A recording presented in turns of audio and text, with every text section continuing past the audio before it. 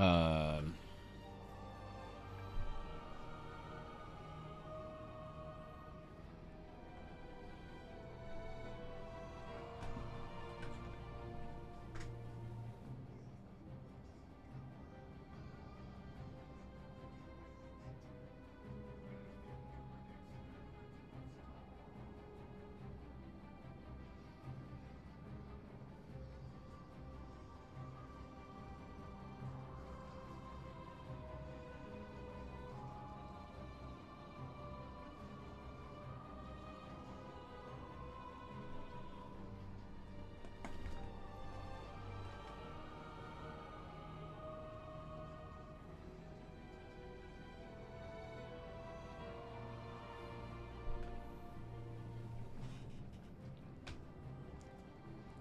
Let me not get pulled into this.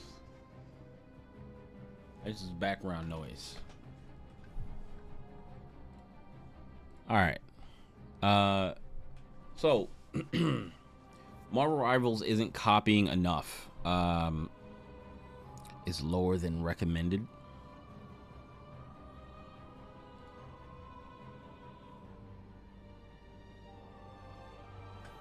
$13K.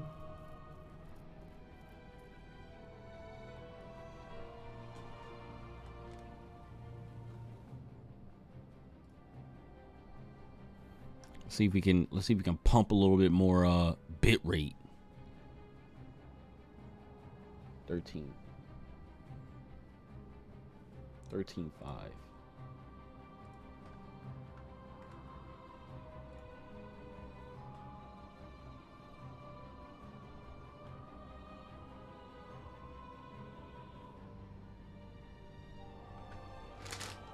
I don't think it's going to show for that, but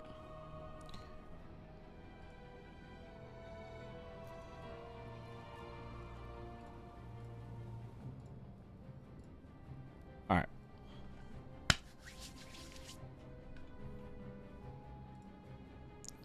All right, so I have this video I want to watch with y'all today. It's another small creator. I'm also a small creator, but he's even smaller. He has like 39 subscribers, and he probably deserves way more subscribers. This video has like 1,500 views, 48 likes, and he's talking about his knowledge of like hero shooters from like the past, right? And he's like a lower rank person. He's like a I think he said he was like Diamond 2 or something like that. And he was like, oh, you know, I know that's not a lot for some people. And I'm like, when you're talking about stuff like this, I feel like rank should not really matter that much, as long as like the person who's talking about it is willing to listen, right? Like, I'm also somebody that talks a lot about different stuff, and being like more open about how these games should be played, right?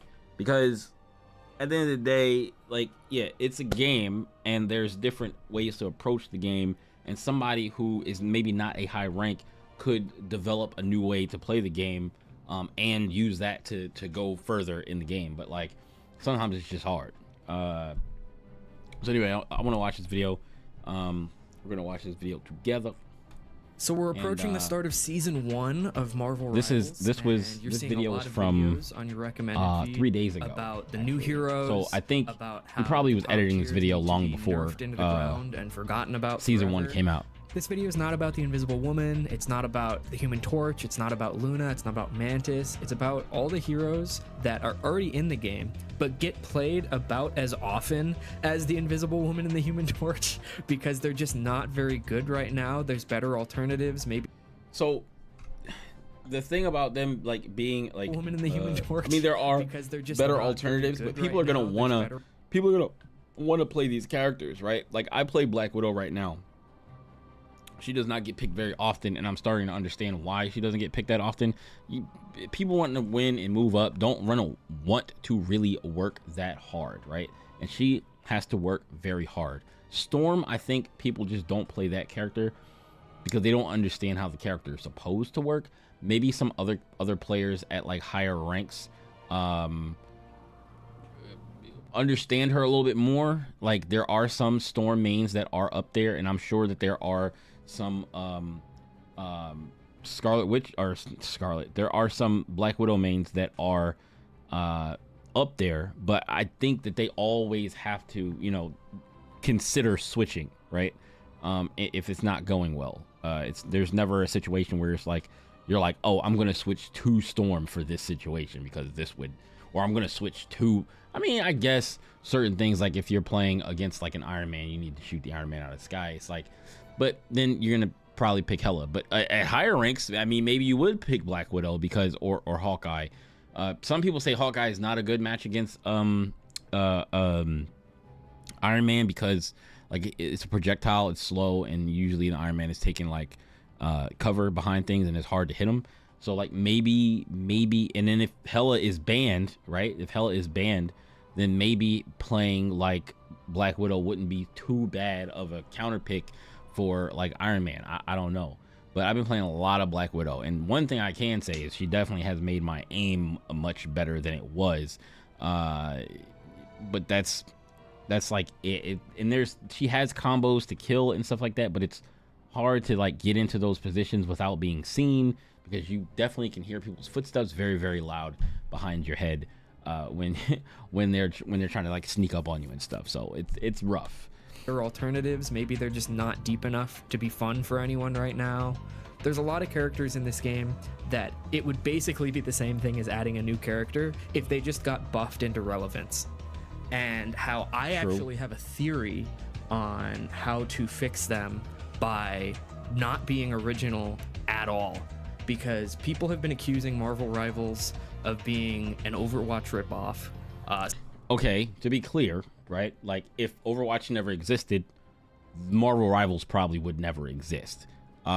It's ripoff is a strong word. Ripoff is usually a negative connotation for something, because if it's a ripoff, then it's not as good as the thing that they're copying, right? Like Marvel Rivals is definitely the same as Overwatch. They're like, we want to make a new Overwatch, but we're going to use Marvel characters. They have a different approach to how they make their characters, balance their characters, and like with the team ups and everything, there's original things here that don't come from Overwatch, and they've added value to the style of game. So I think it's fine, right? Because there's definitely other games that do similar things to these games that were not as successful. And is Marvel part of the reason? Yes, Marvel is definitely part of the reason why this game is doing very well. Like if you took the Concord characters, right? You took all the characters from Concord and you slapped them into this game, and you made this game a Concord themed thing, and it was exactly the same, but the Concord characters had the Marvel characters' abilities and all that kind of stuff. This game probably wouldn't do as well, right? People definitely will hop on this game because they want to play as Marvel characters, and then they're greeted with the fact that the game is actually good. The game is actually fun to play. It's actually addictive. Like, they are doing some things that are a little like, y'all need to fix these. Y'all need to kind of do something about that. But I doubt they will, because it's the thing that keeps so many of the casual players playing the game, which is like the bots and quick play and stuff. They are kind of gaslighting people into thinking that they are good at the game by putting these bots in, and then when they are quick to hop into ranked, they find out that, damn, I'm not as good as I thought I was, which is, I feel like, happens to me too, because it's like, oh well, before that it was like, okay, this game seems to be easier. It's easier for me to hit people. I seem to be getting kills, but then I'm like, well dang, well how many of those matches were like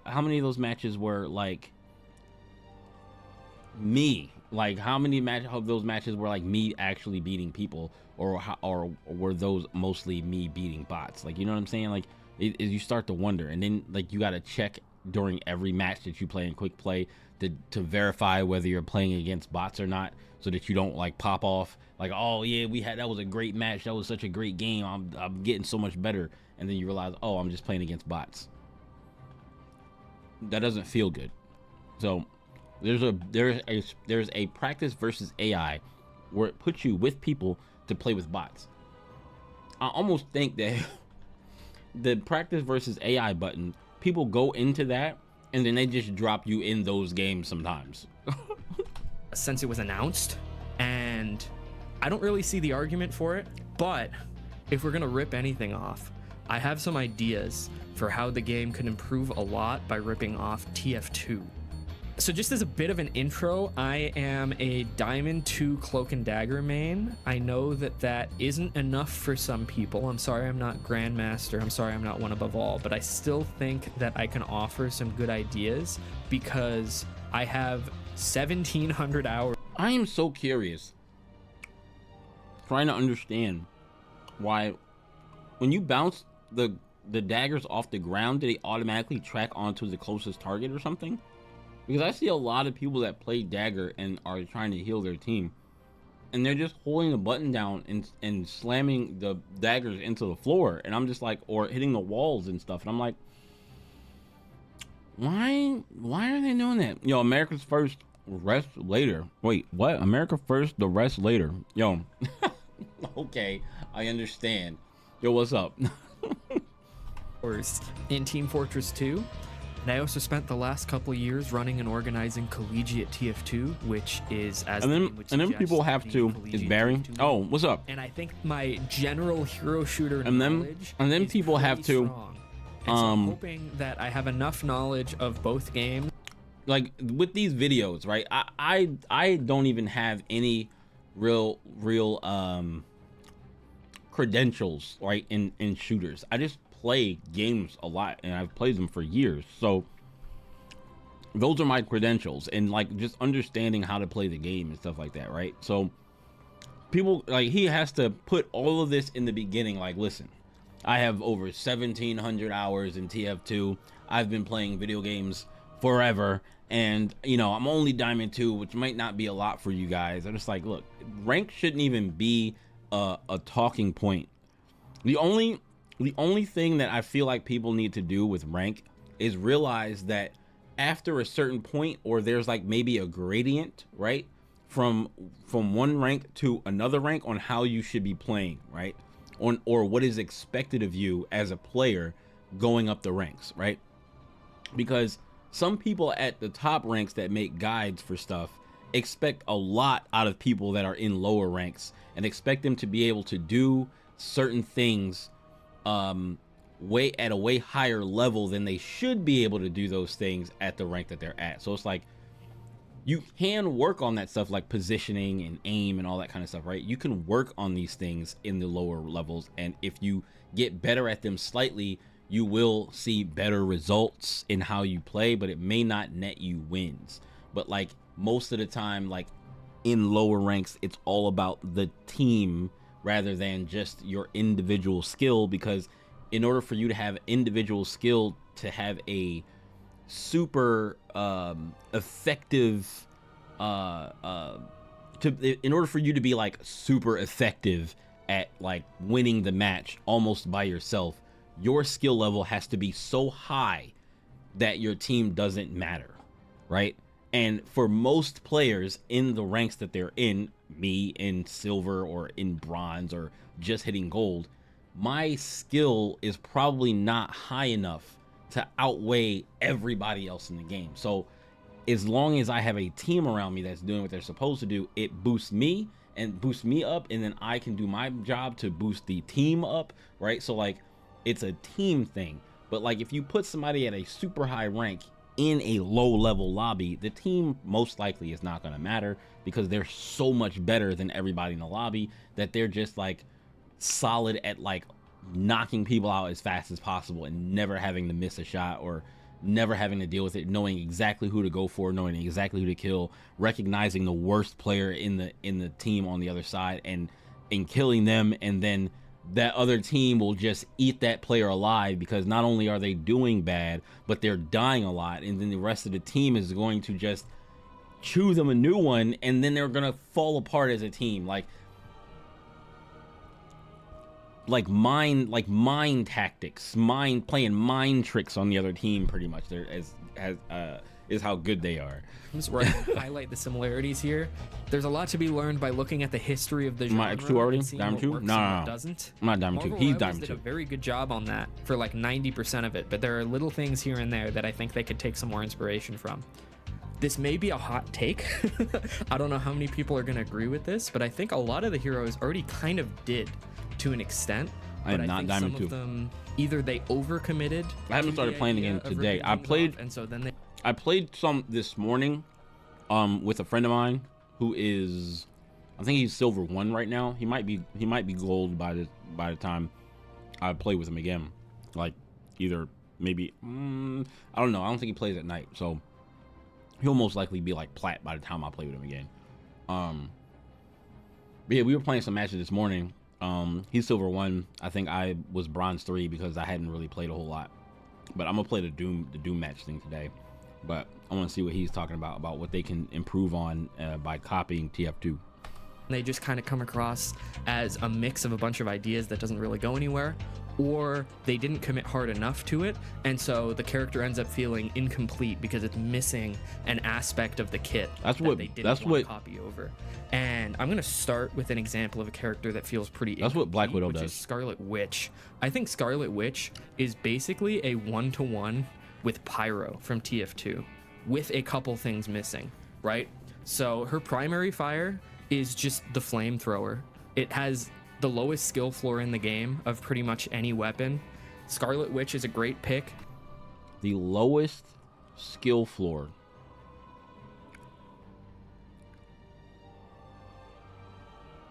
You know what's funny? You know what's funny?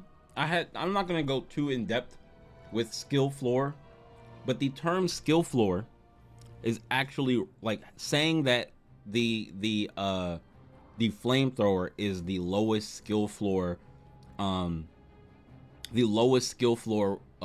weapon in the game is actually wrong if it's supposed to be the easiest. I racked my brain for at least 2 days on trying to understand why saying the lowest skill floor means that something is harder to master than something that has a high skill floor. So Scarlet Witch's weapon, the flamethrower or whatever, is a high skill floor weapon because it starts high, right? I don't even want to start explaining it right now. Maybe I'll talk about it later, but it's backwards. It's the dumbest term, and I think it needs to be extinct. If you're not very good at shooters, but you still want to play DPS, and you just want to hop in a quick play and do some damage, right? Like, you don't really need to be very good at tracking. It does most of the work for you. As long as you're close enough, it'll hit, and the flamethrower is the exact same thing, right? Like, if you're hopping into TF2 and you're not really good at shooters, but like maybe your friends play shooters, you want to play with them, you can just hop on Pyro and just spray people with the flamethrower, and it'll do something, right? But the problem here is that since the primary fire is balanced around being okay like that, as soon as you're up against better opponents, there's really not much you can do to improve with just the primary fire, right? And that's where the secondary fire comes in. So that means it has a I think low it's very skill similar ceiling. to the detonator. This is more of a longer range, more of a like selective fire type thing, where it still has splash damage, so it's still meant to help out newer players. And the secondary fire actually encourages combo potential a lot, where in the case of Scarlet, if you land damage with your primary fire, it actually charges up more shots of your secondary fire. So you're kind of encouraged to alternate between the two. I never knew that about Scarlet Witch. I never knew that about Scarlet Witch, Where actually. you're using a I didn't couple really shots like of look your secondary too much fire, into her. Then you're just attacking with your primary. I've never really played her. I only pick her to. And it I literally introduces a really only. good cycle, Whoops. Whereas I literally only pick her to beat Spider-Man. That's it. That's all I ever pick her for. in TF2, this same combo is encouraged, but it's encouraged by increasing the damage of the secondary fire if you've recently used the primary fire. It's called afterburn in that case, and so if your opponent is on fire and then you hit them with a flare, it does triple damage. In the case Wow. of the detonator, it does less than triple, but the combo potential is still there, where it's trying to encourage you to use both of these back and forth. This extends even further with her E, which is basically just the scorch shot. It's this area of effect that is going to stun anyone in it, and this is a bit of a scrub killer. The scorch shot is one of the most hated weapons in TF2 by bad players. And what I mean by that is that it's really easy to avoid because it's a pretty slow projectile, but people who get hit by it are going to get juggled by it because of the stun, and they don't know how to react to that, and they get mad, right? And in the same way, Scarlet Witch's looking at it is so easy, dizzying. But you can just delete people with it if they don't know any better because they're just going to stand in it. Scarlet Witch's shift is very, very similar to the thermal thruster, which is a jetpack with 2 charges that lets you get in combat as easily as it lets you get out of combat. So as often as it's a really solid escape tool to get out of a fight that you don't really want to be involved in anymore, it's also a really solid way to engage with the enemy. In the case of TF2, it actually has bonus damage if you like boost up with the jetpack and then land on someone after. Obviously not the case with Wanda, but the use case of being able to use it to choose your fights is basically what I'm getting at here. I think they're very similar weapons in that way, where having the ability to pick your fights as effectively as these classes do is a big part. It's funny because I've never even thought about it being similar to TF2. A lot of other classes where because of Overwatch, and I know Overwatch is you kind of know what you're doing comes from on any match TF2 existing on Penny, you know, for example, right? But Pyro and Wanda are both very freeform characters, and that's part of what makes them interesting and part of what you can really play with when you're designing a character like this. I also think her ultimate is very similar to Pyro's only meter, which is the Phlogistinator meter, or the Oomph meter, which basically once you charge it up, you do a taunt, and once the taunt finishes, then you get critical hits on your primary fire. Obviously, this isn't the exact same thing, but I think they're very similar in that, one, you're very vulnerable while you're doing the taunt. They eventually patched this out, but for years and years, you could just get shot while you're taunting with the Phlogistinator, right? And so eventually what people realized is you have to do it behind cover. This is something that Scarlet Witch players also very quickly realized. As soon as people figured out, oh, I can just shoot her and she dies, Scarlet Witch players very quickly countered that by just hiding behind cover for a little bit, or maybe they like do a combo with a Doctor Strange portal, right? Things like that, where it's you can't just use it in the middle of a fight because you're gonna die, right? And the Phlogistinator was the same thing. And like I said, eventually they fixed that with the Phlogistinator. That kind of teases the suggestion I'm gonna make in a bit, but I think that with that all laid out, you can kind of see where I'm coming from with these being very similar characters. There are definitely differences, and I think some of them are good changes and some of them are bad changes. Like, for example, on the flamethrower, Pyro is generally better at targeting groups. And this is true for 2 reasons. One, it's more of a spread attack, and so you can hit multiple people at once. And so Pyro more encourages like damaging a group, but not necessarily getting a kill. Like you can if you want to play with the combo, but it also encourages just like hit a bunch of people, get damage out there. Your pick classes can then finish people off, right? I kind of prefer the direction that Scarlet went, because Scarlet, a lot of people actually don't realize this, her primary fire is percentage based, right? I didn't know that either. You should be targeting tanks as Scarlet Witch, right? Like if you're diving for like the supports, or especially the DPS, you should never be fighting DPS as Scarlet Witch because you're just gonna lose the fight.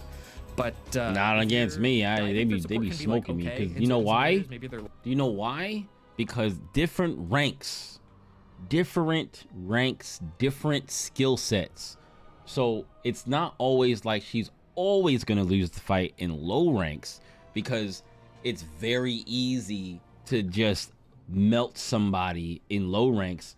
And if you miss the what's the name? If you miss the shots on her, you're gonna die, because she doesn't have to aim, you have to aim. But at higher ranks, you don't have to aim, but their shots are most likely gonna hit you in higher ranks, because their aim is just godlike. Their aim is just way better. Their aim is just way better up there. Their mechanics are better. So like, it's more of a risk for you to do, shoot somebody with a percentage based thing, whereas like they can just delete you really quickly no problem without batting an eye. But if you aim this at somebody who is low rank, then like in bronze and silver, most likely they're maybe even in gold, most likely you'll get it off, and as long as you're like you know, moving around, you're not running straight into them, giving them a free hits. But like if you're like, you know, strafing in circles and then like also just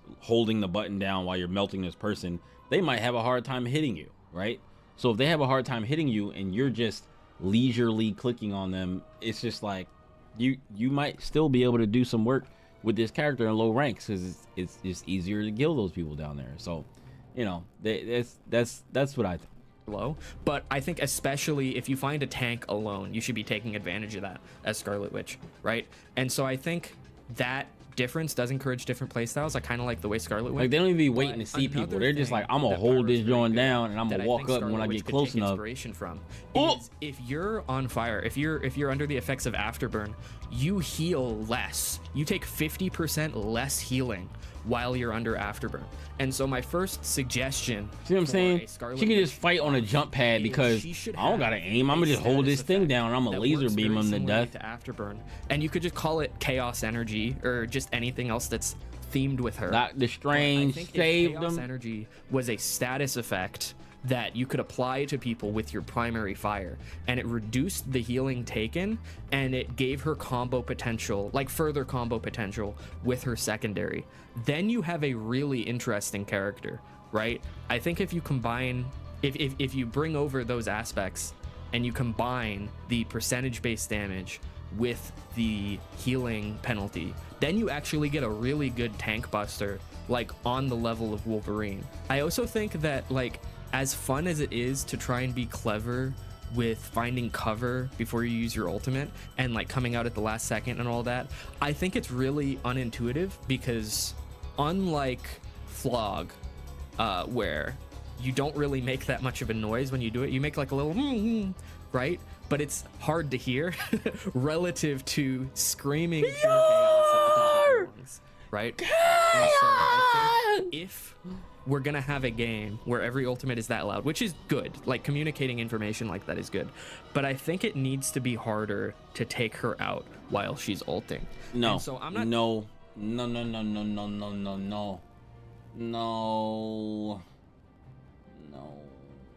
Oh, I guess maybe to encourage people to run and hide rather than to try to kill her.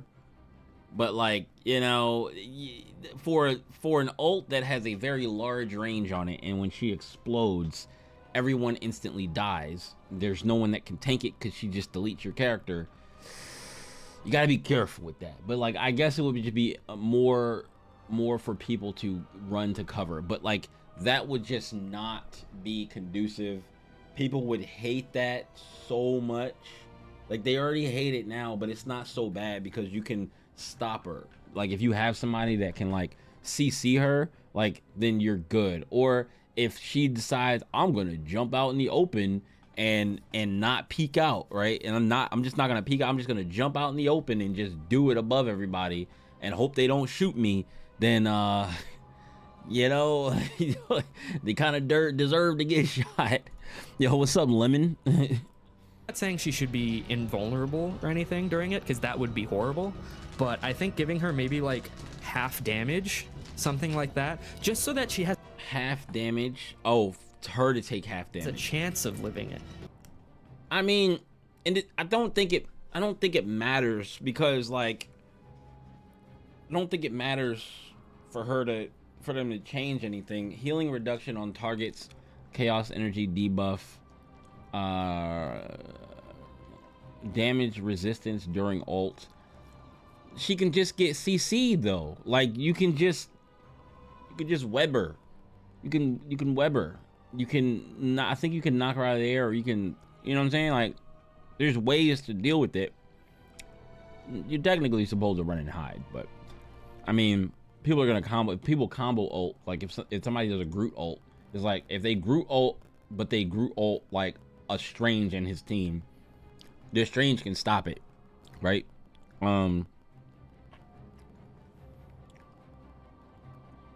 But there's just too many ways to stop her from doing it. She doesn't need anything else. Like people land this so many different interesting cool ways that like you don't need anything for her to be alive. When's the last time you were in like an actual comp lobby and someone got more than one kill with a Scarlet Witch ult, right? Like maybe you gotta coordinate better. If you're in higher rank lobbies, you have to combo your ults. Like that's just a thing. Like everybody is doing that now. Like once you move up to a certain point, you gotta combo your ults, or at least make an effort to combo your ults, right? Like I feel like if you got a Groot on your team and you're Scarlet Witch, you're like, all right, Groot, whenever you ult, let me know right before you ult, and I'll ult. You know, we'll combo our ult together. In lower rank lobbies, you can kind of just get away with doing it. You know, hide behind a wall, popping out, and just doing it. As far as it not being intuitive to hide behind a wall and pop out just as you're about to explode, who is that not intuitive to? A bronze player? Because like I guess you just give a bronze player more power to be able to do. It's like she's already easy to play, and in lower ranks she's already good. In higher ranks it gets harder to use her because, you know, people know how to fight her. You know what I'm saying? Like people know how to fight her. Even you're not even at the max, like max ranks, not even at like Grandmaster, but like I feel like at gold people are gonna fight her well. You know what I'm saying? Unless she's a Grandmaster Scarlet Witch and she's just outplaying everybody all crazy. maybe two. If there's any more than two people, they're just gonna all shoot at you, you know? And so I think some kind of damage resistance, just to make it possible to get like a 3K with it, right? I think that would be a good addition. That doesn't mean anything, because if they're all gonna turn and shoot at you, they have the time to go run into a door. Like as soon as you hear, you turn around and look, see where the exclamation point is, and you try to go hide behind a wall and take cover until she blows up. That's what you're supposed to do. Like, even if you gave her damage mitigation, it doesn't guarantee that now you have damage mitigation, you're going to now get 3Ks all the time. Because if you're now getting 3Ks all the time, then you're probably just in a lower lobby. Because like, even if you're in higher rank lobbies, they're just gonna do the thing that is better. In higher rank lobbies, if it's 2 or 3 of them and they turn around and they're gonna shoot you, then they're gonna shoot you. If you've got damage resistance, even if you were completely invulnerable, they're gonna be like, oh, pure. As soon as they hear pure, they're gonna run and hide.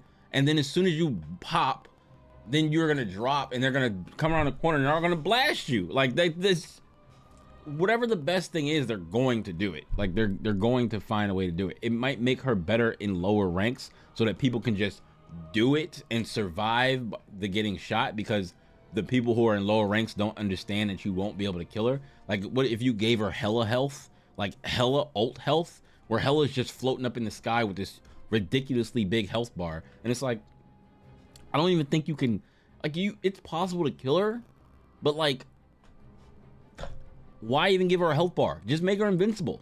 Just make her invincible so that people have to run and hide. Because like with a big health bar, people are going to try to shoot at her to see if they can do enough damage to kill her. And maybe if the whole team looks up there and starts shooting at her all at the same time immediately when she goes up, maybe y'all can kill her. Maybe, but it's never worth it, because her shot when she's up there does so much damage. It's like, I don't want to risk just looking up and I'm her first target and I'm trying to shoot her. This is like, I'm just gonna go run as soon as I see it, as soon as I hear it. I'm just gonna go run into cover and just shoot from cover if I can, right? Like not at her, but like shoot the other team, or shoot the other team from cover, and make sure you're not really close to a door or on an angle where she can throw it and the splash damage hits you. Like, cause that is also an issue. Like she doesn't have to hit you directly. The splash damage will also do a lot of damage. And lastly, this one I think is the least necessary of the three, but I think that Scarlet Witch's mobility right now is kind of limited. And that sounds crazy because you're thinking about the invincibility float around that she has. I'm not talking about that. I'm not talking in a fight. I'm talking when she dies, it takes her so long to get back to the I think there's a reason for that. fight if you don't have a portal, right? And so you could just play with this range, but I think there's a reason for that. There's a reason that these dudes, these devs, made these characters the way they made them. In this game, everyone moves way slower than people move in Strafe in Overwatch, right? They want you to be able to hit people. Like, they want you to be able to hit targets. Now, everybody doesn't move that slow, but then there are some characters that have like some speed buffs or speed boosts or whatever, but they generally want you to be pretty slow and move through the air slowly so that you're able to be hit by players who don't have that good of an aim. Like, they don't want you to have to be freaking Shroud to hit these people that are flying through the air and doing all this stuff. You've already got Spider-Man that does that. You've got Venom that does that. You've got, like, Iron Man don't even really move that fast when he does his boost thing. You can still hit that dude out of the air or shoot him pretty easily when he's moving at that speed, that little enhanced speed thing. That's not even that fast. Iron Fist can keep up with me when I try to boost away. Like, as Iron Man, there have been tons of times where I've seen Iron Man or I've played Iron Man where he like jumps up there, mashes attack toward him, hits him, he tries to turn and fly and boost away, and they're just clicking on him, and he's just flying through the air with Iron Man, kicking him in his back. Like, it's just like it's not that fast. So with her, maybe, she uses her invisible flight thing to go a little bit faster, a little bit further high up, so she drops down, and tries to get back to the point a little bit faster. But her damage is so easy to do. It's so easy to do damage with her, that maybe they don't want her to be able to get back as fast, right? Some characters can get back fast, some characters can't get back as fast, and I think there's maybe a reason for that, like a balanced reason for that, like maybe that we're not seeing. I don't know. That's just my theory. If we're assuming that we're not going that hard with team ups, and we're assuming we're trying to balance this character for just like queuing up, right? I would like to see her secondary fire gain an ability that the detonator has, where if you shoot it at the ground under your feet, it knocks you forward. And I know this isn't a movement shooter. I know TF2 is much more of a movement shooter than Marvel Rivals, but I don't think Marvel Rivals lacks movement options. Like, Spider-Man is in the game. Yeah, Punisher has right. his shenanigans with the zip lines, right? Like, there are movement shooter aspects to this game, and I don't think it would be a bad idea to give Scarlet Witch a little taste of that, just so she can get into the fight quicker, because right now she's just kind of an annoyance. And if you want to lean harder into that, I guess you could, but I'd like to see her be more of a stable force, right? Where it's not like, she's I really don't know, man. For like, I feel like if you make her a more stable force, you will alienate more players, more casual players, because when people get wanded, getting wanded feels bad.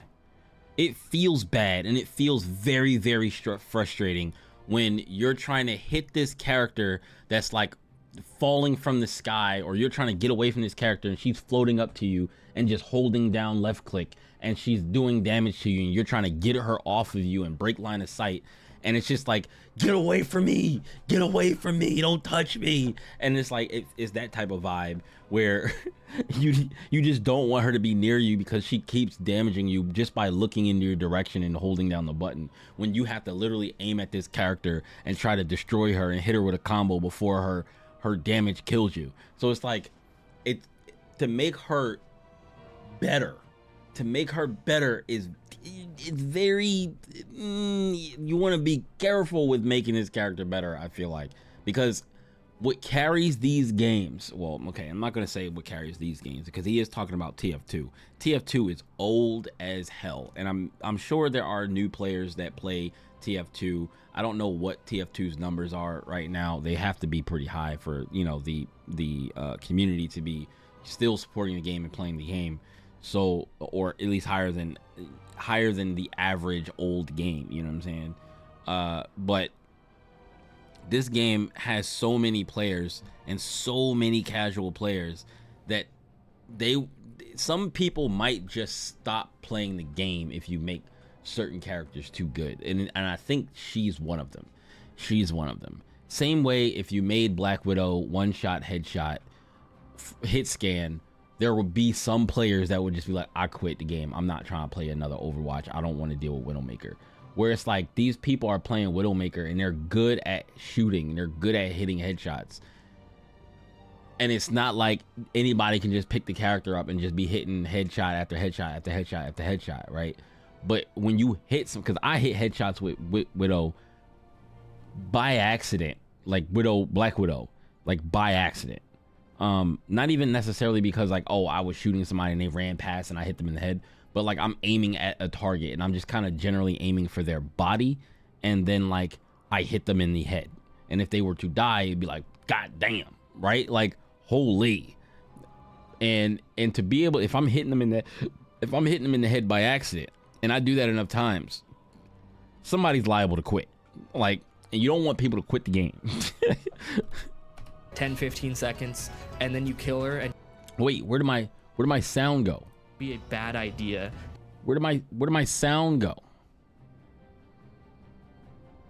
To give Scarlet Witch a little taste of that, just so she can get into the fight quicker, because right now she's just kind of an annoyance. And if you want to lean harder into that, I guess you could, but I'd like to see her be more of a stable force, right? Where it's not like, oh, she's really obnoxious for like 10-15 seconds.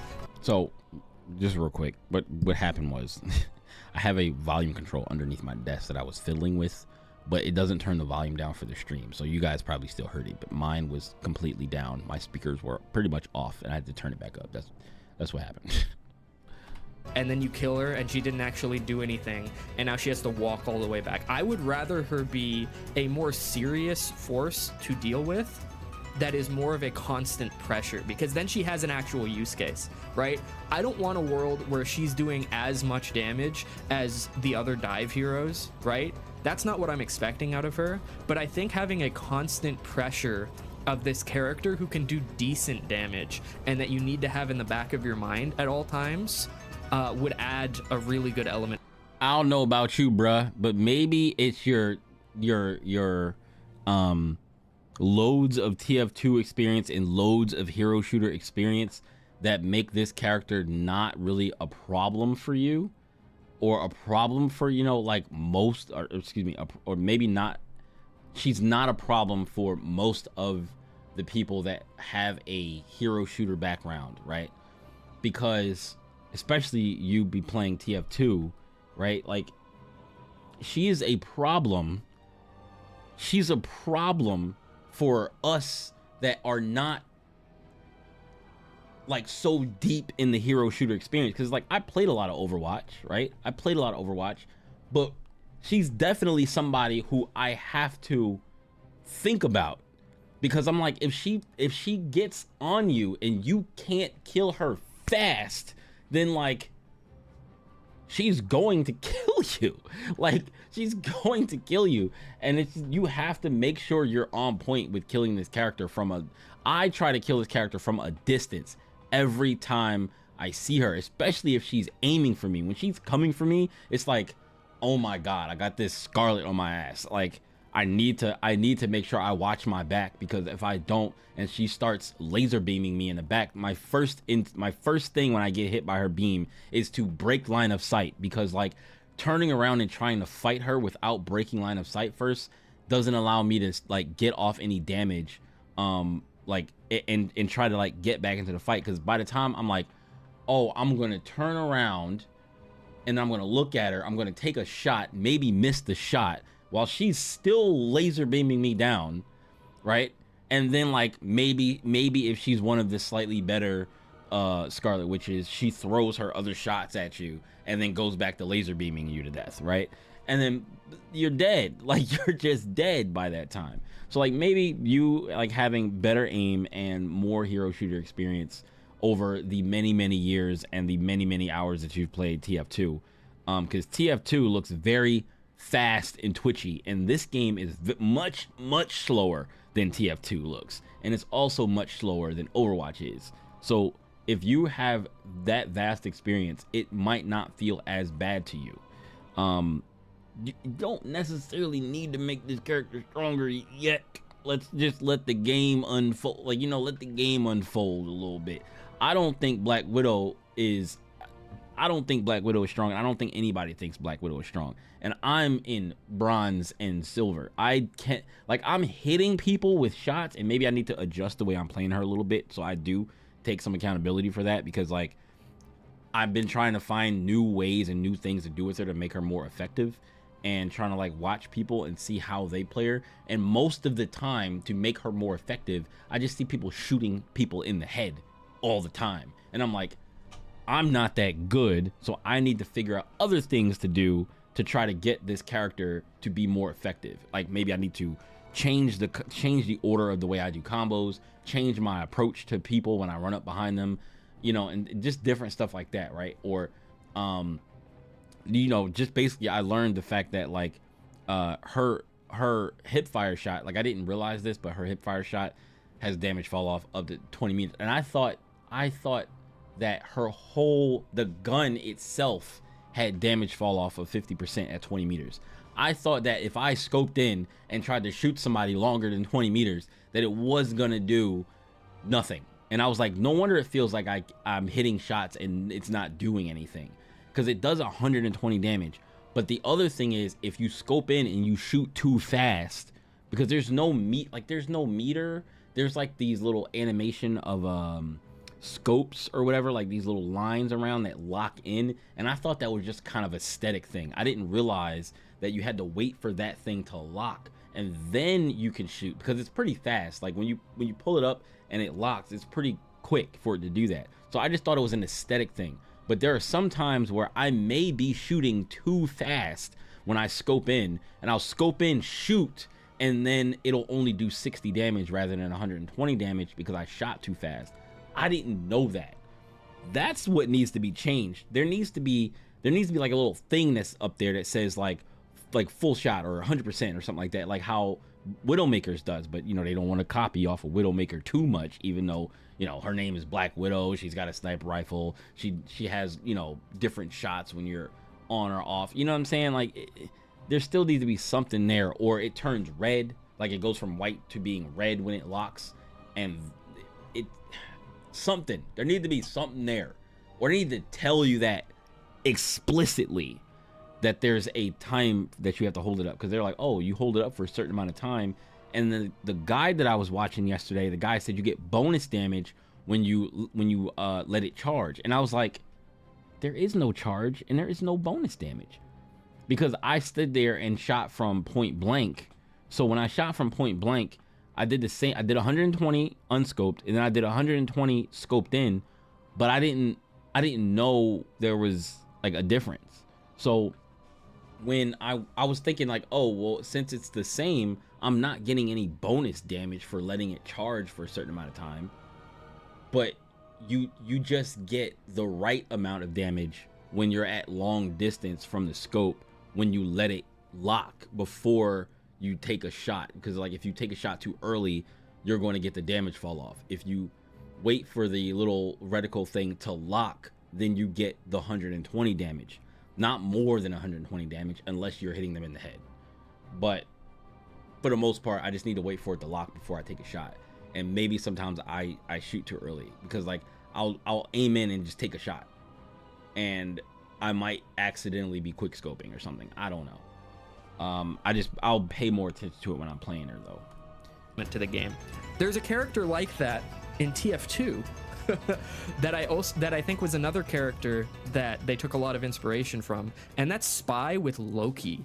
I think Loki started out as a one-to-one spy clone. Here's my theory, right? I think Loki, when they first added him to Marvel Rivals, he literally just played identically to the spy, and then they realized two things.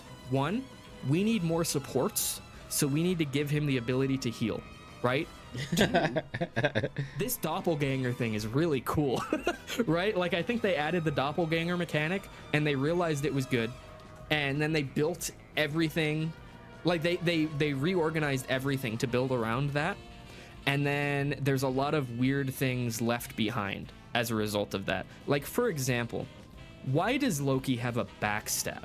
It doesn't do anything. What does it do? Like 1.5x damage off of just a regular Does melee? it? Dude, I don't understand how the backstab thing works. I tried to do backstab, and I feel like it did the same thing if I stabbed them in the front as if I stabbed them in... Did I stab? Maybe I didn't stab them in the front to see the damage difference. Maybe that was my fault.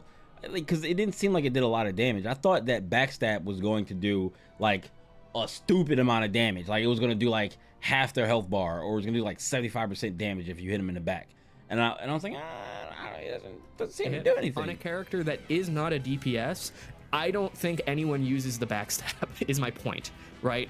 But it's because it's a spy character, right? And spy's big thing is if he gets behind you and backstabs you, it's a one-shot in TF2, right?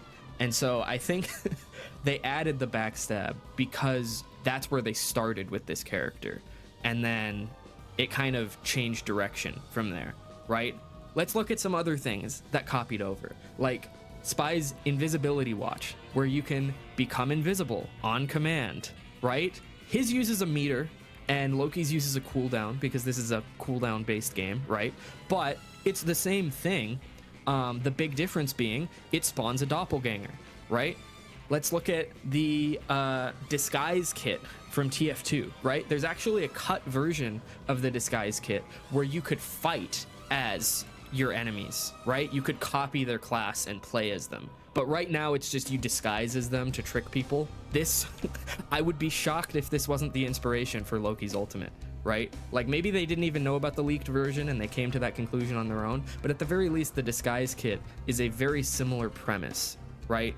I think that the fact that you can place a building no take doubt out a major source of damage in TF2 was a bit of an inspiration for his shift, right? Obviously it's not the same thing because they needed to make him a support, so it's more support oriented, right? Maybe I sound a little crazy with these comparisons. No, Maybe I don't think it sounds crazy at all. I think he's pretty spot on with like what he's comparing it to.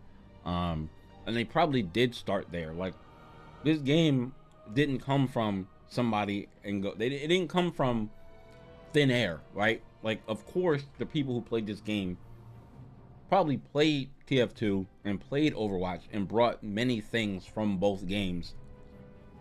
The game itself feels like Overwatch, right? It feels like Overwatch. Like, and I'm not talking about like how it feels at like to fight people, but like if you the maps are so reminiscent of Overwatch maps. Like, some of them make me feel like I was like, dang, this reminds me a lot of that other Overwatch map. Like, just the way like the colors are and the way that the map is made and stuff like that just makes me feel like this was an Overwatch map. And like certain the ends of certain like maps, or the way certain maps look, they just look like maps that were in Overwatch but a little bit different.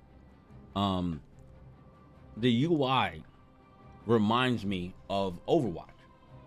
UI doesn't look that different from Overwatch. And it's like, yeah, you can do other things. Like you can do other make, what am I trying to say here? You can make it look like something else. Like, there's so many other art styles that you could have gone with, but they went with something that was very reminiscent of Overwatch. But then, like, a lot of the abilities in the game that he's comparing these things to are a lot of things that came from TF2. But they probably took a lot of stuff from TF2 and a lot of stuff from Overwatch and maybe from some other games, and like meshed them all into one and added it to these characters and gave them to the heroes and the villains that made the most sense for them to have. as similar as I think they are in my head. But I do genuinely believe that this was a source of inspiration for this character. Obviously, they want to lean more into the support direction, but I think they need to either drop some of the spy aspects that didn't fit with their vision, or they need to lean into them a little more in a more support way. Like, for example, the backstab. Obviously, I don't think it makes any sense to make the backstab work in the same way it does in TF2 because you're not playing a DPS, right? Spy is a pick character who's trying to get important kills, and that's just not what Loki is. If you don't want to cut it, if you want to keep it around, I say you give it lifesteal, right? I say you make this more of a keep Loki sustained thing, right? Because the longer he's up and the longer he's a nuisance, the more he can support his team and the more he can be a distraction, right? See, I don't agree with me giving it lifesteal because it'll give lower ranked players another reason to not be doing a job. You gonna have like Loki can definitely get like be a flank healer, I guess, and he goes up to off angles and sets up his clones and just sits at the top of like an area and just shoots down on his team and shoots the enemies at the same time and just causes a bunch of problems for, you know, the enemy team from up high, and then, you know, go invisible, dip off, go to another like angle, do the same thing, right? Now I don't know if that's how everybody plays them, but like that's just an idea of mine, right? And if you gave him the ability to backstab people and only gave lifesteal, it's like they would go up behind people, backstab them. Like you're already healthy. Like you're already healthy. Like you don't need I don't think you need to be able to like his survivability comes from his invisibility, so you can go invisible, you leave a doppelganger, you go find a health pack, right? If that's what you really need. Or like you place your clones for your team or whatever, you're shooting, you're healing, you get hit, you're about to go down and somebody's coming for you or somebody comes to fight you, you pop your heal and you'll get a heal thing around you, your health goes straight back up, your teammates have like their clones there to help them or help with the healing or whatever. Or somebody dives your back line like Black Panther, you just pop your heal pylon things and then like you're safe, and then when somebody comes back there to help you, if they come back there to help you, then they can stand on your pylons and fight Black Panther, or Black Panther just leaves. And it's going to be really hard for Black Panther to fight you while you have your heal thing up, right? So somebody would have to bait your heal thing out and then he would have to go attack you. So, or you could put your heal thing up and then go invisible and then dip off to somewhere else while he's like trying to like find you, and then like, you know what I'm saying? Like there's different things that Loki can do already that I don't think that the backstab having lifesteal would really do much for the character, rather than like give people another reason to not be healing their team and trying to backstab people to get a little bit of health back. When it's like, if you're have health as a support, why would you want to try to approach the enemy in any type of way to stab them in the back like, and it not kill them? Like if it's not going to kill them, there's no reason that you should like go up behind the enemy team and try to stab them in the back when you're at half health as a support. Like just heal, just heal yourself with your pylons or whatever, or go invisible and dip out, and you know what I'm saying? Like I don't know, man, that just doesn't sound good to me. I think that plays a lot more into his archetype rather than just doing bonus damage on. I think it doing bonus damage is better than it doing lifesteal, because like if you sneak up behind somebody and it doesn't kill them, then what? Like then what? On a already very bad melee, right? Like I think giving it some like you probably shouldn't even be. Everybody has a melee, right? Everybody has a melee.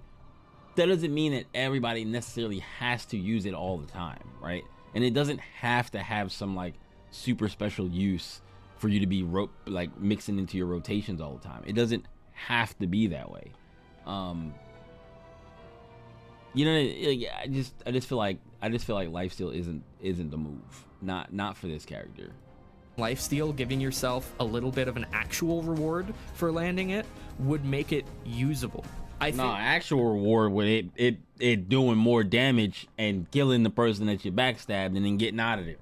that one of the big things that makes Spy so strong in competitive aspects of TF2, because Spy isn't considered that great in competitive, but one of his biggest strengths is his ability to act as a sort of reconnaissance class, right? Because if you're invisible and you go behind the enemy lines and you see what they're setting up, that's really important and useful, right? And obviously Loki can do that to an extent also, but one of the big things that Spy has that Loki doesn't is Spy actually uniquely gets access to the enemy. And what I mean by he immediately got deleted. If you hold tab, you can see all of the heroes that your team is playing and all of the ult percents in Marvel Rivals, right? But you can't see the other team, right? This is also true in TF2, where there's a HUD at the top of the screen where you see all of the classes on your team and you see all of their health, right? So it's similar, a little different, but it's the same sort of premise, right? Where you only see your team. The exception to this is Spy, where if he disguises as someone on the enemy team, he can see all the weapons they have equipped. He can see like uber charge percentage, which is Medic's ultimate, right? That's the only like true ultimate in TF2. But the premise being, you can see ultimate charge, you can see weapons equipped, you can, you get all the information that you could possibly want on the enemy team. I think giving Loki more of a reconnaissance role in that sense would really add to the character in a way that I don't think is stapled on. I mean, listen, maybe I don't listen. I'm not saying that I know what I don't. In this situation, I don't know what reconnaissance would do in Marvel Rivals. We already know, like, it's only 6 players on each team, and once we see them, we know what characters they're using. Now, the only reconnaissance that you'd be able to do is that you go into their spawn room, not die, and see if they switch their team, or unless he's talking about like when he turns into somebody as his ult. Oh, maybe that's what he's talking about. Extra HUD information. Maybe that's what he's talking about. So when he turned lifesteal, I still don't agree with. But giving him the ability to see the other team's ults would definitely, I think, be good. Like he would have to ult first. He would ult, turn into one of the enemies, and this would only work if he, of course, turned into one of the enemies. And then now he can see how many ults they have and who has them. That would be kind of sick. I think that would be kind of sick, because that would allow the team to play around characters' ults. So like he would be like, okay, Luna Snow has an ult. Such and such's ult is pretty close to full. He's at like 90, and like we have the other ult that we were worried about he's only at 15%. So we just need to bait out Luna's ult, and then we can do our combo, something like that, right? Like I feel like that would be pretty sick to have. I think that would be pretty sick. At all, right? I think he already kind of has that ability to where he can use his invisibility to add to that, right? And so I think building off of that, incorporating it into the HUD would be a really good addition to the character. This third one's gonna be a bit of a stretch, honestly. Like if you thought the first two were a stretch, this one is even more so. But I think this one is less of like they copied this character to begin with, and more of a I think they should have copied this character. Does that make sense? I think Storm is a mess right now. I think she's trying to be like 4 different characters at once. She's trying to be like a solid damage dealer. She's trying to support her team. Like it's everything. Like she's every type of, I guess, except a tank, right? But she's trying to be everything. Somebody tried to be a tank in my game the other night. And I think there is a jack of all trades type character in TF2 that actually works very well, and I think that she should take inspiration from that, and that's the Soldier. I think there are similarities here to begin with. For example, I think Soldier's primary fire has the same sort of objective, but it works much more coherently with Soldier's kit, right? So same with Storm, it's like a straight line of fire projectile that has damage fall off at longer ranges. So you're encouraged to stay like pretty close to the enemy, and that's to discourage just like flying 50 feet into the air and shooting from up there, right? That's fine. But the difference is that Soldier has splash damage, right? Yep. So if you're shooting from above, not like top of the skybox, but just like reasonably above them, to where you're still not getting the damage fall off, it's still going to hit a lot of people, and you're going to be like a big threat to everyone on the enemy team because of the splash, right? Whereas Storm has Pierce, which I don't think fits the character at all. Quick editor's note here, I'm putting the gameplay footage in the video, and I happened to put gameplay of the Pierce being used perfectly right over me saying that the Pierce is useless. So just keep in mind that I'm exaggerating a little bit, but like this scenario is very rare and very map dependent. This is pretty much the only map where this works. Just keep that in mind. Because if you're trying, I do not think that this is the only map where that works. I do not think that that's the only map where it works. There's definitely a bunch of little areas where this stuff works with Storm, with her Pierce stuff. Like any choke points that they have to come through, it works. Or you can also position yourself in a way where the team coming back, or the team like you know, you're trying to like line yourself up so that you're shooting into a group of people. There's definitely times where I've been playing Storm on different maps where I'm just like, you know, I'm shooting through people. Maybe I only hit 1 or 2 people most of the time, but the fact that she has it doesn't mean it's useless. It's just like, it's like you can, it's just what's the word I'm looking for here? It's very neat. It's like a niche thing, but like you can, Sue Storm has the same thing. Now I'm thinking about it. Sue Storm has the same thing, but hers heals and does damage.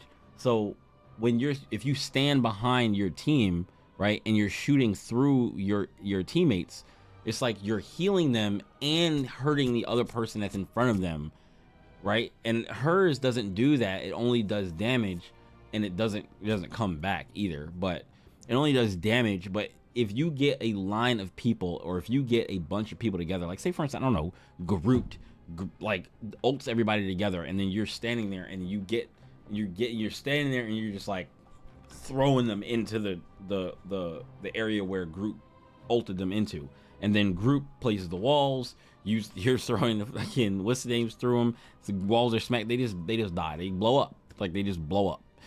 Like they just get destroyed. Above the enemy team, I don't think it's Pierce useless. isn't going to do anything. And if you're trying to play on ground level with your team, then why do you have free flight, right? Like it doesn't. That's the only thing, and I don't think that's useless either. And a lot of people assume that she was supposed to be up in the air because she has free flight like Iron Man does, but she's Storm. Like she's Storm. Like you can play on just because you have flight doesn't mean that you have to be up in the air. It's like it can just be like the way she plays. It's like, okay, well, my team is standing on a ledge, right? So, and instead of me having to be on the ledge, I can just be at the same height as them and have the area, you know, the area of effect be around them still, and just be behind them and shoot from behind them. And then you have the fact that it's a spear and it's a circle, and then you want to like you activate your buffs, and then you just move forward and you get the enemy inside the buffs, right? And the closer you are to the ground, the wider her area of influence is, So you're able to get more people into the circle to affect them. Like I think that's fine. Like I think that she has free flight is fine. You can get up onto places that, you know, some other like players won't be able to get up onto, or you can fight from angles that people can't fight from. But just because she has free flight doesn't mean you're supposed to just be hovering around in the air, because clearly she has Pierce. She has a way that she's supposed to be played, and I think it's fine. People just have to learn how to play her. Doesn't really add together to make a character that makes sense. I also think that her secondary fire functions weirdly similarly to Soldier's shotgun, in that it's much better at selecting a single target. What the shotgun usually gets used for in TF2 in a competitive capacity, it usually doesn't get equipped, honestly, but when it does get equipped, it's to defend your supports, right? If there's someone diving for your supports, you whip out your shotgun so you can very quickly land direct shots on someone, right?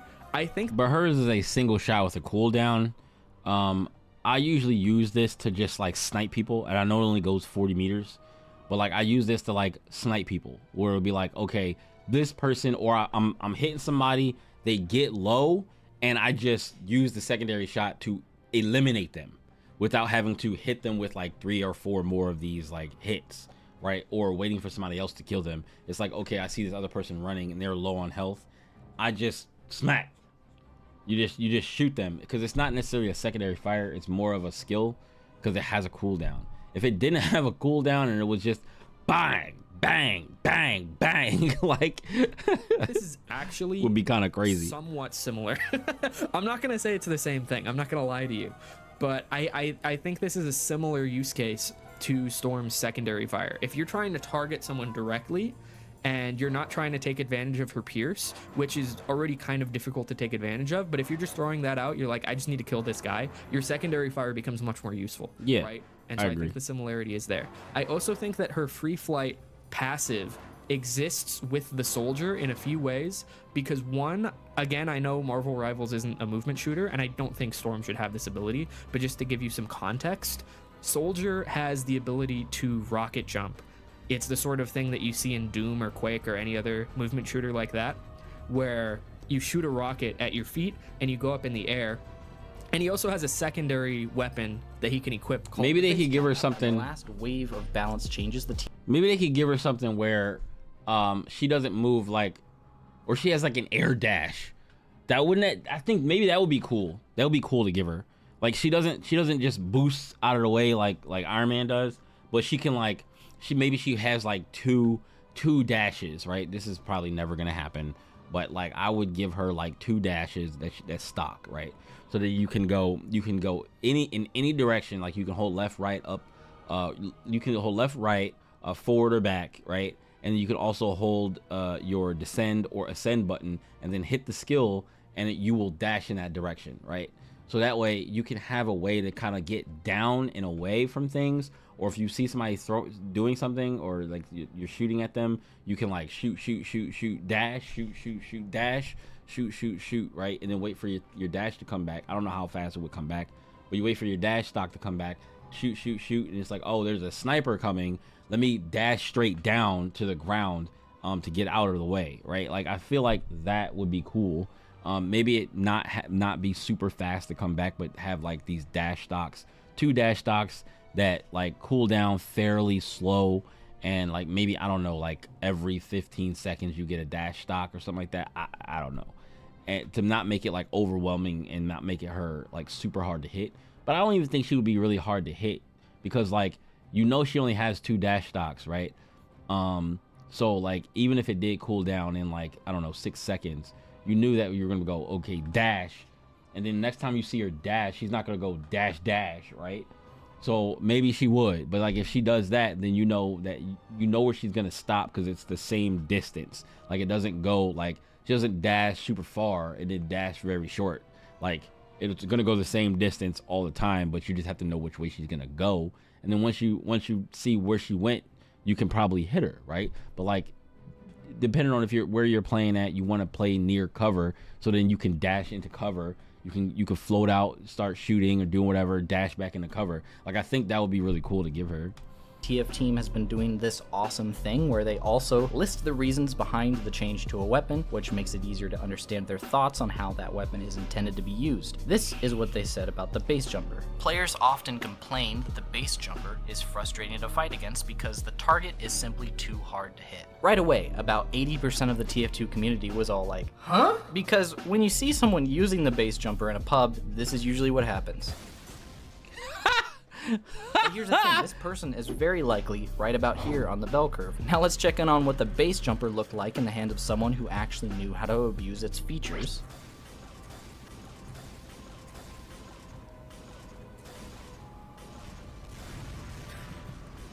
You guys can actually try and hit him. And what this does is gives him You guys can actually try it. So that's why I would say that you have 2 dash stocks, because it would make her hard to hit in the air, but only for like, you know, 1 or 2 dashes. Like she has like a 1 dash, a 2 dash, and that's it, right? Not have unlimited dashes to be able to just dash like crazy amounts or whatever, or fast or farther or shorter or whatever, like to make it super confusing, but just give her something to be able to get out of the way of danger if she does decide to fly up in the air.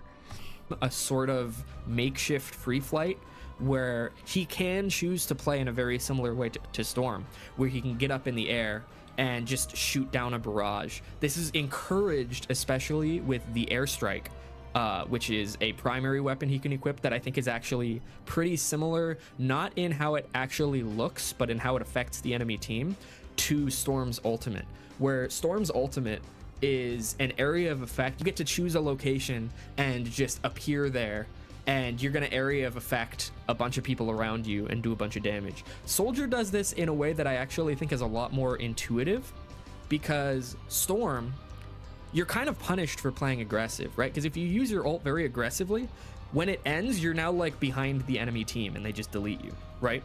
Whereas No.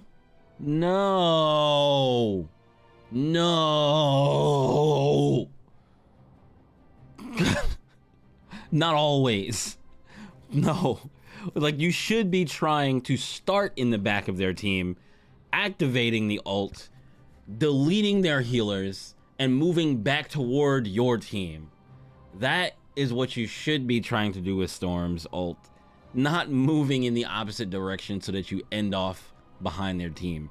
You can just place the ultimate behind their team, start there, and move back toward your team because if you start behind them, they have to run forward. They're not going to run into you, right? So they're going to run forward, and then like you're going to delete them as you're moving forward, and then you can get to move, like you can move closer towards your team, and then you end up closer, maybe still near the enemy, but now in season 1 she has like way more health at the end of her ult, so she's not going to get completely deleted as easily as she would if, you know, she comes out of her ult and there's somebody like not that you didn't hit off to the side and they're just like waiting for your ult to stop to shoot you.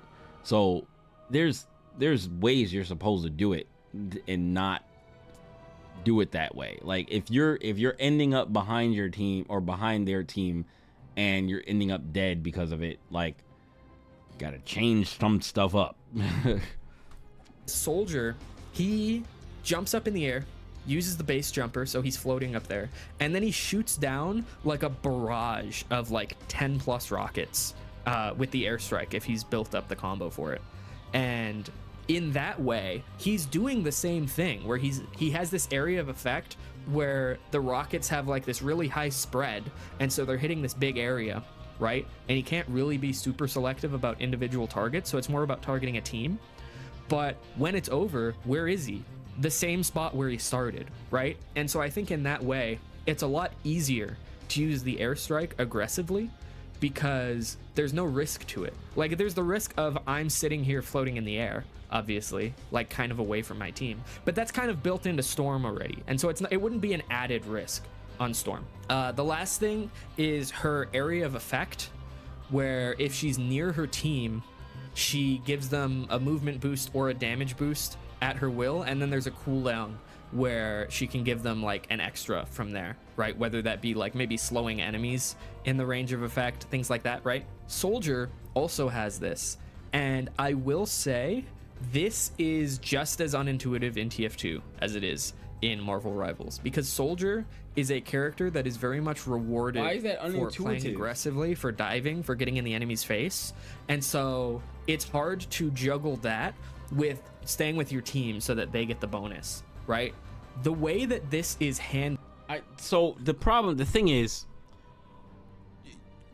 you do it in team fights. Like you don't go dive their enemy team with Storm. You use the activation in team fights to make the team fight unfair. I don't really ever see a reason to use the slowdown on the enemies unless they're playing somebody like maybe Black Panther, not even Black Panther, just kind of, because I don't think Black Panther's dash would slow enough for it to matter. He'll just dash through, then dash back through. But like Iron Fist, right? Like Iron Fist gets slowed down when you activate, when he jumps in the back of your team, and then you switch to wind and you hit activate, and now you slow him down. But the thing is, it's like, why not just use damage boost, activate damage boost, and now every 2 seconds the people are getting struck by lightning. And then like, instead of just slowing them down to make it easier to hit, maybe that would be fine. But like, I've done that maybe once or twice, but I'm like, why not just strike him with undodgeable lightning? Right? Like, why not just strike him with undodgeable lightning while everybody else is hitting him or trying to hit him to kill him? Like, I feel like that would be much better than trying to slow him down. So I only think that the slowdown thing doesn't have a really good use for it. The speed that it gives you in your team is good because it helps you speed back to the point, right? Or speed to the point in the beginning. The damage boost gives you more damage and strikes the enemy. So you just do it in a team fight, and now it's like, okay, now you guys are fighting, and then everybody's hitting everybody, and you're already doing more damage. You activate, and now your team's doing even more damage, and the enemy is getting struck by lightning every 2 seconds. And it's not like Psylocke's thing either, where hers, picks a random target and then picks another target that hasn't been slashed. Or it's not like her thing strikes somebody and then strikes somebody that hasn't been struck. Every enemy in the circle every 2 seconds gets struck by lightning. So if all 6 of them were in your circle, they're all getting struck every 2 seconds. So it's just, and then they can't get out of the way of it. I mean, I guess Star-Lord could, some characters could, if they're like really on their P's and Q's, you know what I'm saying? But like, generally they get struck every 2 seconds, and it does like a nice little chunk of damage, on top of the fact that everybody else is also doing a lot of damage on your team. It's like, it's I feel like she just wins team fights. Handled in TF2 is the passive bonus only applies to you, but the active bonus applies to your team. And so imagine like a very nerfed Mantis ult, right? Where there's just this area of effect around your team that you can pop at will. It's more like that, right?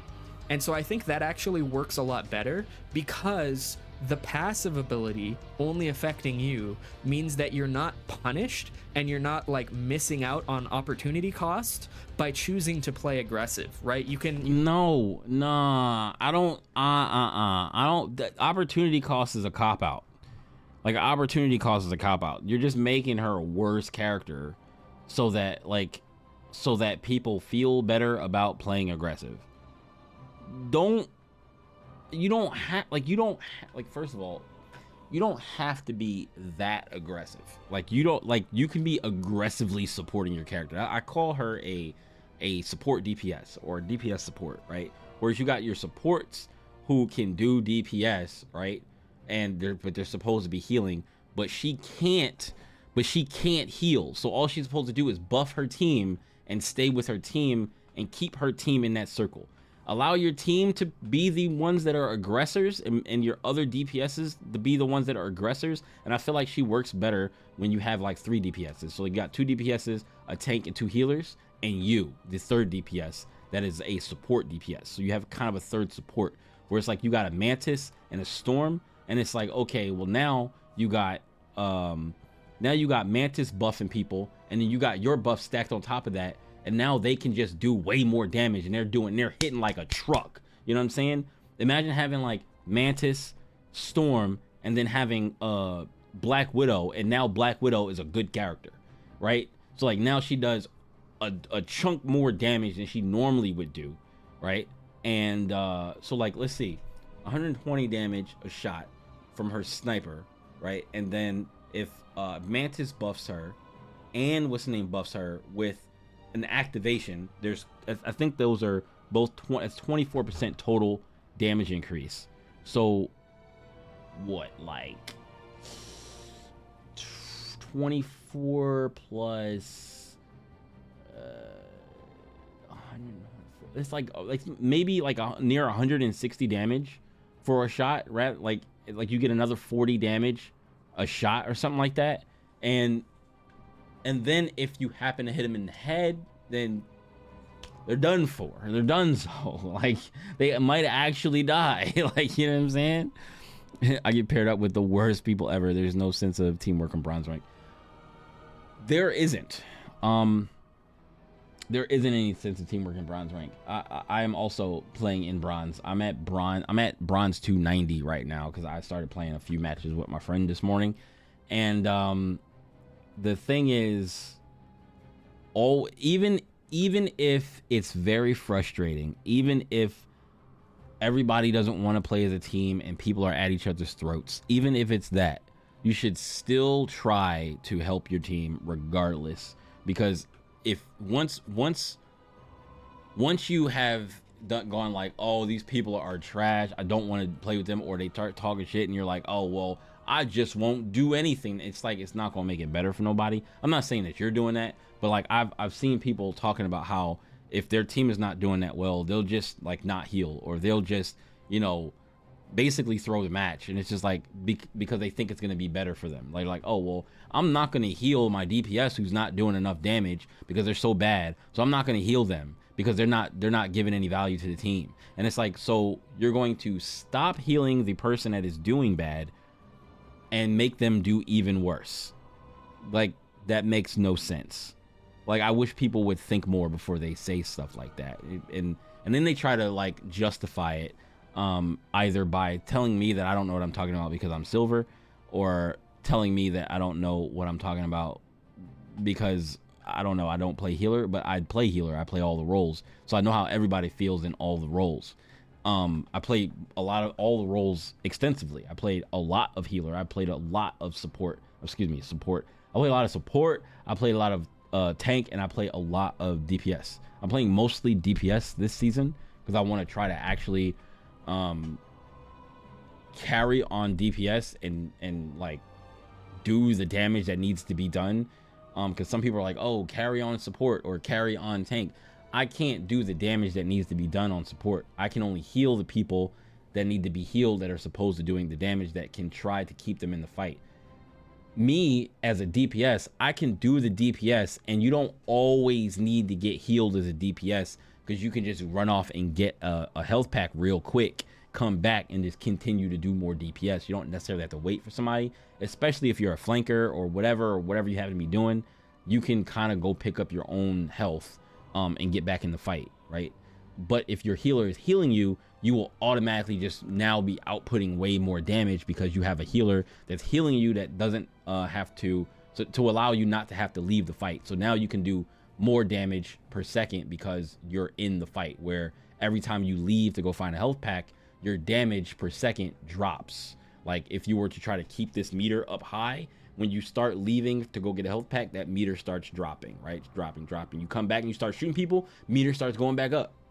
When you have a healer, your meter goes up, right? You get low on health, you don't leave, and you know, maybe it drops off a little bit. Your healer heals you, you start shooting again, stays at the top.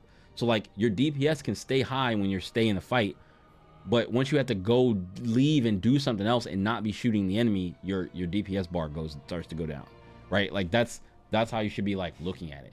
And people don't look at it as a team thing. They just look at it as, oh, this guy's not doing what he's supposed to. He's not getting every pick. And it's like, well, yeah, most people that we're going to run into down here in bronze are going to be very, very bad at the game. That's where most of because everybody starts down here. And if they start down here and they can't get out of here and everybody else is moving up, it's probably because like the people that are moving up are just way better, right? They're way better. And then they can move up and kind of like just rely on themselves to carry super hard.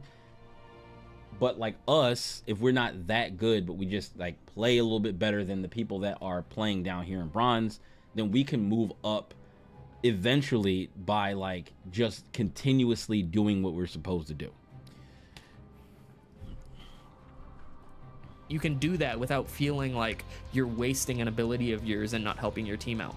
But you shouldn't feel like you're wasting ability. You should just feel like, okay, well, but the thing is, it's like, you should be, if the character is supposed to be playing this way, that's how you should play. Like, if you feel like you need to move off of your team to do something that is going to be beneficial for you, then you should do that. Because if you weren't playing Storm, you wouldn't even have the option to buff your team as a DPS, right? But if you're playing Storm, you can move off your teammates, and you shouldn't necessarily feel like, oh, I'm wasting the fact that I'm not doing this on my team. Only if you never move to your team to help buff them and support them, because that's what she's built to do. So you should follow what the character is built to do. I feel like when you make improvements to a character, you should stay like, because the developers of the characters know what they're doing, right? They wanted that character to play a specific way. Now, I feel like when you ask for changes, because I do this too, I like look at a character and be like, maybe they should add this or add this to this character, right? I try to ask for things, or not that I'm asking them directly, but like I try to ask for things that are like, that won't change how the character plays, but just enhance what they already are supposed to be doing. So like with Storm, it's like, I just wanted her to have a dash, because sometimes if she's flying a little high in the air and she's able to be like sniped, you want to at least be able to have some type of defensive mechanic to defend yourself and get down and out of the way, away from the people who are sniping at you, because the Storm has no way to get out of the air quickly, like Iron Man has. Like Iron Man, he goes from standing straight up and down to laying flat, which is also helpful for not getting shot. So like he's standing straight up and down, and it's all this surface area for you to shoot at while he's looking at you. And then he starts moving faster and he goes flat, and now it's harder to hit him because like his hitbox is a little skinnier and smaller to hit, and he's doing weaving and stuff like this and trying to get to the ground, right? So it becomes more difficult for you to hit him. But Storm don't have nothing like that. So if you gave her like a little air dash or something, air dash stocks, where she can just dash down or dash up or left or right, then like she would have some type of like defense in the air versus like a sniper, right? Or just be able to like poke her head out and shoot stuff and then dash back into cover or something like that.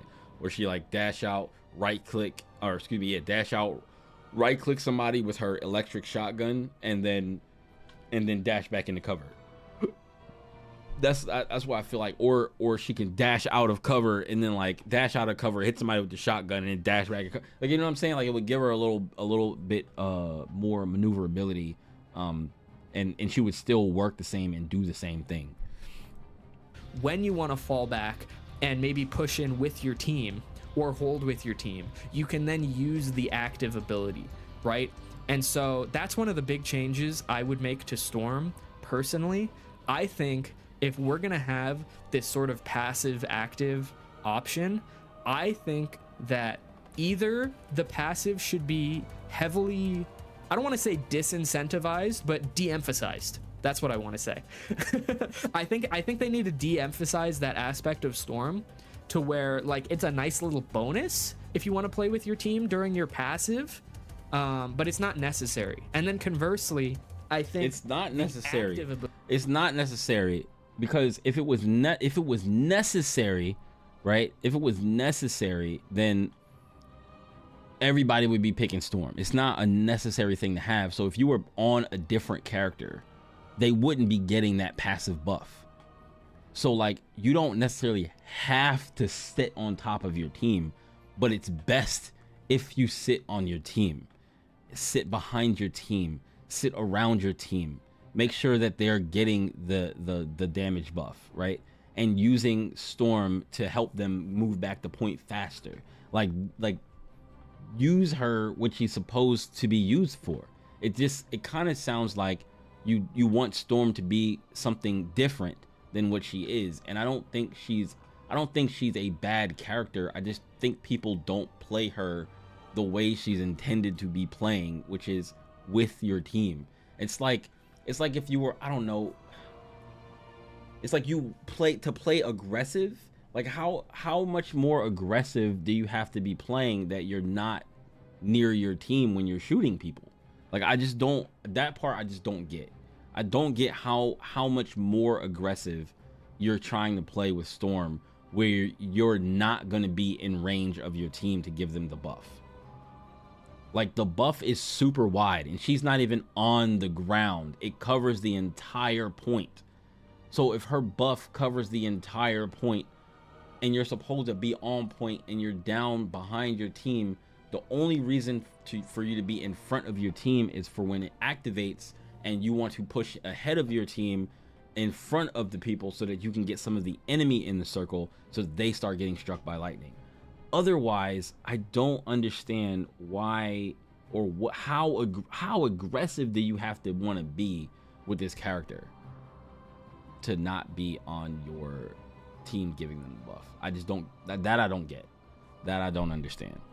ability needs to emphasize the team play aspect, because I've noticed the actives kind of encourage you to play like on top of the enemy, which I don't think makes a lot of sense. No, it's not that it necessarily encourages you to play on top of the enemy, but every so often you're going to get into a team fight, right? You're going to get into a team fight where you're trying to hold the team back, right? There's tons of times where you're not playing Storm and everybody is pushed up into the other team and like spawn trapping them, right?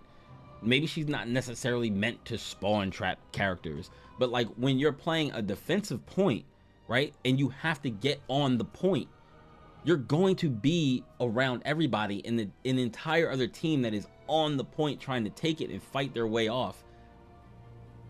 Your buff is going to encompass everybody if they're there. So then when you activate, your team gets a boost and then the enemy team is in your circle, and the only way for them to stop getting struck by this lightning is to get off the point.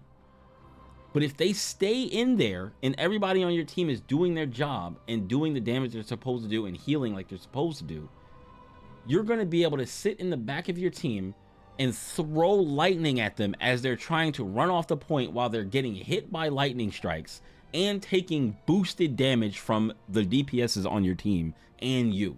Like, it's so much damage. It's not that you have to sit on top of the team, and if you activate your ultimate, you start in the back of the team and just hit everything in the back line, and then as your ult starts to come to an end, you move back toward your team. Because you don't need to kill everybody with the ult.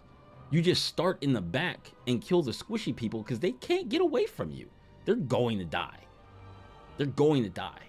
And then you move after you kill like both the supports, maybe a DPS and a support.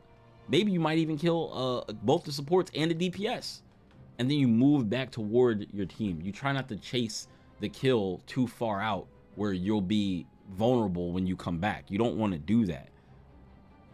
This is what, like, I don't know, like this is Storm is supposed to be played this way, and I feel like she's very good, and they've buffed her projectile speed and stuff like that, and I think she's fine. I want to play more Storm. I want to play more Storm this season.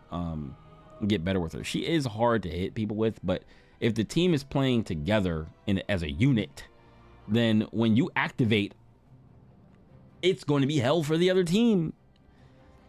People do be playing Storm like she was Iron Man. Yeah, they be super high up in the air, flying around, and she can't get out of the sky fast enough. So you just snipe her. Like, you just snipe her out of the sky so easy because she can't move nowhere. Like, the smartest thing that I've ever seen somebody do with Storm in low ranks, it was crazy, was that we were close to, I think we still lost, but like we were close to losing, right? And instead of just trying to walk back the point, Storm had ult, and she left outside of the spawn door, walked a few feet, and then just hit ult and just moved the circle all the way back to where the point was, because the circle, you can move the circle way faster than you can move your character, right? You just move the circle all the way back to where the point is, let it activate, and then you just move into the team onto the point and just get a couple of kills, and then you're back on point already. Like, I was like, that is actually nuts. That's actually nuts. She can get back to point so fast, and that might even be valuable for like getting onto point and pushing everybody off until your team gets there. Like, there's potential for that there. Because I think if you're using the active, I think that's when the team fight needs to be. And so it should really encourage you. So you start the team fight first. So you wait for the engagement. You don't have to engage the team fight with Storm. You don't want to walk on top of them and then activate and then have your team come up and fight, because they're just going to move back. You're going to waste your active. So it's like you wait for them to start a team fight. You wait for the team to engage the other team, and then you move up into them and you activate, and now they're committed to this fight, and now they're getting struck by lightning while they're fighting the enemy team with boosted damage. Playing with your team in that case. So I think not necessarily swap them, because I don't think the idea of making the slowdown of the enemy team a passive is a good idea. That would be horrible. But that just would like be the horrible. General premise, that would be broken, actually. Make the active encourage team play, make the passive encourage solo play. That like general philosophy. No, there is nothing in the game that should encourage. Okay, let me not say that, because flankers are solo kind of players. But if you play as a team, regardless of what role or what you're doing, it will always be better. I don't think anything should encourage solo play in this team game. Nothing. Because then you will have people tunnel visioning on the fact that they're supposed to be solo. It's already bad enough with like people that are flankers, and like they only think about, I guess, themselves. And it's like, sometimes I'm trying to, and I guess as I'm watching this, as I'm saying all these things, I find flaws in the way I play the game sometimes, by like talking all this stuff out, because it'll be like, okay, maybe I need to think more about this when I'm doing this thing, right? So with flankers, it's like you're a solo player running around trying to shoot the enemy in the back. But the problem with being a flanker, if your team is not working together, is that if the team is not applying pressure at the front, when you apply pressure to the back and they kill you, and you're not, and the team in the front is not pushing forward after 2-3 people start looking at me and I start running, then you're not using your flanker as you should.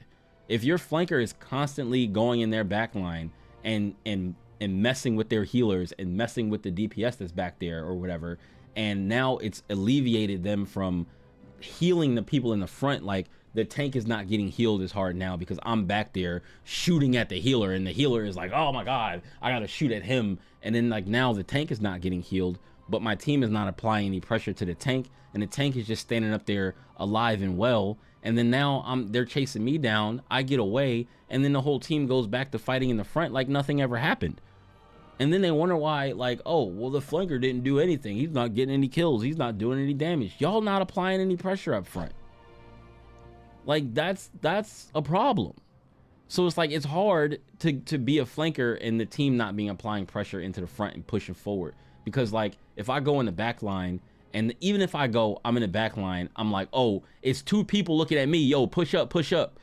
And they don't push up. It's like they don't apply the pressure that needs to be applied to push into the site when like 2 of their teammates are looking at me. There was literally one time where I'm playing on the Black Panther stage, and the what is it? The one where you have the combo drone, where you have to go take the point and then take the Panther and push the payload to the end. Before we got the point, right? I don't remember. I don't remember. I think we were on attack, right? Yeah, we were on attack. So we had to take the point, the first point, before we got the payload. I went into their back line, right? I think as probably like either Blackwood. I think it was Blackwood I was playing the other day. Went into their back line, started shooting at the back of their like healers. Their Adam Warlock and Groot, a tank, and one of their supports, their main support and their tank, was chasing me through the entire map, ignoring everything with their team. They were not helping their team. They were nowhere near their team. I'm the flanker, so I'm supposed to be back here, right? I'm supposed to be back here pulling attention away and alleviating pressure from their back line. They chased me all the way through the map. So that means that my 5 team members that were back on the point were only fighting 4 people, and they still weren't able to take the point by the time that I got back, because I didn't even die. I just ran around, and then eventually they stopped chasing me. And then I saw them walking back to the point the long way, right? And I saw them and I started shooting them in the back from long distance. Then I ran back up there and they still hadn't taken the point, and we lost. And I'm like, dude, y'all were fighting 4 people. 5 of y'all were fighting 4 people, and their other tank was Penny. And you know why they probably had such a hard time with Penny? Because they didn't destroy the nest. And I guarantee you the nest was in a wide open spot, because when I saw the nest, when I was there before I started making them chase me, it was sitting next to a wall out in the open. And I was like, how come nobody shoots this thing when they're on my team? Nobody shoots the other team's nest. I'm the only one that ever shoots the nest. But when I'm playing Penny and I put my nest down, everybody's always trying to get to it. There will be tanks that will run up to it and start punching on it point blank just to get rid of it. My team, they're like, it'll be all right. It's fine. It's fine. Just don't step on the webs. Like, no, destroy it. Destroy it. Should probably be embraced. I also think that her like primary fire wind attack needs to have some kind of splash. Maybe you can keep the pierce if you want. You could also cut the pierce and make it just splash, but either way, it should be designed in a way where you can use it in the air, because this is, believe it or not, a free flight character. Okay, just because it pierces doesn't mean that you can't use it in the air. It's just harder to use it in the air. But I do understand what you mean by like giving it splash damage. You would change the way the character plays a lot if you change it to splash, which would be fine. I think that if you did switch it from pierce to splash, it might be a little better. You know, I think it would be a lot better if you changed it to splash from pierce. And yeah, I think that they should get rid of pierce if they're going to give it splash, to be completely clear on how and where you're supposed to be when you're shooting people. But then do you get rid of the pierce on the shotgun attack, or do you keep it? Because like I guess if you give it splash, she'd be too close to Iron Man, right? Like they both do different things, but her primary fire would be too close to Iron Man, and she would be up in the air, and people would be way far up in the air. This is the problem. If you gave it splash, people would be like, oh, I can fly up in the air, where she's not very good at, because you want to give your team the buff if you can, right? And then you'd be shooting down on people. You'd buff yourself people would be buffing themselves with the active and staying up in the air and shooting down on people. That's what Iron Man does. Iron Man buffs himself and shoots down on people with a splash damage projectile. And he has a beam. Storm has a shotgun right-click beam that pierces, and her shots pierce, and she buffs the team rather than herself. Well, she still does buff herself, but like, she buffs the team. I think her and Iron Man are just opposites. I think they made them opposites on purpose so they wouldn't play so similarly. Because like, if you gave her splash, I guarantee people would use her like Iron Man, and they would buff themselves more than they would focus on buffing the team. Where if you buff the team, your damage output is way higher than if you just worry about buffing yourself. Iron Man cannot buff the team. He only can buff himself. So he activates that thing on cooldown every time. That, like, you want to activate it as often as possible so that you can get those heavy shots to do more damage, right? You do more damage. You change back, then you start doing damage. You're a little less aggressive. You activate again, damage. Storm does not play that way. Storm is the opposite of Iron Man. Storm plays low to the ground. She buffs the team plus herself, and she pierces targets, so you want to be low to shoot through people. Iron Man wants to be above to shoot down on people. They probably changed that to make them opposites because she played too much like Iron Man. Or, yeah, I would assume that they changed her and not changed him, because like, I feel like if that was the case, that means that Iron Man would have had an area of effect buff, which they would have had to change, or something like that. They would have, or they gave him piercing shots or something like that, and they're like, oh, let's not do that. Let's, you know what I mean? So like, I feel like they took the same archetype that they were trying to make Iron Man for Storm, but they changed the way it works by giving her also free flight because she's Storm, but making her be able to stay closer to the ground around her team, and support them, right? I think that's probably what happened. Right? Iron Man understands this, where his primary fire is a longer ranged splash damage rocket, and then his secondary fire is a closer range individual tracking beam, right? And you're encouraged to use the tracking beam more often, but it's not like you're playing like an idiot if you... So the tracking beam, I think the tracking beam is not encouraged. It's encouraged to be used when you transform, because when you transform, the beam becomes unlimited. It doesn't just stop at 100 ammo, and it's much easier to laser somebody down with infinite ammo when you just have to track the target and never have to worry about running out of ammo.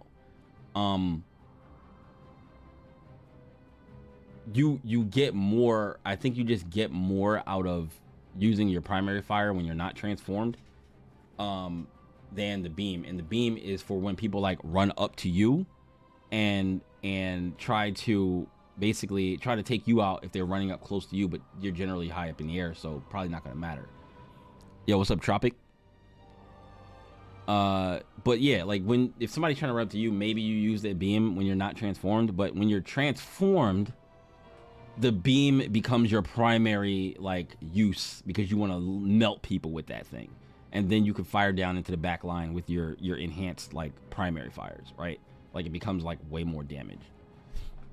You're using your primary Can you see me fire, the let's say, Discord like channel half on the here? time, right? If I you're backing think up so. playing with your team using your primary, but you're still me helping a your sec. team with that. So right? end It's this not like a video, waste. and then and I think Storm I'll send it. should probably function similarly. Obviously, you don't want it to be too similar, because then it's just the same character. Yeah. But I think a little bit more overlap there would make her make more sense. I also think that in that same vein, her secondary fire should have a clip, right? It should maybe work the same way that like Scarlet Witch. You would have to make that thing so much weaker than it is. I maybe not, but like I feel like it would be OD if you could just keep going boom, boom, boom, because I would definitely just use that more often because it's hit scan. It's hit scan, it pierces, and it does like I think 75 damage or something like that. And it just like boom, boom, boom. Like it would just be too ridiculous. I feel like it would be too ridiculous. His clip works where you're encouraged to switch back and forth between them. You use one, it charges the other, right? And you can get into this sort of rhythm where you're using both of them in coherent ways. You're flying around, you're doing, you know, I think that could actually add a lot of depth to the character. That's just not there right now because you get one secondary shot and then you're just left clicking over and over and you turn your brain off. Well, you're not turning your brain off because you have to make sure your positioning is right. You want to make sure that your team is around you. You want to make sure that you're focusing on like buffing your teammates, right? So making sure that your positioning on your teammates is good, making sure that you're positioning yourself in a way that you can use your piercing shots to hit as many people as possible. And then making sure if you see any stragglers, using your cooldown to snipe them with the thunder shot, right? Like like maybe if that had a clip and it did, I don't know, 50 damage, I think it does like 75, but like I don't know, like do I want a hit scan 75 damage that doesn't need to be like a bolt action thing? It's just like I'm just like blow, blow, blow, blow. Like do we want that? Do we want to actually make Storm ridiculous? Or do we just need to play her at like she's a support character rather than playing her like a DPS character? Like I just feel like she should be a support, but she doesn't heal. It's like they wanted her to be a support, but she doesn't heal. She's just a support, but more on the DPS side. Like how people are like, oh, the support has to do DPS too. Well, she's a support that's supposed to do DPS. She doesn't heal. Like that's the way I think about it. So I think adding some depth to the character in that way would help a lot. I also think she has enough depth. This one's going to be controversial because I know people don't like the idea of encouraging playing too high up. I think that her shift needs to be a cylinder instead of a sphere. I think if it allows you to play higher up, it'll actually feel much better. And the problem with it being a cylinder and you playing high up is that maybe if it was wide enough, you'd be able to see beneath you, but you'd have to keep looking below you. I know the number is there, but then it like you still got to look down to see which direction your teammates are. For like if they're toward the back of you or the back of the circle, then like and you're like moving away from them and low, and you know like they're out of the buff or whatever, or you don't know they've moved to the right a little bit and you're a little to the left, and like you need to move, like you need to adjust where you are. You can't see your team if you're high up. So it's like if it's a cylinder, you move high up, but now you know that, oh, I might be too high for my team to be getting the buff, right? So I need to lower myself down and move back so that I can see my team, so that I know that as many of my teammates are in the circle as possible. I think that's important. I think that's important. I mean, granted, you could still do that if it's a cylinder, but it's just, I think it's just better. I think it's just better for like I don't know, because a lot of people don't know it's a sphere. A lot of people don't know it's a sphere. So a lot of people stay up super high in the air the whole time, but she doesn't need a cylinder to encourage playing higher up. I think they need to give her the dashes, to give her something to be able to get out of the way when she needs to, when she is high up in the air. Otherwise, her being high up in the air with a cylinder still leaves her for sniper fodder, even worse than Iron Man. It'll actually give you a reason to play with your team, because right now, like I was saying earlier, if you like float down and you actually put your team in the sphere of effect, you're just gonna get shot at because people are gonna no you don't. You stay low to the ground and behind your team.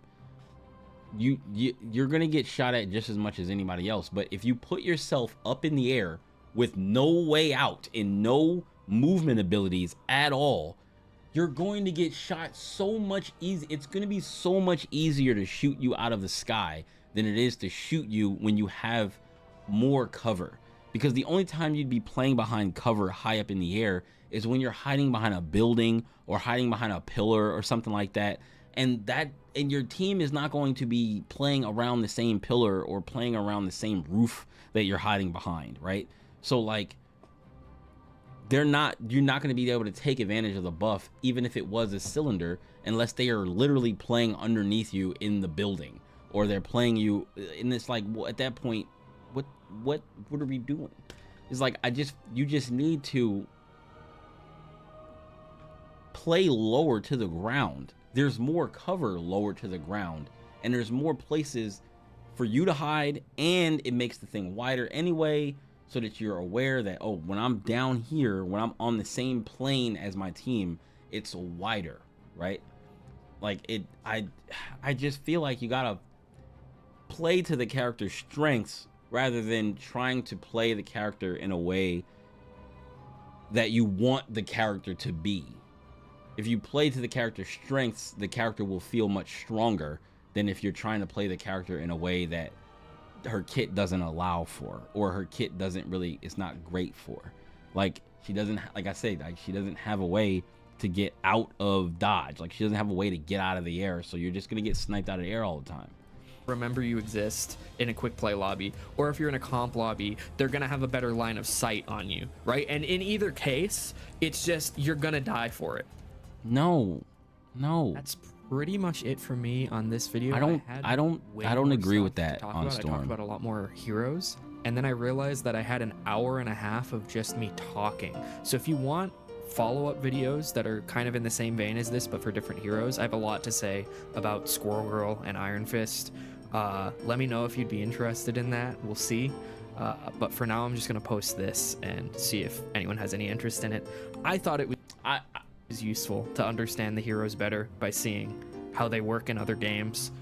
Okay, I don't know if I agree with mostly the Storm stuff, but I don't know if I agree with the fact that, like, these characters were made this way to be different from another game, but they were made this way. Like, they're like, okay, well, we like the way that character plays. We want one of those in our game, but we want the character to play differently. So because you have so many hours on TF2, and you're used to seeing these same styles in TF2, and you know how to play them in TF2, they may be similar in Marvel Rivals, but it doesn't mean they have to be the same, or that they're bad because they don't play just like the TF2 versions. Like, saying that you'll get killed for being lower to the ground doesn't really make any sense when you would go up into the sky and not be able to quickly move around to dodge bullets. You can still move around, but like but so much.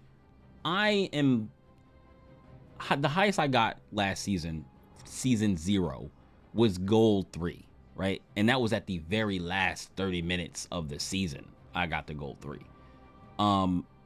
So let's just say I'm a silver player with fairly all right aim, right? I be shooting storms out the sky like it ain't no tomorrow. So you think that somebody in a higher rank is not going to shoot you out of the sky easier than they can shoot you when you're on the ground with your team moving around cover? What? I just don't agree.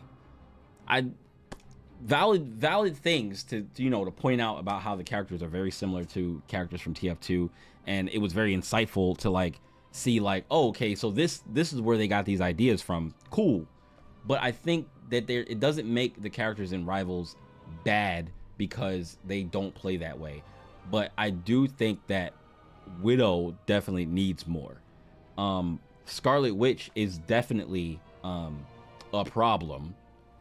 Not like a problem as in they need to nerf her, but like she's a force to be dealt with. Like, But if you know how to deal with her and you understand that more, it's going to be easier for you. It's not going to be super obvious for somebody, or super easy for somebody who has not the aim to deal with her, because your aim has to be on the level of her looking at you and holding down left click. Like, it's got to be just as easy for you to hit her as it is for her to look at you and hold left click. And not a lot of people have that type of aim, but it, you know, specifically on like whatever character they're playing. If I'm playing Widow, I need to hit my shot, and then I need to kick her and then pull her. Like, the kick pull part is super easy, but the hitting her with the first shot, if I miss that first shot, I'm most likely dead. If I miss the first shot on her, I'm most likely dead. Or if she's close enough and she starts, but most of the time she's gonna like come down on top of you, hold down the left click, and it's going to link to you as soon as she's within range. And then you go, oh crap, I'm getting hit, and you turn around. It's like you don't have time to wait for her to get close or whatever so that you can kick her. You gotta run up to her. Like, I be having to run into the Scarlet Witch, because if I can't break line of sight, I gotta run into the Scarlet Witch. If I can break line of sight, then I can break line of sight, stop her from doing damage to me, and then when she's chasing me, when she gets close, pop out, hit the shot, kick her, pull her, stun her, and then like pull out the sticks and beat her with the last two hits or whatever, right? If I do it correctly, then great. If I miss a shot, if I miss the first shot, I'm probably gonna die. If I just pop out, kick her, pull her, and stun her, and then shoot her, then I gotta pull out the sticks and still hit her. So like, maybe that might be better, because it'll be, I'll stun her, I'll have her really far down before she can even start doing damage to me. So it's like, you got to figure out how to deal with this character. And once you learn how to deal with the character, it's easy. But until you figure that out, she's just looking at you holding down left click, and you're just like, God, I got to figure out what to do about this quick. And then you're dead. I don't like to be that guy, but it's the culture here. So drop a like if you liked. Subscribe if you're interested in more videos like this. You're not that guy, because that guy would be the person to tell like and subscribe at the beginning of the video before you even say anything else. And it's like, if you're interested in it, subscribe. If you're interested in the amount of all the stuff that I have to offer, subscribe so you don't miss any of the videos. And if you like this video, like it. That's what I always say. If you like the video, like it. If you don't like it, dislike it. And I don't think I say the dislike part that often, but it all helps. But if you like it, please subscribe if you want to see more from me. Thanks. Bye. Right? That's fine. You have to ask. I don't have a theme for what type of videos I make, so your call. But that's it. Thanks, man. Thanks for the video. Hopefully you'll see this. I'm probably gonna post it up, and then maybe, I don't know, maybe he'll respond to it or something. But I'll post this up. I'll tag him in it. Usually when I react, words. When I react to something, usually I'll put up the title, and then I'll put like reacts to, and I'll tag them in the thing, and it should pop up in his like notifications or something like that for him to see it. For like larger creators, it probably just zooms through the thing, and they never see it. So who knows? What is going on here? Why is it doing that? Okay, I just want to click this.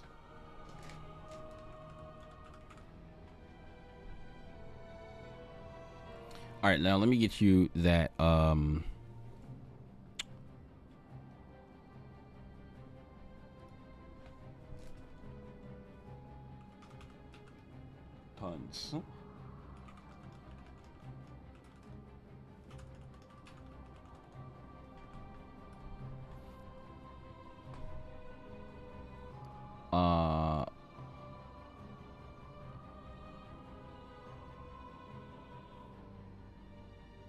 Let me see. I should be able to where's my invite link? Invite people.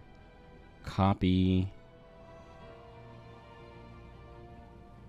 Edit invite link. No limit. Expire never. Generate new link. Copy. Okay. And then I should be able to put this into here. Paste. That's my disk. Wait, what?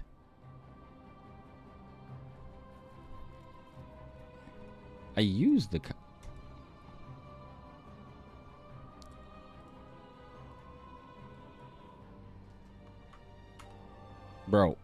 The copy button copied the word hidden. Let me see. Hold on. How do I unhot?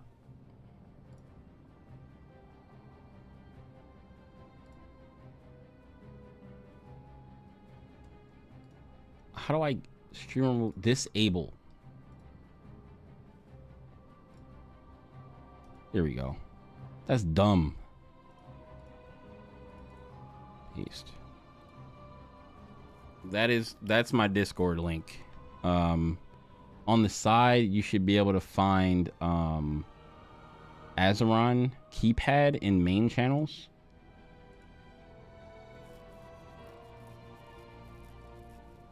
Yeah, there's main channels, and you should be able to find where is it at? Oh, here it is. Yeah, Azeron keypad. You click on Azeron keypad, and there's only 3 of my things here right now. I still gotta add more of them slowly, but yeah. Escape from Tarkov is in there. Fortnite is in there. League of Legends is in there. Because people ask me for these, so like as people ask me for them, I usually add them.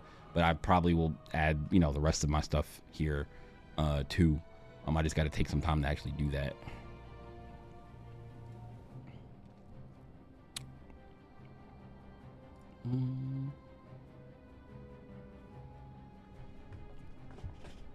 What's up, Luke?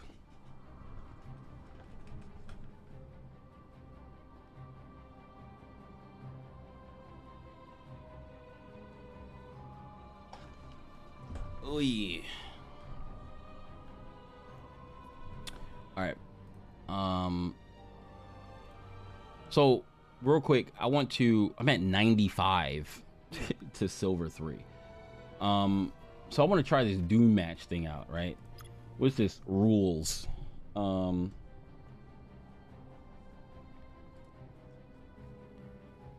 Big fan of some of my videos. I appreciate it, man. I appreciate it. I'm gonna assume, yeah, Azeron. I assume there's gonna be Azeron. A lot of people follow me for the Azeron stuff. Azeron is definitely a cool product, yo.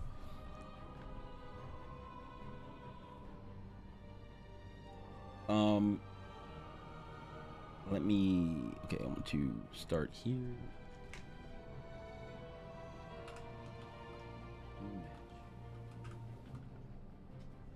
Let me turn my Azeron stuff on now, because my Azeron keypad cam. So this is Doom match is an arcade mode, 12 players, no restrictions, Empire of Eternal Night, Sanctum Sanctorum, random respawn points, victory, defeat enemies to earn points. The top 50% of players at the end of the match wins. Doctor Strange's pentagram of Farala,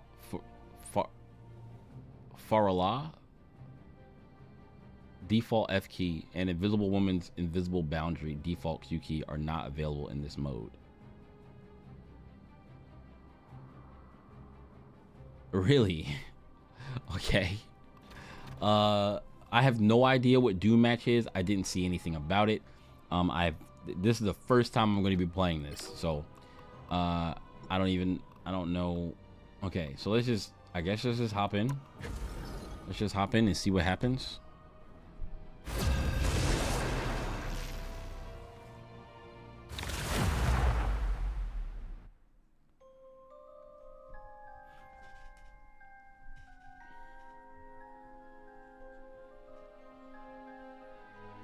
You're on your own this time, so choose wisely. Let's see what happens. Let's see what this is about. I have no idea what a Doom match is about. Because usually I don't play like in Overwatch. I never really cared about any of the arcade mode stuff. Usually I don't really care that much about the arcade mode stuff. But I guess for content reasons, and if it's fun, it's fun. But like I played the conquest mode, and it's basically just like a regular match, but when you kill people, they drop coins, and you pick up the coins, and you gotta kill people and take their coins or something like that. What do I want to play? I'm gonna play Scarlet. Be the first to reach 16 points. Wait, what? Sometimes the right. Wait, what? Wait, what is happening here? Hold on. Wait. Oh, wait, I'm on the wrong thing. I'll finish the What? job I don't this even. time. I don't think I can use her for this. I think she's just a not good.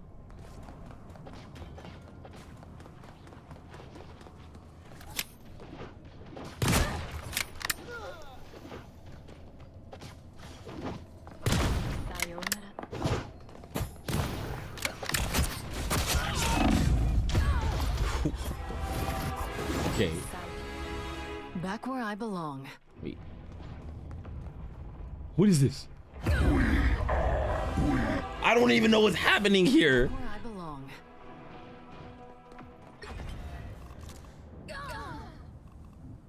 I'll finish the job this time.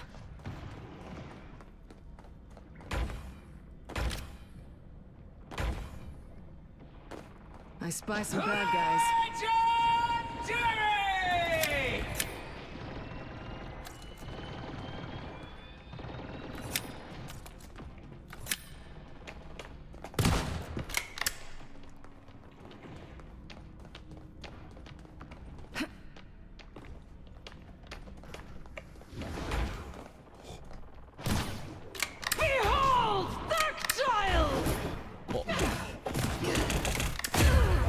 Okay, I can't use her. She's not strong enough. Like even if. Maybe I'll try Bucky. I still gotta aim though. You think fast, Reed, but I act faster. What the?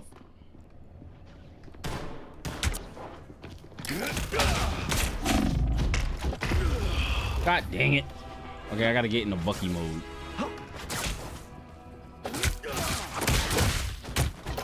You'll be all right. I always come back.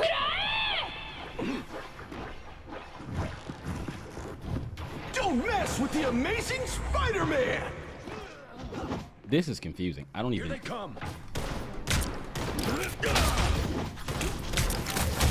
Sorry, soldier. Armed and dangerous!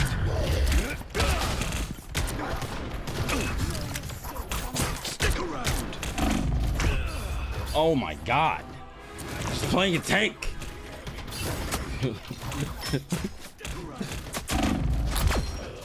Don't I mess always with the come back. Amazing Spider-Man!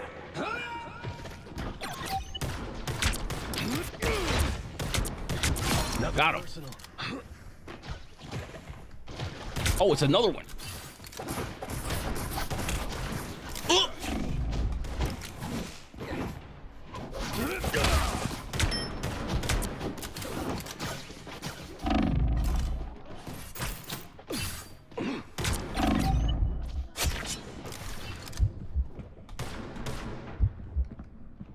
And he heals. And he heals. And he heals. This should help. You're not going anywhere. I just jumped through this hole. Here they come.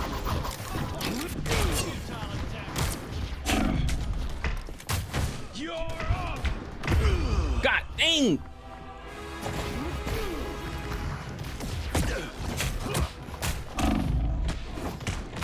Predictable. I always come back. What is this?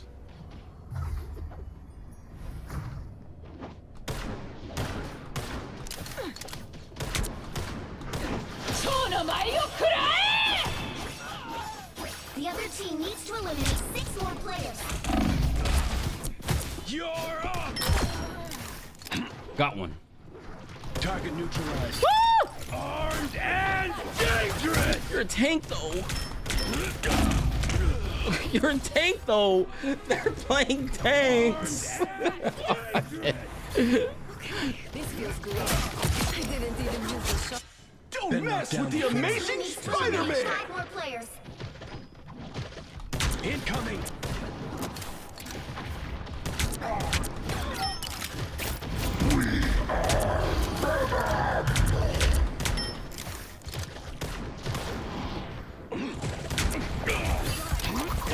Target neutralized.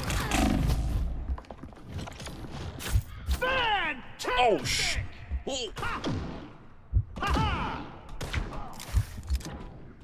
The other team needs to eliminate 3 more. One of these. Don't mess with the amazing Spider-Man! Oh my god! More players. Playtime's over! Don't mess with the amazing Spider-Man! Between me, my mission isn't over yet.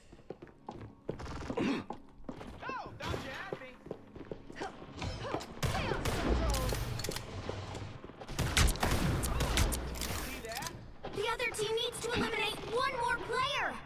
Here they come!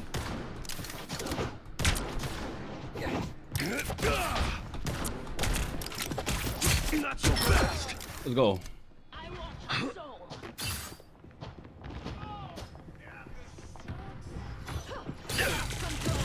Armed and Oh no!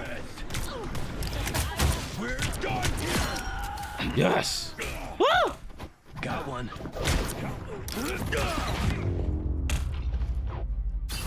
All right, I ain't do bad with Bucky though. I ain't do that bad. I thought I was gonna do a lot worse, to be honest. I thought I was gonna do worse. I think Psylocke is probably a good pick too.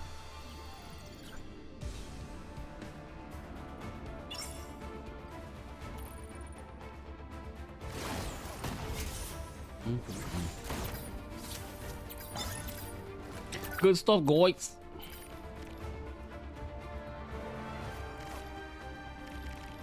I didn't even finish in the top.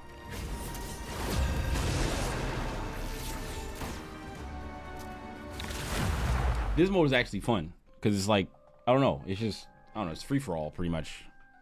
It's fun. You just want to run around and practice and shoot stuff. You're on your own this time. You're not locked out of any characters if somebody else picks them. Sidekick. Pretty cool. What I do is best done alone.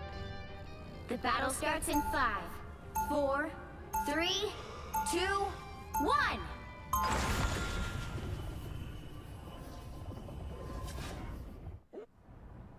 The battlefield may change, but the war never ends. You've got one job. Take down as many enemies as you can. Here they come!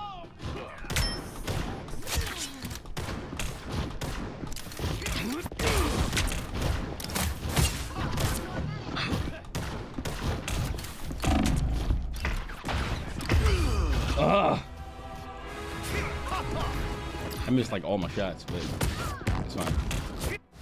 My mission isn't over yet.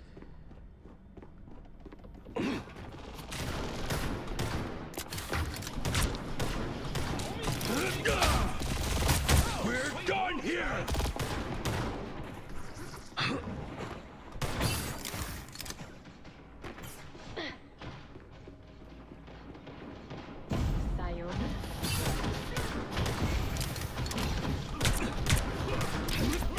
Got one.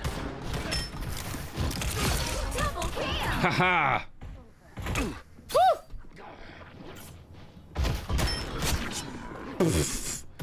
Whoa!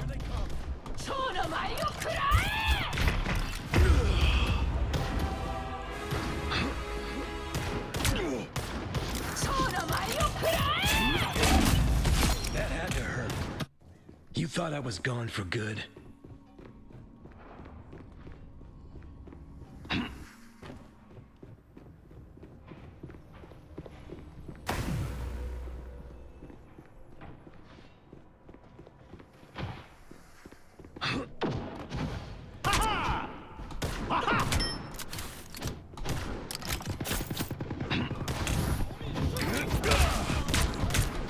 Nothing personal. Woo! You think fast, Reed, but I act faster.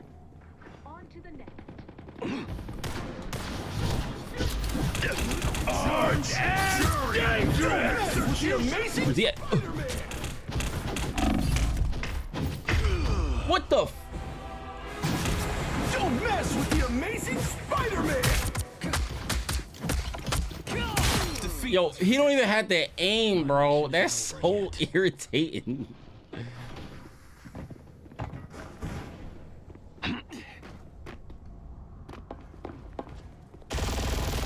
Incoming.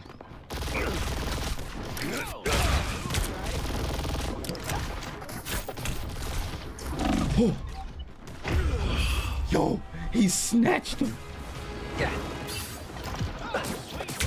Crack the whip. Fight for the good guys next time. Double KO. He snatched him. He's come back.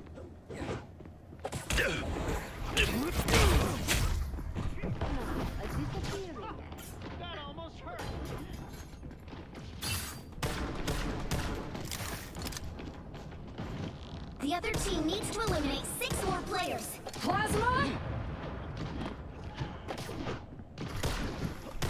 The other team needs to eliminate 5. Ah! Yo, mind your business. I'm trying to engage on Spider-Man. You shoot the back of the head. War is hell. I always The come other back. team needs to eliminate 4 more players. Incoming. The other team needs to eliminate 3 more players. Fantastic! Apologies. I am. The other team needs to eliminate 2 more players.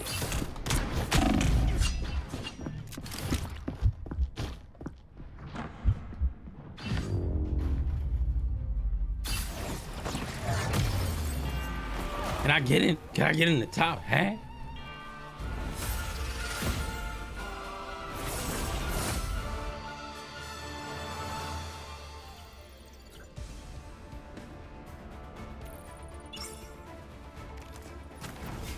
No.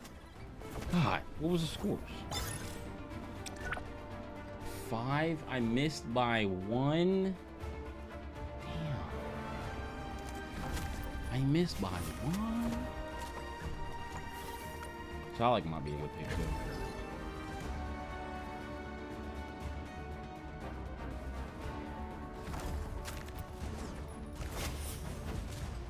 Yo, he finished top?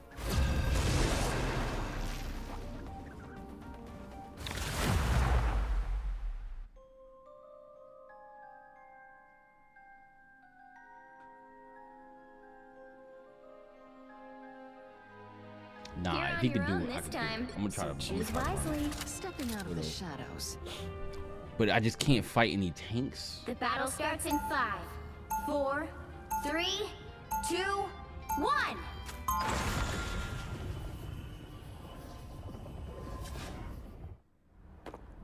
I've been around a long time, and I've learned a little too much about how to hurt people.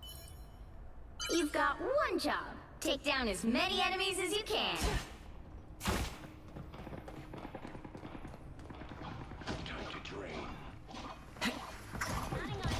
Bogies, here they come.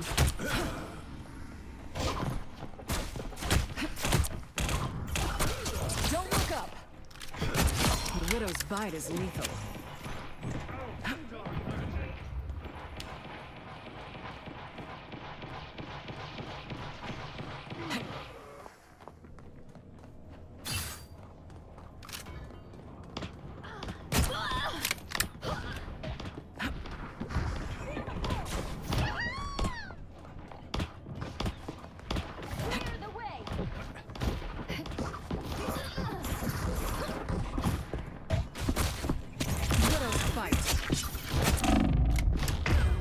Come on, Reed. Let me get the kill, bro.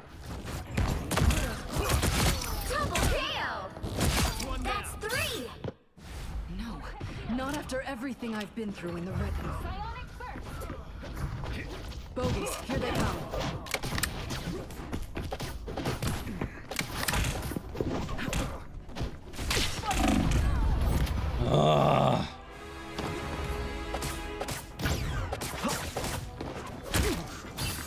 Spider Slip!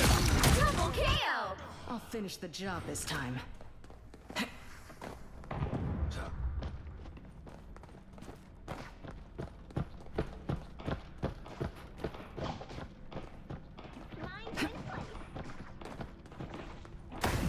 Don't mess with the amazing Spider-Man! It's Spider time! The moon haunts you! Bro, Spider-Man, goddamn, man. He ruining my combos. Haunts you! Double KO! Job this time. Fantastic! Ha! Ha ha! Bogus, here they come. Jury! Executioner! Double KO!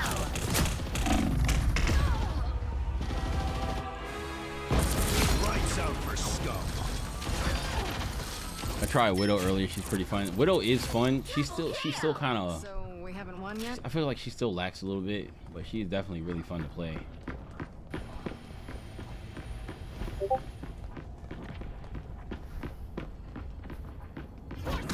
Ah!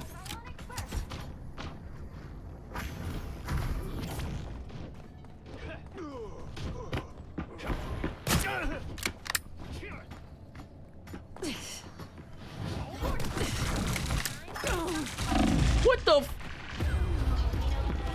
She really pulled me back out? Psionic Surge! She pulled me back out this freaking thing! Back where I belong. The other team needs It to highlights the eliminate aesthetics.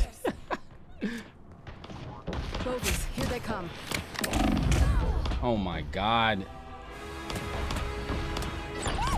You weren't even aiming at him! Aw, sniper no. Oh my Widow god. is on Poor my girl's so annoying. Dog. All these characters, the way people like, yo, Give these onks a wide berth if you can. Widow's fight. Enemy down. here we go.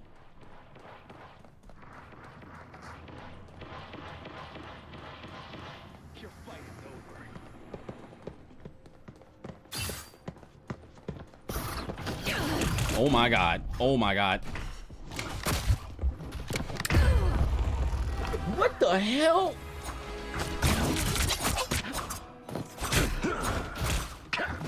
The sniper's been neutralized. Oh my god. Have I seen the Tokyo Drift movie? A long time ago. I spy some bad guys. Judge! Jury!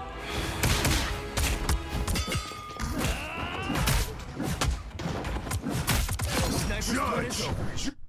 I'll finish the job this time. What the fuck? What the fuck? I hit my... What the fuck? Yo, freaking, he needs to be stopped, bro. He needs to be stopped. Like, The other team needs to eliminate 3 more players!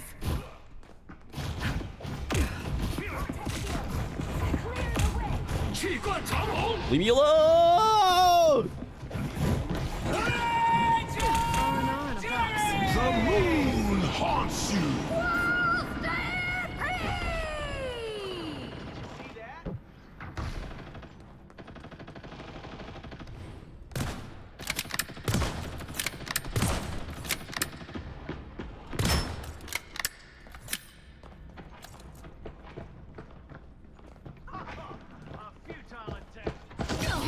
Oh my god, dog.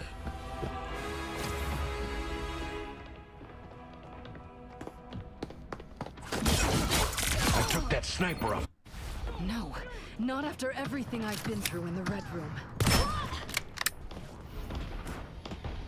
Bogies, here they come. No.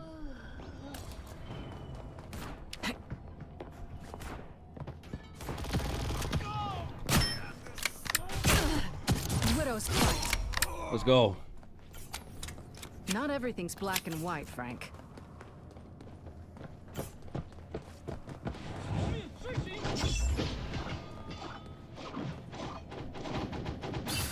The other team needs to eliminate 1 more player! Judge! Jury! Executioner!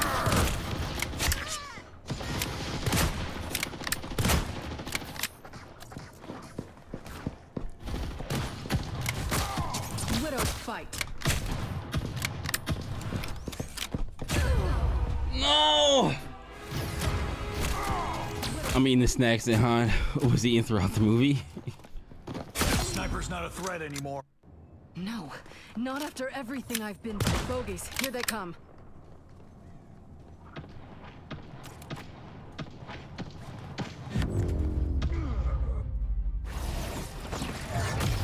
Oh my god.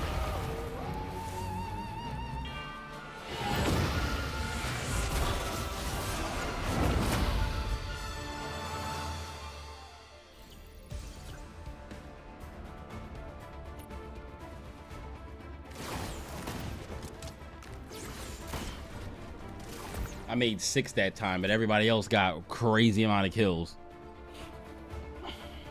Holy. Dude.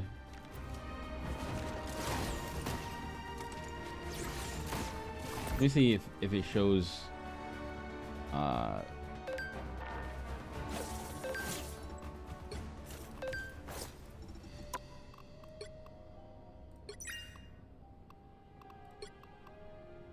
save Doctor Strange from astral plane.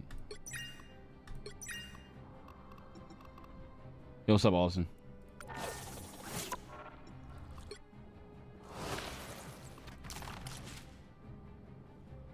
Trigger 5 portals in Doom match.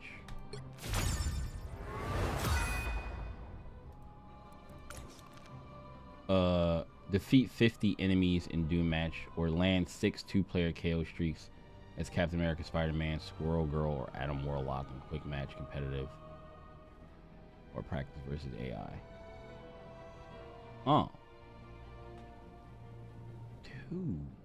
I guess Squirrel Girl would be the easiest one.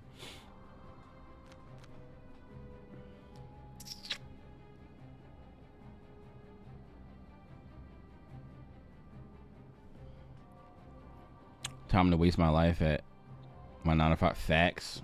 I gotta, oh my god, every time I think about it, I'm like, up, gotta go to work tomorrow. Take 50,000 damage as any Vanguard hero in quick match competitive or practice versus AI. What? Or take 3,000 damage as in Empire of Eternal Night Midtown as Doctor Strange, Scarlet Witch, Mr. Fantastic, or Cloak and Dagger. They encourage you to play. Oh god. Defeat 50 enemies in Doom match. So I gotta go into Doom match and play a tank. Or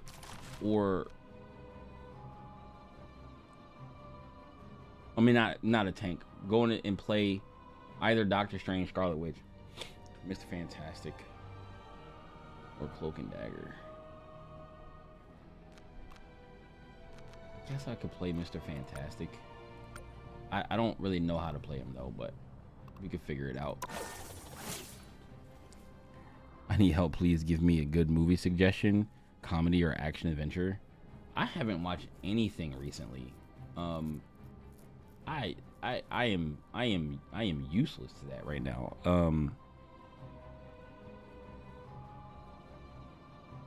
Yeah, I haven't watched anything I can think of off the top of my head recently.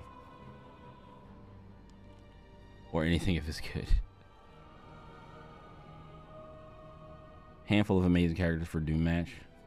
Mr. Fantastic and Scarlet are both great. Yeah, I've only played a little bit of Doom match. I mean Iron Fist. You should have seen the Iron Fist that beat the dog shit out of me a few minutes ago.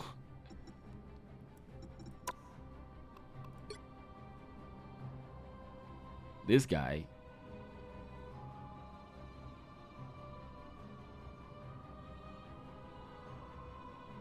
Spider-Man might be good too.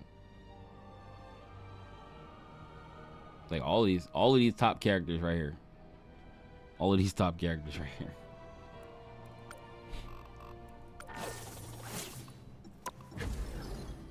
Yeah, I was using Bucky earlier.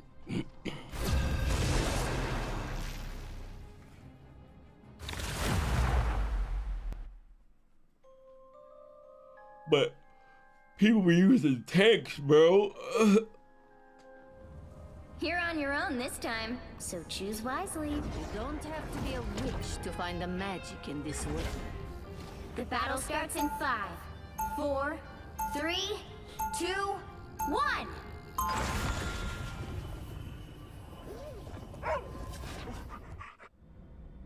I have made my share of mistakes, but I am fighting every day to make amends. You've got one job. Take down as many enemies as you can.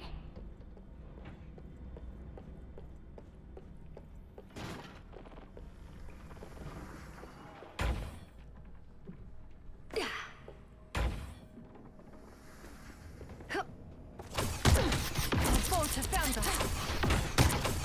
Claimed by Chaos!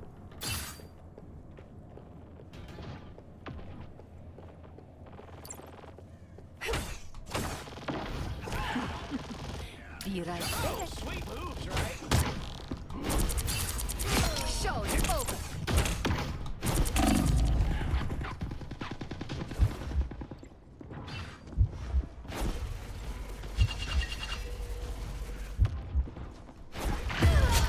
I ain't no help.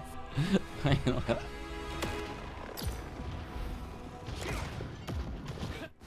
Reborn from the chaos.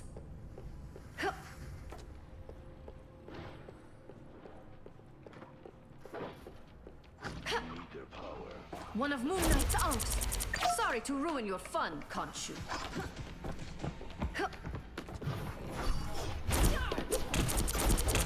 The moon haunts you! Oh my god.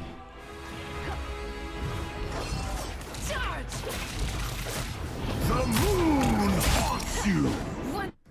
My fate isn't sealed yet.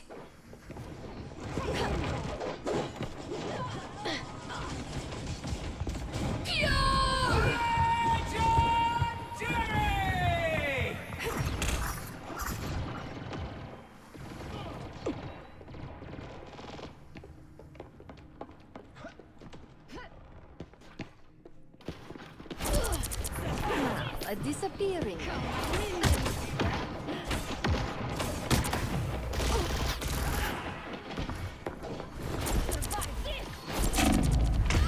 Oh my god.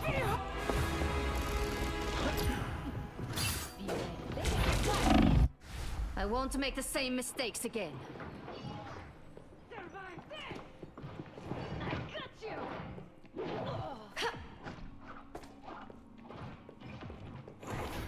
Let me return the favor.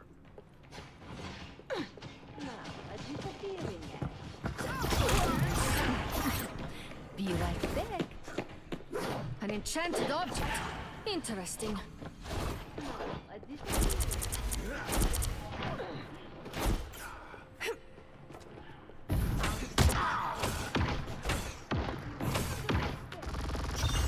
Goodbye. For now.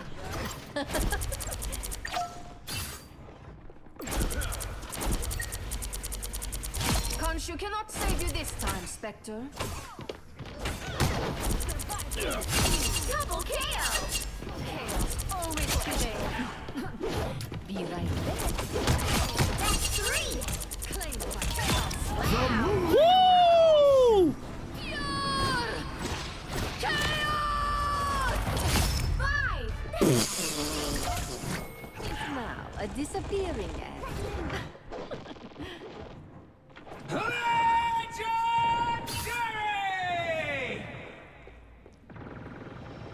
Have I tried Delta Force? I have a while ago. I played one of the betas. And so it begins. Now, a disappearing act. Behold! Dark Child!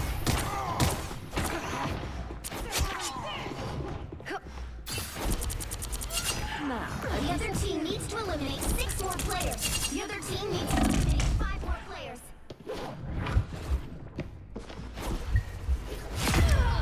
Got her. The other team needs to eliminate 4 more players. Double KO! my work here is not done. Be right back. One of Moon Knight's arms.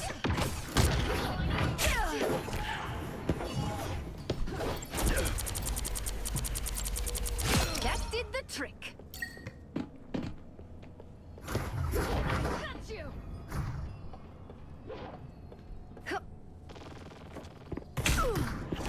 Goodbye for now. And so it begins.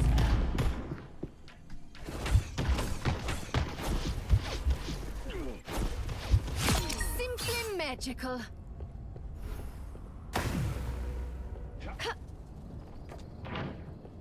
Pure chaos! Your team needs to eliminate 3 more players! Double kill!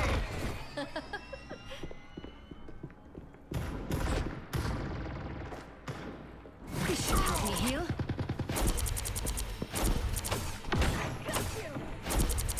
Chaos. Oh, huh. A mystical totem.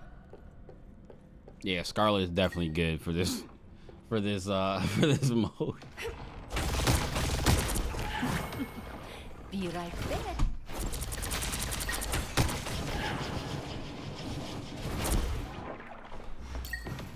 Oh, sweet moves, right? You've got the most points! Keep up the stellar work!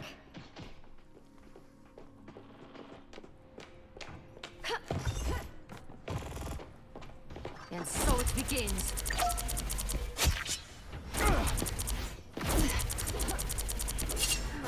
Now, a disappearing.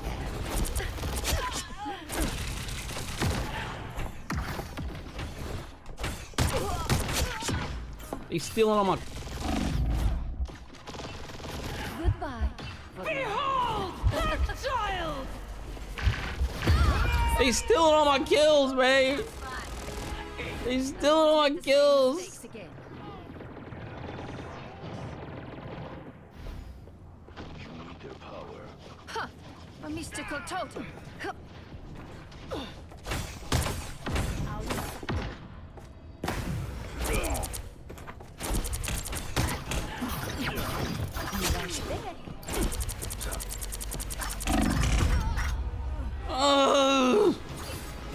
You need their power. Man, they stole all my kills, man. That should have been me in first place.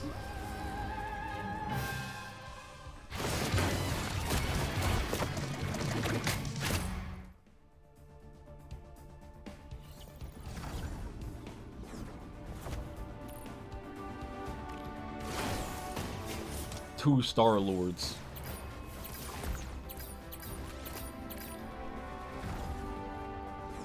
I was in third place.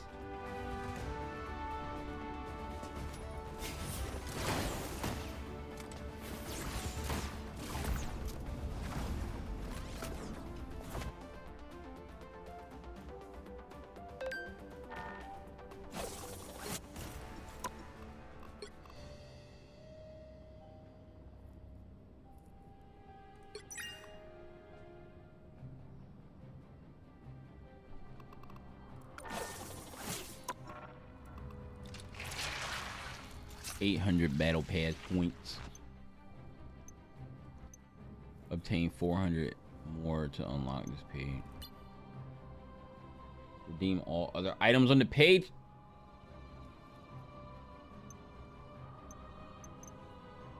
I'm gonna just wait till I get enough. We'll just build up over time. Somebody got this already.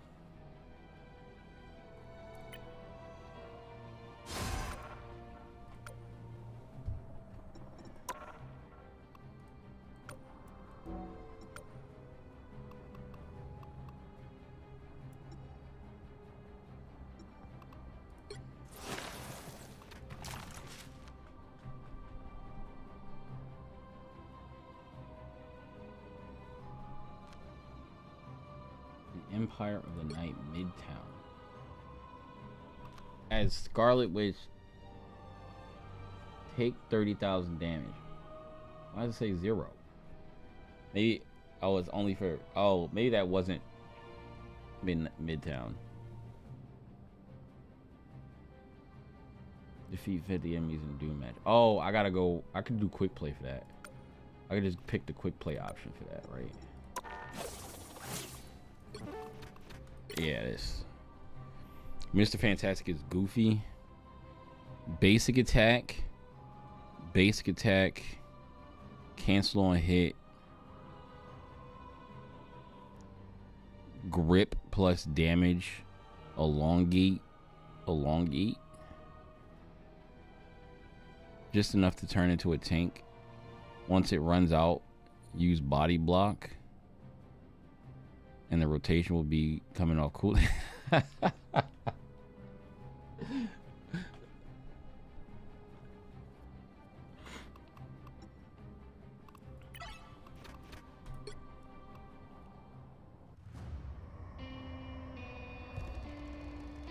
Why do they have a practice mode for Doom match? Is it just bots?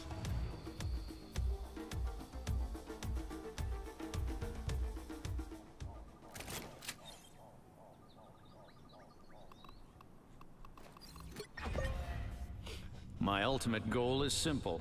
Solve everything. So, let's get started. Trouble has arrived. Basic attack,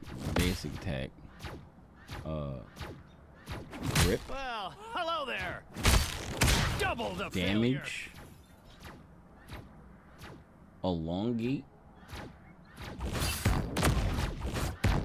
That's one down.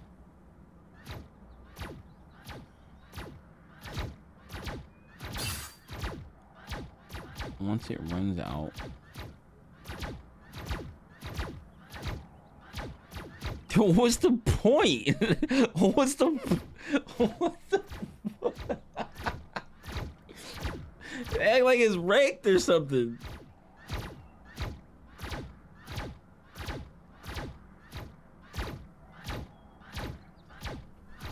Dude is other players. I've got you. Double the fun. Trouble has arrived. That was simple.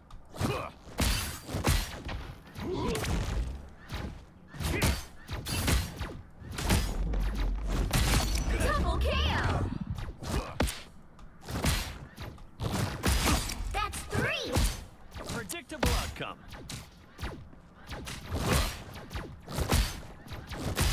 Wow, 4 in a row! Well, hello there.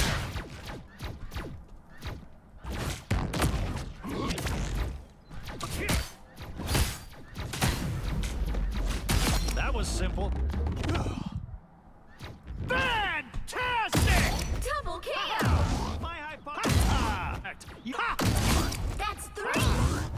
Wow, 4 in a row! Gotta do it fast. 5! That's amazing! Got you. Trouble has arrived. 6 in a row! Way to I'm gonna go! change, I've been changing my buttons on all the characters for so I'm gonna change this E to this and this to this. Okay. Not so fast, friend. A predictable outcome. Double kill! I got you. That's 3! Wait, I messed it up. I messed up the combo. What's my rank? I'm not playing rank too much right now, but I'm just at bronze 2 at like 95. Not so fast, friend. Your failure with trouble has arrived. I ended last season at gold 3. Yeah. Ow, ow.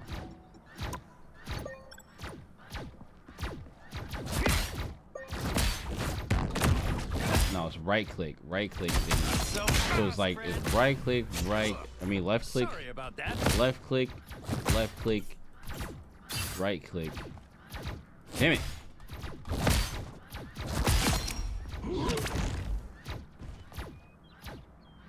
Get skinny again.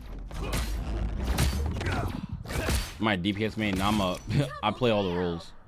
Right now, I'm playing DPS this season. I'm playing more DPS this season. Last season, I pretty much played mostly tank. I played mostly Penny and Strange. This season, in the beginning of this season, I've been playing Black Widow, but she's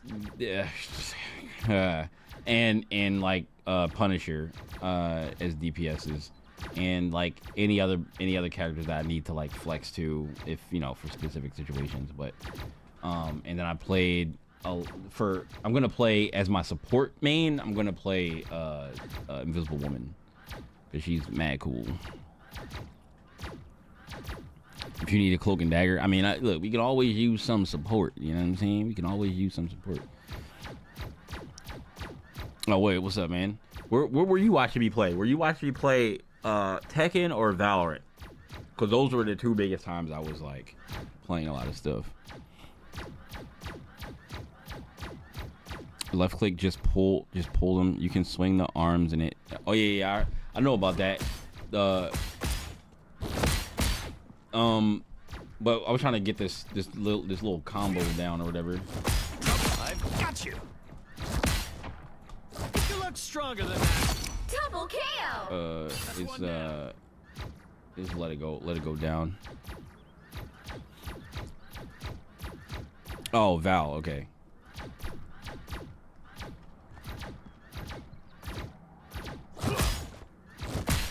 Well, hello there. Your Boom. failure was inevitable. Here we go. I've got you. That's 3. Wow, 4 in a row.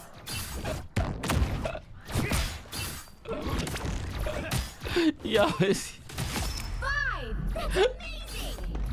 Do I have a team? I have a couple of friends that I play with every so often, but no, I don't. I need to make a thing in my Discord for Marvel Rivals.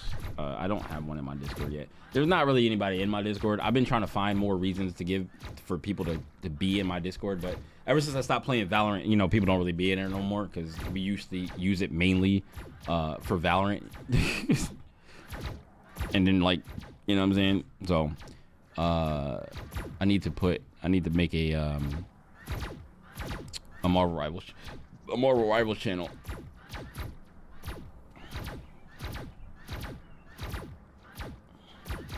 Let me return the favor. Oh, this?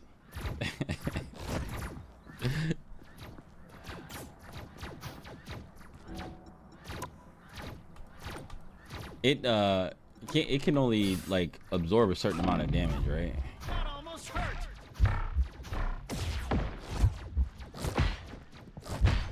Not so fast, friend. Trouble has arrived. Sorry about that.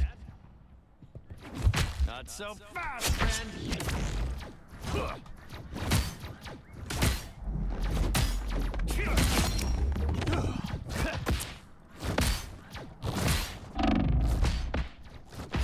Double KO. Well, hello there. Yeah, we can play. 3. No hard feelings. Yeah, when I see it, I just stop shooting them. Because I'm like, I'm not. I mean, for ults, he should probably use it mostly for ults and like for blocking for people, I guess, because he could pull his own teammates, right? Like, or he could pull himself to his teammates and then just L shift. That almost hurt.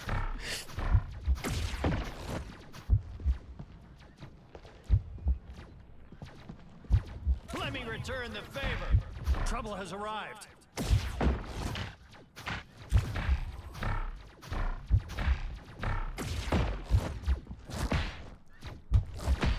I've got you. Your failure was inevitable. Not so. I got shot. Resilient than you think.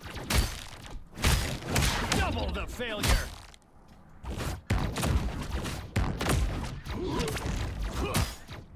You should have known. You seen a boy that called it the fantastic back shot, yo?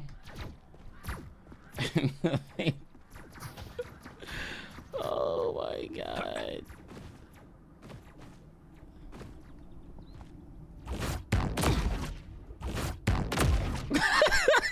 It's so stupid. stupid.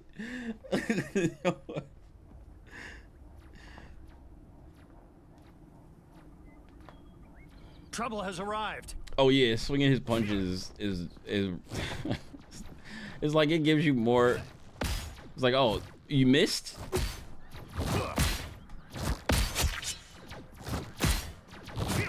That's one day. You missed? Nah, get smacked. get smacked.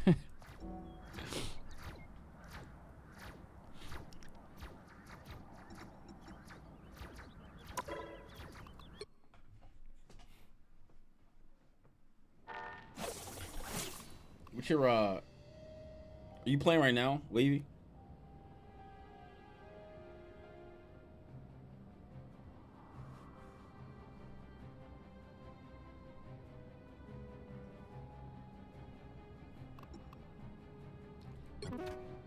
We could play. We should play some Midtown just to do the what's the name real quick. I have to play some Midtown to do this. Or actually, we don't have to. Actually, we can just play it, and I can just be a Vanguard. Only got to take a little bit more damage. Oh, no, actually, I got to take a lot more damage.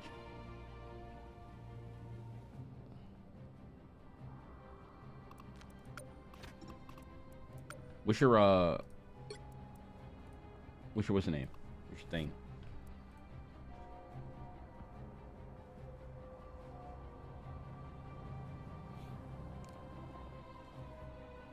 That's your username?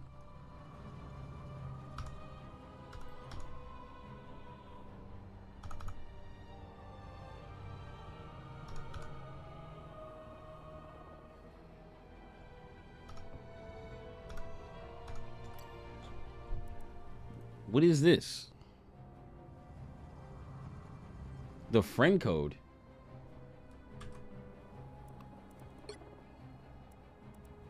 How do you use a friend code? It should just be your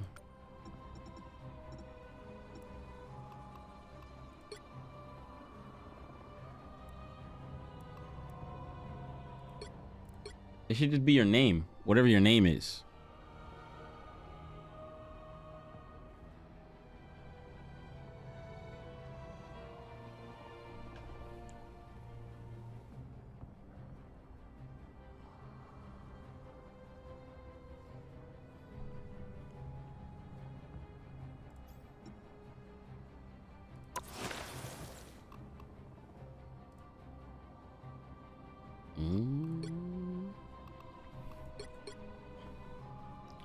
The Thor costume.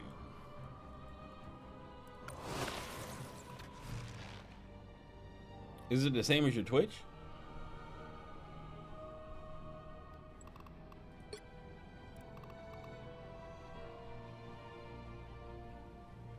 I'll be right back. I'm gonna grab a drink.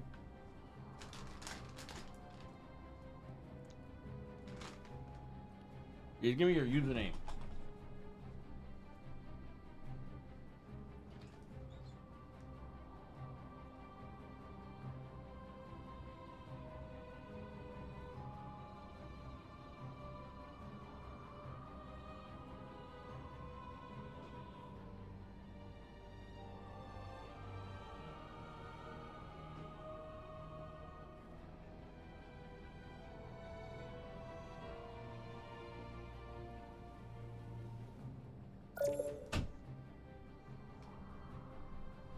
It hit different.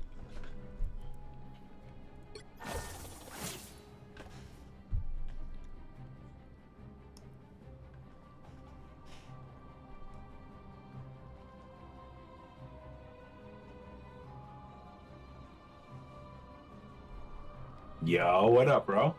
Yo.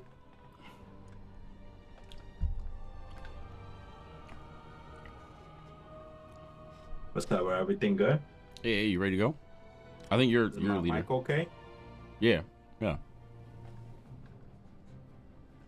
don't hear you. You said what? Say something? Can you hear me? Yeah, I don't hear you. I hear you on stream. Let me see. not in the Let me game. see if I don't know. The audio and the thing been acting kind of strange. I don't know. And the thing in the indicator in game is ass. Wait, let me see. Because this should be my mouse button. Should be my push to talk button.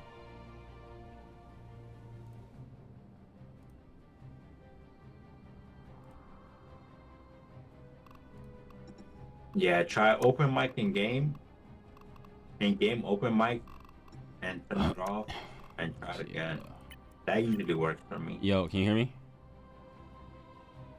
No? Wait. Say something. Hold up. Oh, it's on the wrong device. Yo, can you hear me now? Yeah. Okay. But yeah, yeah. Can you hear me now? Yeah, for sure. I hear you now. Okay. It was on the wrong device.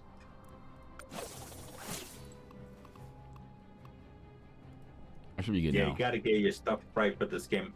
You should also fix your audio, because I might be loud for you right now. I don't know how you hear it. No, you're probably But fine. yeah, because for sure, like I put myself down to like 40, because the game audio is just like bad in this game, you know? Let me see. I don't know, because usually I have my Discord open. Hold on.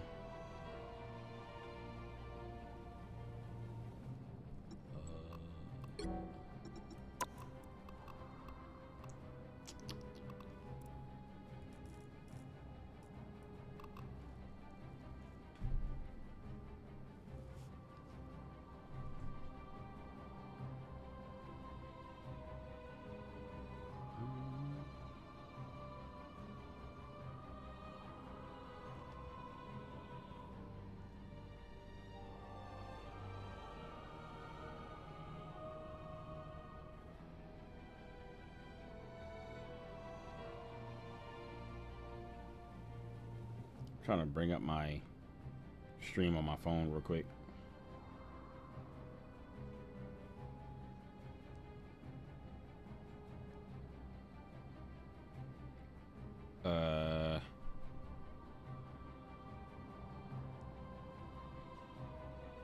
Let me see.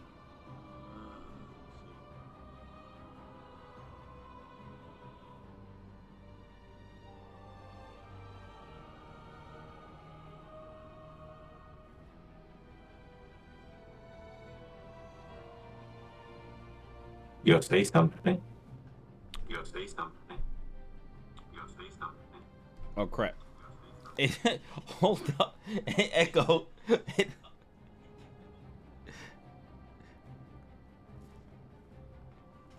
Yeah. Okay. All right. Say something now.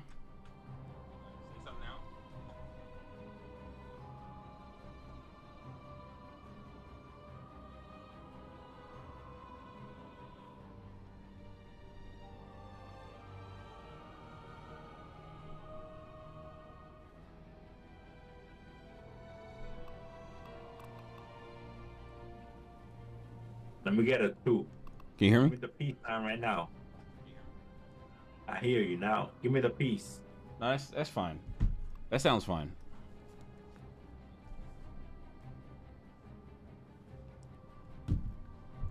No, You should be good now. no, I still. Wait, you having an issue?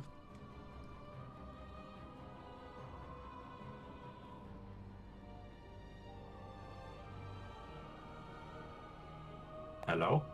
Can you hear me? Yeah, I hear you. Yeah, we should be good now. Okay, yeah, we're good. No, because I heard myself. It was weird as fuck. Oh, it's me because I had my phone on and it was echoing through my mic. Okay. I thought I was tweaking. My bad, bro.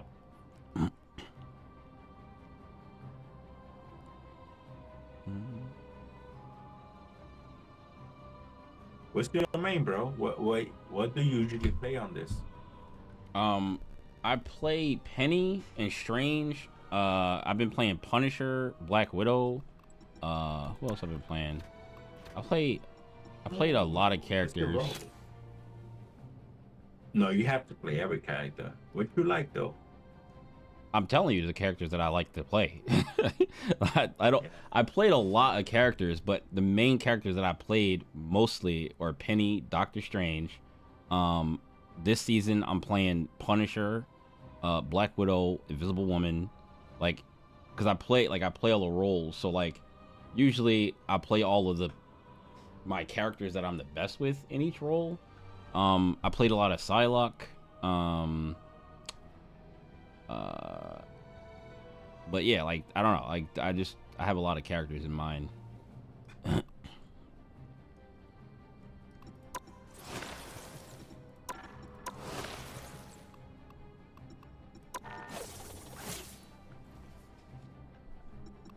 I made you leader, bro, by the way. Oh, okay. But yeah, I like that. The fact that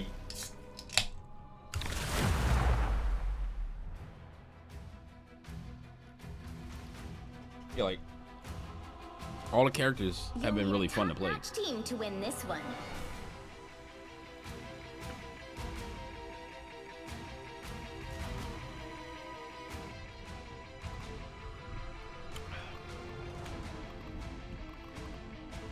I'm here to finish the fight that my father began.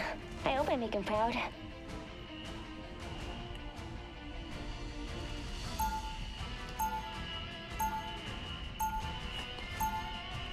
Escape pod ready. Opening escape capsule.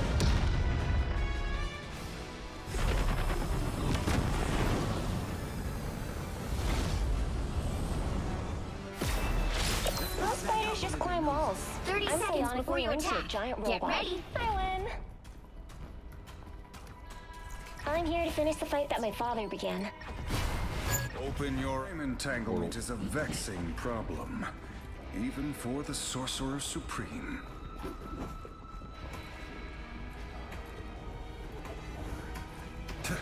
Nothing here. Suspicious. The battle starts in 5, 4, 3, 2, 1. All you need to do is capture the mission area. Got it? Good medicine. Compared to Namor or someone like that. Something doesn't feel right here. Pentagram of Parala. Come. Portal.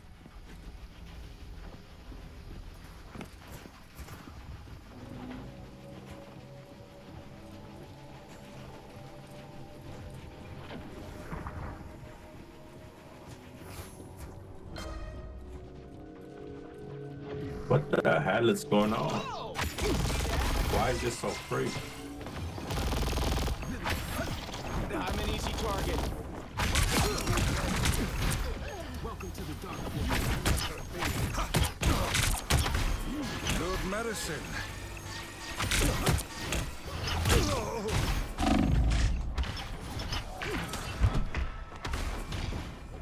Oh, I lost you. Songs are dangerous, but fragile. I'm gonna leave a bubble for you up there. Can you get it? I'm taken care of. Good guys.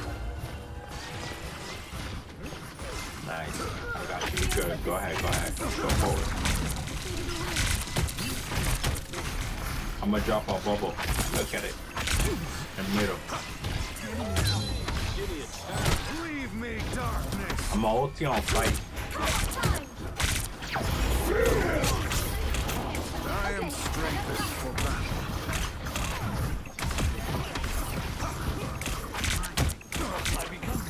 We won this. Let's get that vehicle to its destination.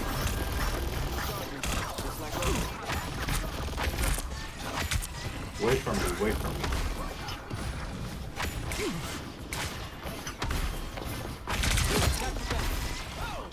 You guys are breaking me. You're breaking me. Go back.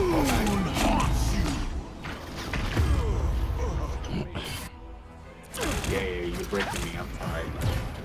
Go back.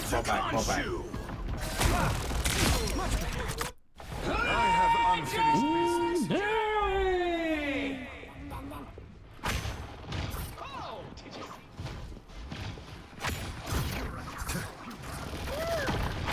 I am strengthened for battle. In all, curious. Get on, get on.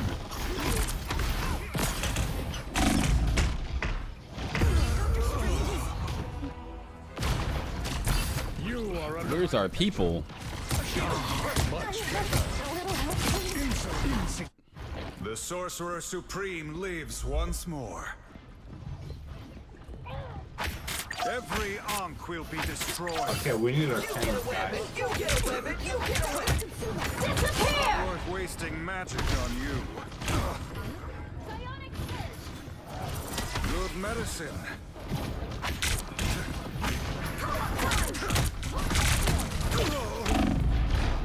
By the eye of Agamotto. Let me go, let me go, let me go, let me go, let me go, let me go, let me go. Razmania, let me go. Son of a bitch. Oh my god, of course. Yo, jump him, get him, get him, get him. Fantastic! He could die, he could die, he could die, he could die. Nice, nice, nice. Oh, let's go get the point. Let's get point. We're up. Come. Get aggressive, Don't be afraid. You can get up to, right here, the corner. For free. I got a bubble. I am ready to put on a show. How do you like that, Conchu?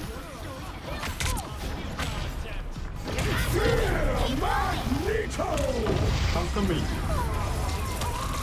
I'm sorry, I missed you, bro. You probably jumped or something. I need help. Don't drown in the darkness. You lost the healer. A Timely intervention.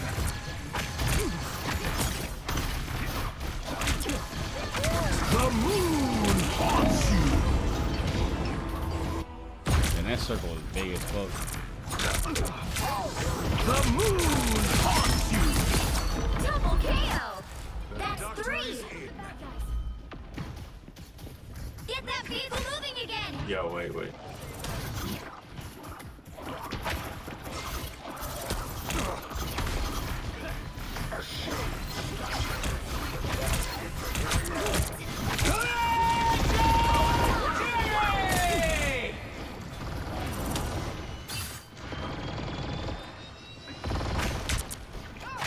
Does he ever run out of these Ankhs?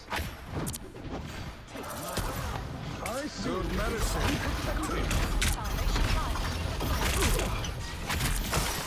Let Moon Knight protect his Ankhs if he dares.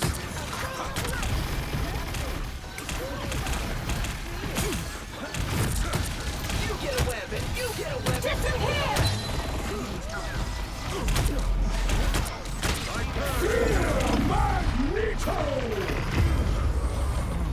Damn!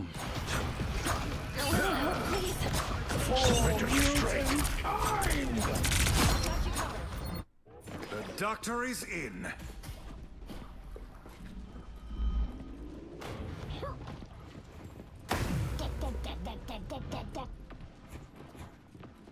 Step aside.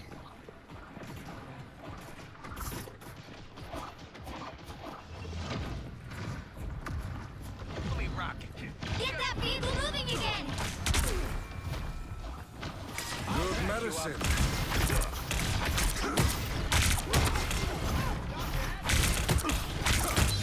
Don't drown. Leave me, darkness.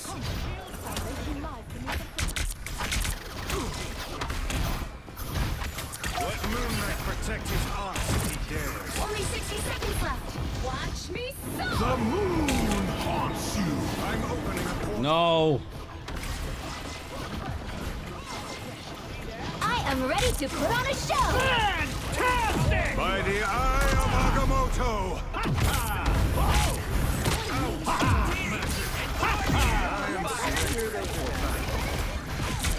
Okay, I'm about to go tank right now. I'm not dying.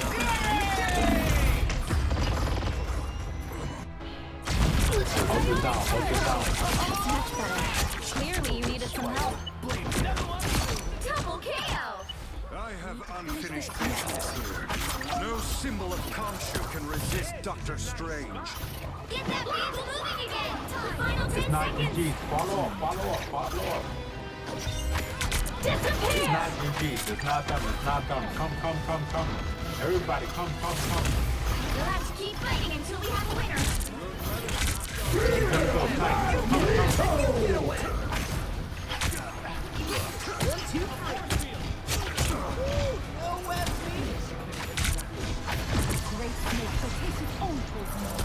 Make sure to stay on point too.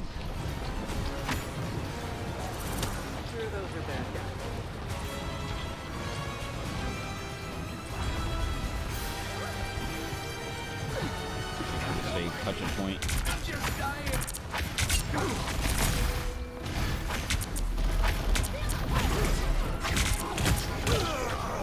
Without Spider-Man, New York has lost its heart. I am the moon haunts you. I died. You lost the tank.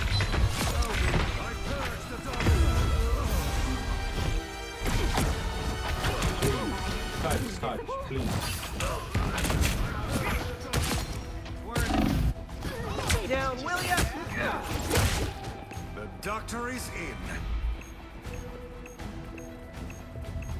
Watch me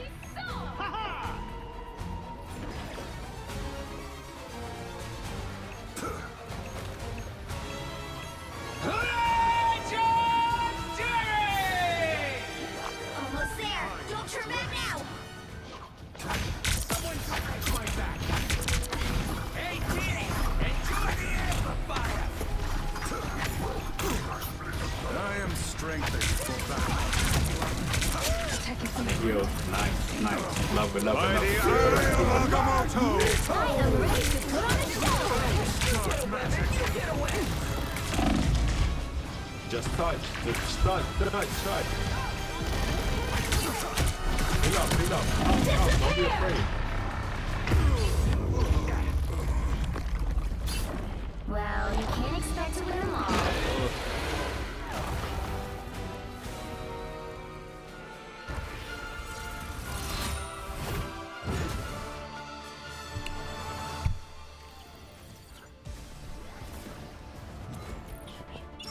The tank sucked.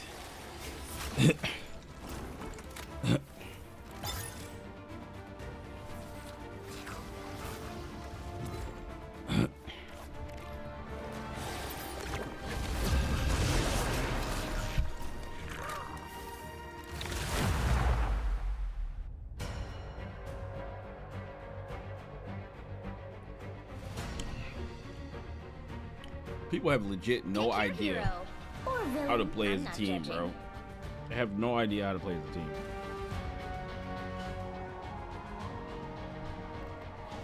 I'm here to finish the fight that my father began. I hope I make him proud.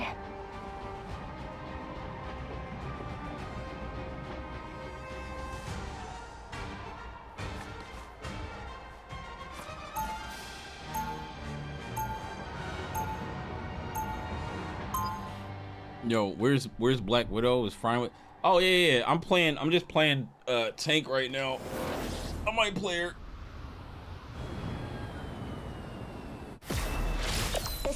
Yo, Black Widow is so hard to play, bro. I mean, not hard to play.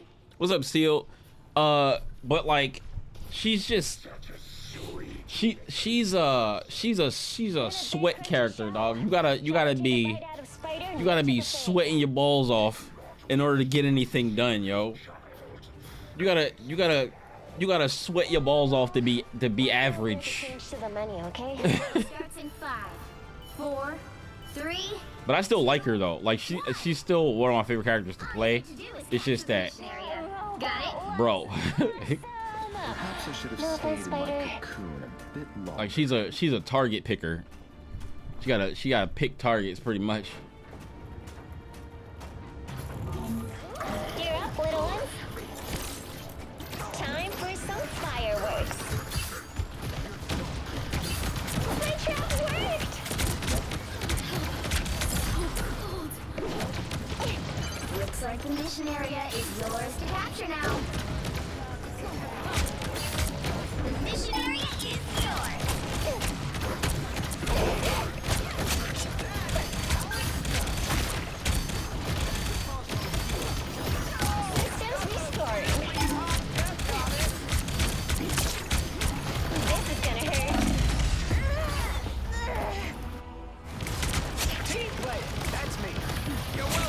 Like look at the tank and assist the tank in the fight. Assist your teammates, not even just the tank. Just look and see if somebody is fighting somebody and turn around and make it a 2v1. Like, that's what you should be doing. This is real firepower!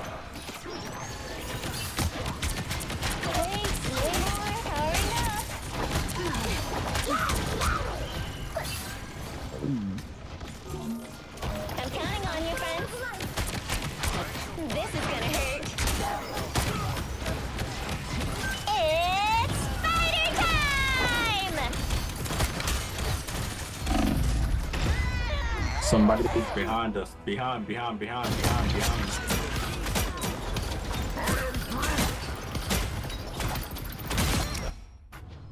I need help from that. The halfway point. Did Magneto feel regret? Those were your best soldiers, Namor.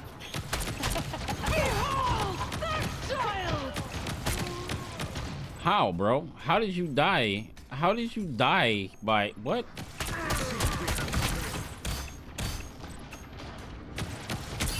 Like an alien, but smells like a fish. You know what to do, spiders? Time for some fireworks.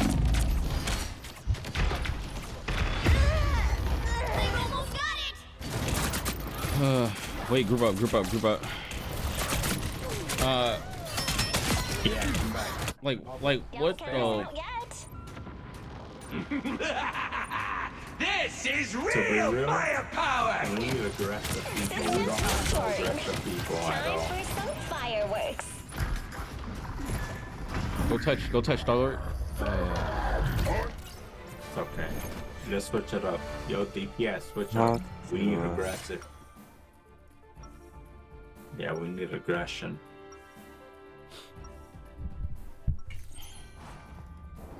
Spider is more than just a mechanized suit of armor. It's my best friend.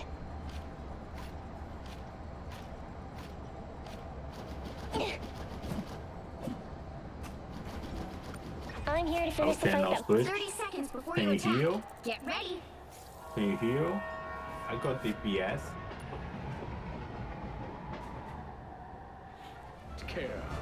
Okay, I'm gonna play like a DPS then. I'm here to finish the fight that my father began. I hope I make him proud. Well,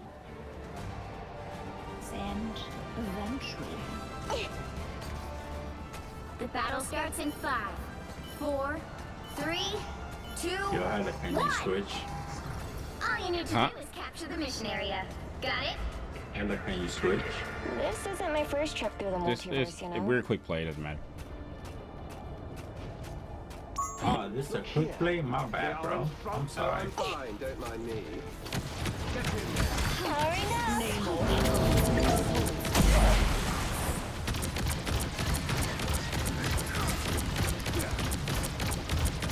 Break this wall.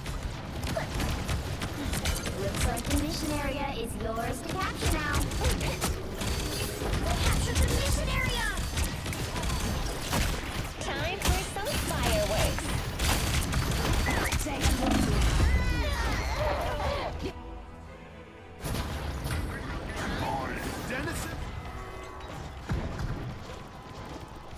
You don't.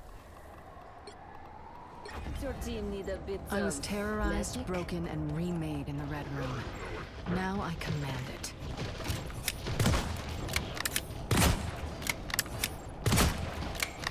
Insignificant. Halt the adversary. Halt the adversary. How y'all miss his big ass?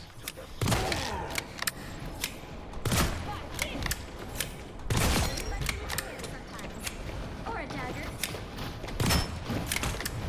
Every little bit helps.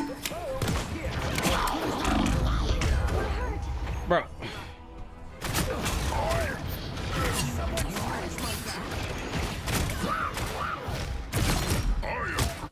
Their team's capture progress has passed. Is the other team invisible? Are they invisible?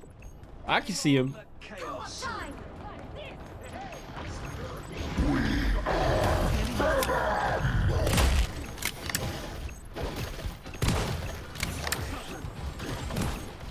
Behold that child!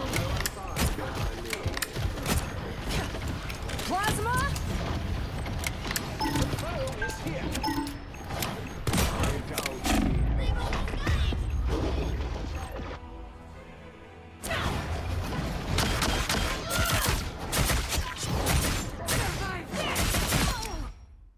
No, not after everything I've been through in the Red Room.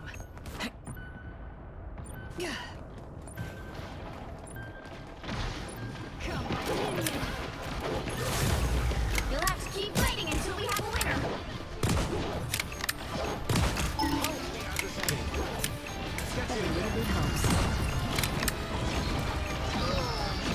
Maximum pulse! Just shoot at him a little bit, yo. A little bit. Just shoot him a little bit. Just a little bit. Like what? Like just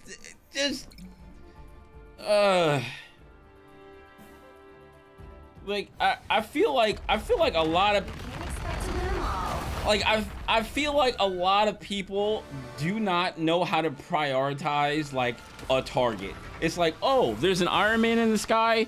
Even if you can't kill him, just shoot him a little bit to make it a little bit easier for the people that do have to deal with him to get him out of the air faster, right?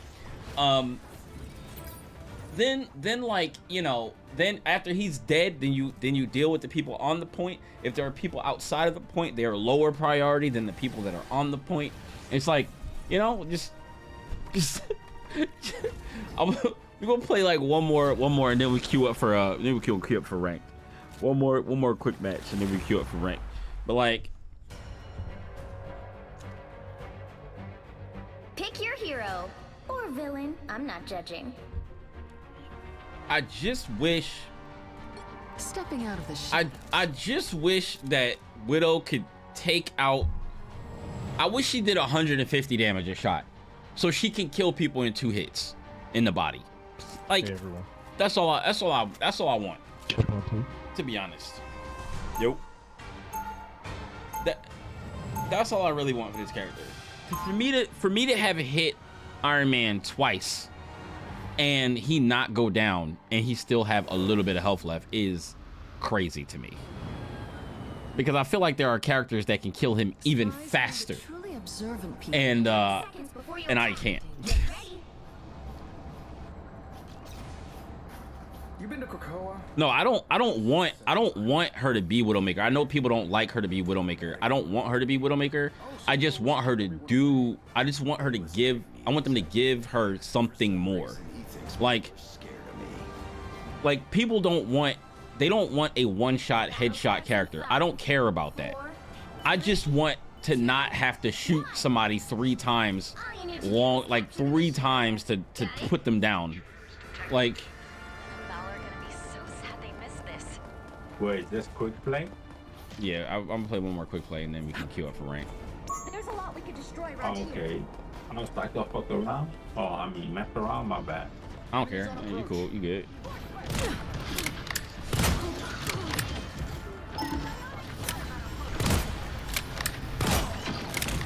See what I'm saying, yo? Like, Looks like the mission area is yours to capture now. R&R in a box.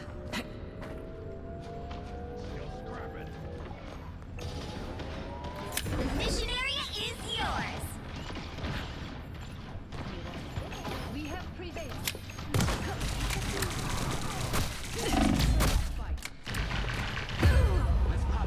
oh. Not sure how we'll solve this. Like, let her do her thing, man. Y'all got characters in the game like Scarlet Witch that can just look in your direction and do whatever she want, and then y'all got Iron Fist that can just look in the direction and do a shit ton of damage. Let her get these 2 shots off.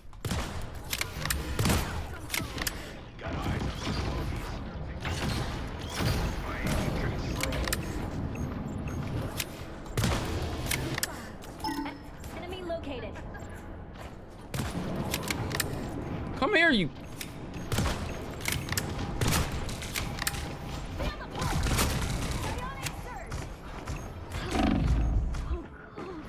Hit them here. Push on. Every little bit helps. What am I? Invisible?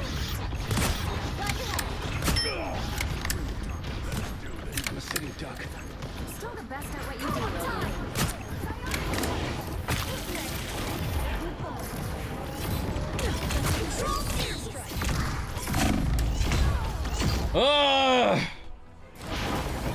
Anyone say fireworks? So, we haven't won yet?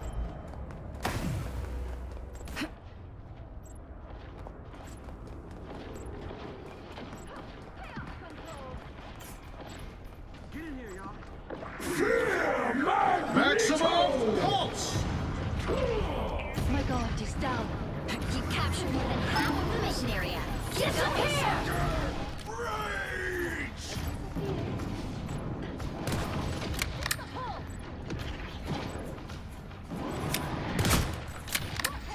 Born again!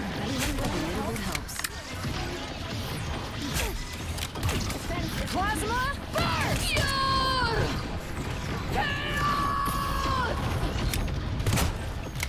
Of course I died. My bad.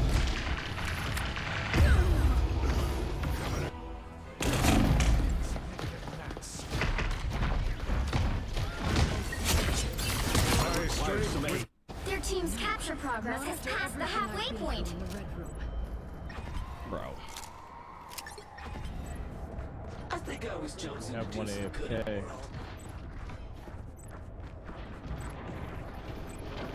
Where?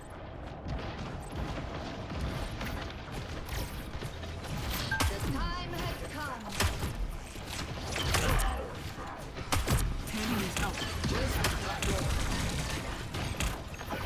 They've almost got it! Anyone willing to help? Co-op time!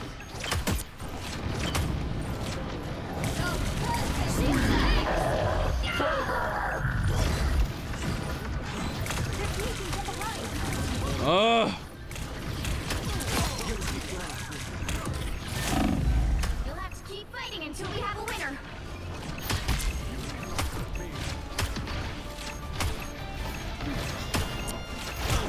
Disappear! Fear Magneto!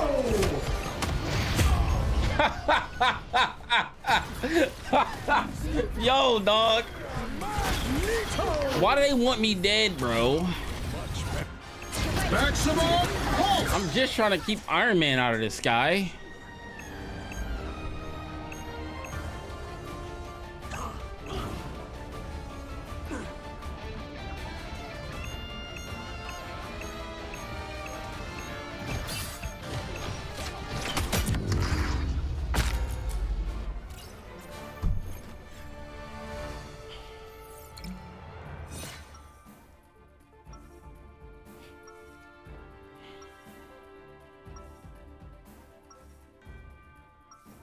I think I was chosen to do some good in the world.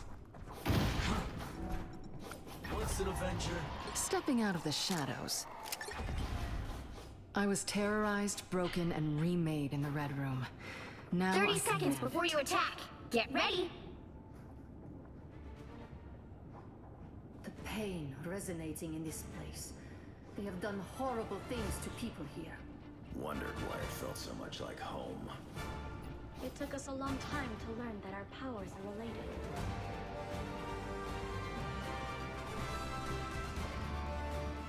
The battle starts in 5, 4, 3, 2, 1. All you need to do is capture the mission area. Got it? The barriers between dimensions are breaking down. It's up to us to protect them.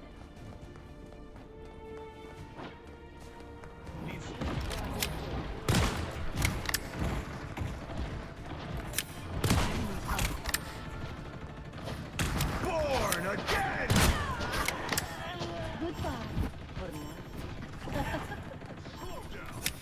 Looks like the mission area is yours to capture now.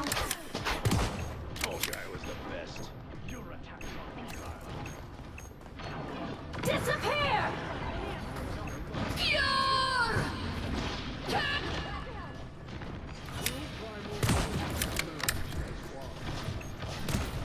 Don't see Wolverine go down every day. What? I Fuck, I'm missing all my shots. Every single one. Fuck, man.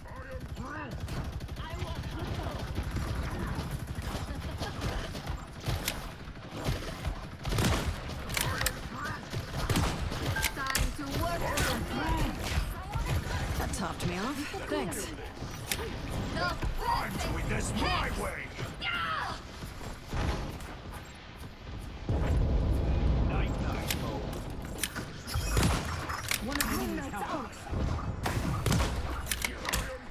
God damn it! I didn't hit not one shot, bro. I haven't been playing this character all day. That's what I get.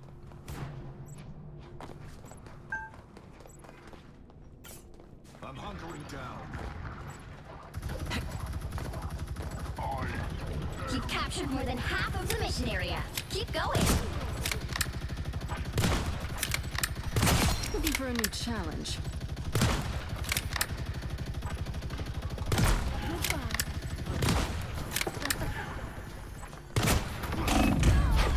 Where did y'all come from? So it begins. I'll finish the job this time. We have to hold this area. I don't like these odds. The area's almost yours. The moon haunts you. Control lost. Oh my god. Fucking selling. Plasma! Disappear!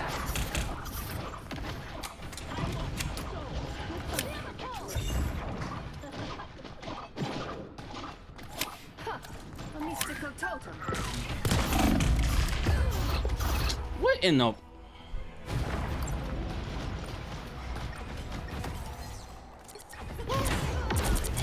Sniper.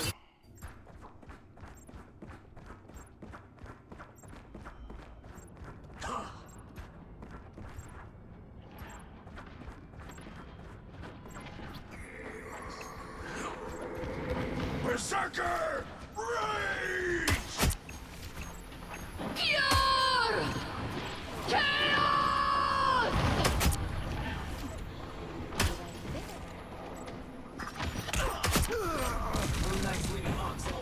POG, baby. Past the halfway point. We're gonna combine our OT.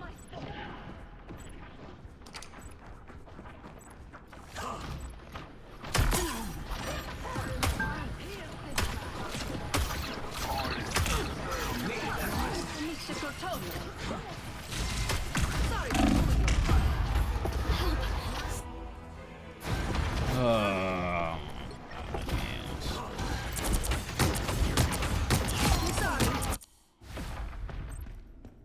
They've almost got it.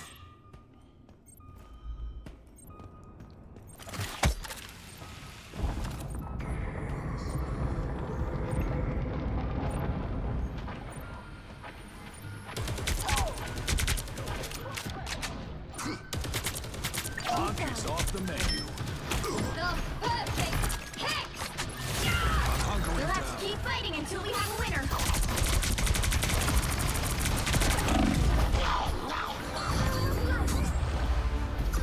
Oh my god, man.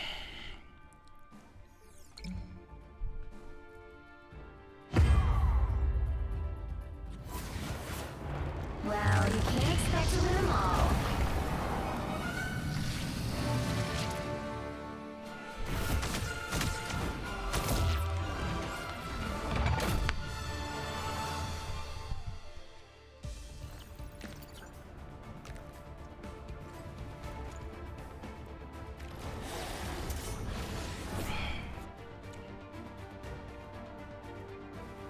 Ugh. Are you ready to lose?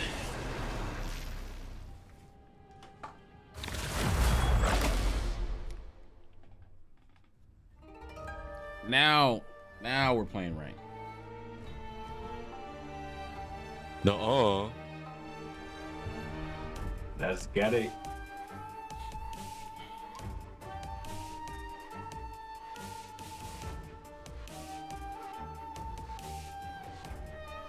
Yo, Ty, I gotta use the bathroom. Give me 30 seconds. He's not coming back.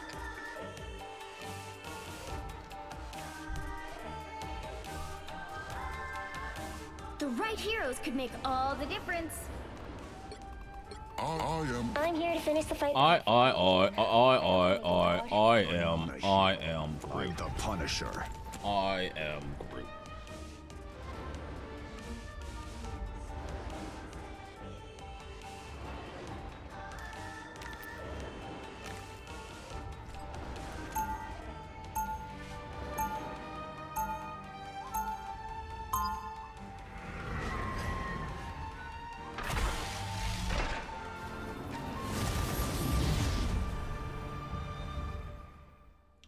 Round one, go! That's how I like it. They'll be coming in 30 seconds. Stay strong. Please tell me this isn't the date night you've been planning for us, Reed. No. But when you think about it, what could be more romantic than saving the universe side by side? Literally anything. No. The battle starts in 5, 4, 3, 2, 1. Heavy weapons. I'm in love. Bogies incoming.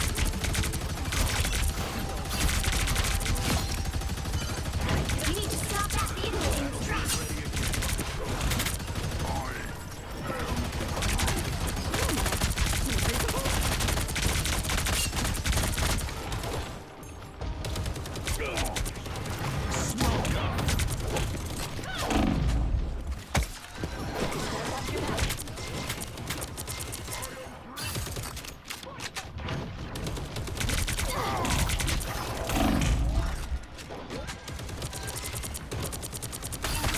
I'll do my best to carry on, Reed.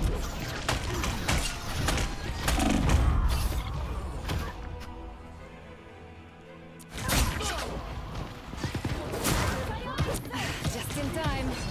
Better stop that vehicle. Now I'm They deleted me, bro.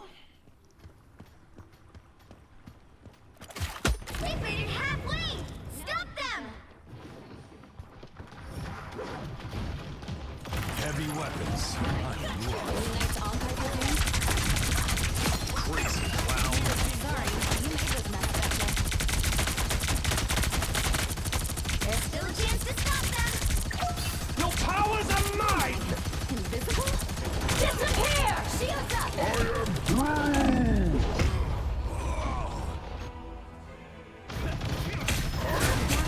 Shields up! Disappear! This is not over. Locked and loaded. Just need a target. Come on, let me heal you. I'll do my best to carry on, Reed. I am Asgard's might. You stop them in their tracks.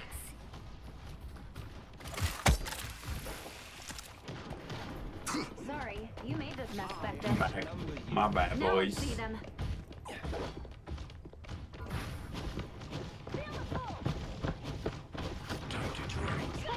Judge!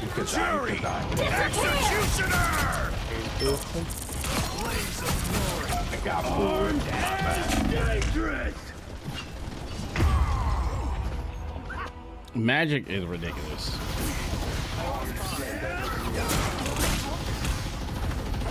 Strength is back. I'm not done yet.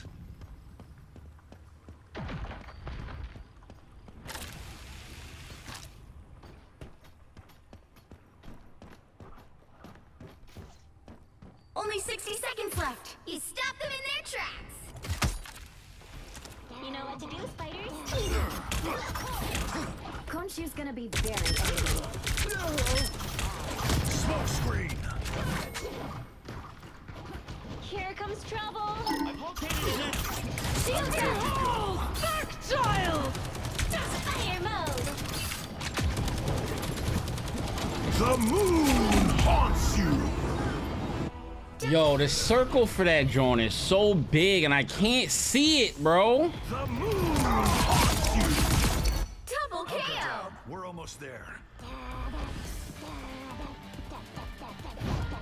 Better stop that vehicle. They hit a checkpoint. Now might be a good time to stop them.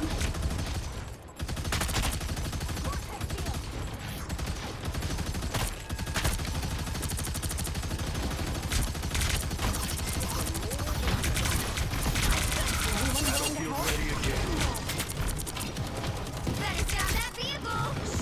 Attacking here seems logical. Bogey's incoming. You know what to do, spiders?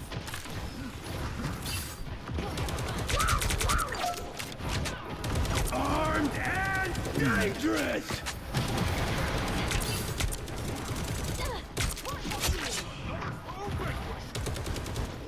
Look over there.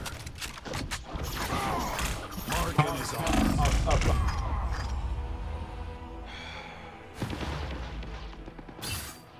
Surrender straight. He's stopping in their tracks. Good. They ain't seen nothing yet.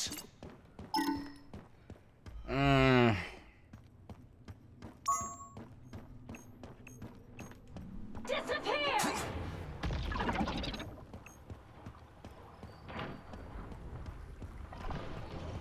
I'll do my best. What am I? There, and it's a back.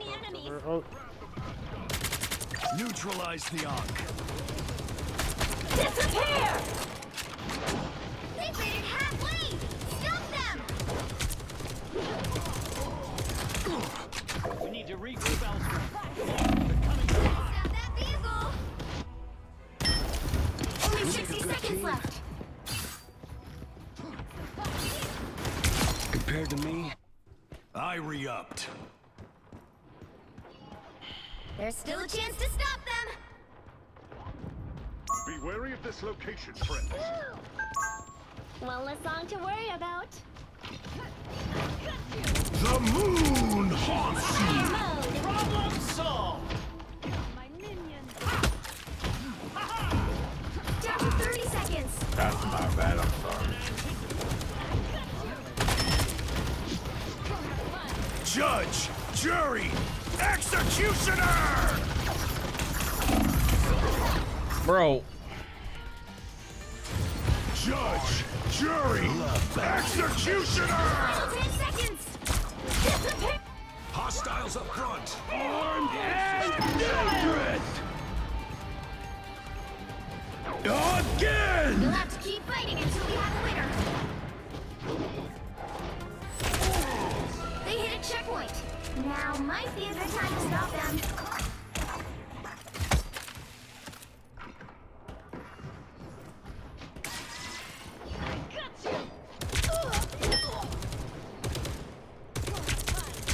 Counting on you, friends.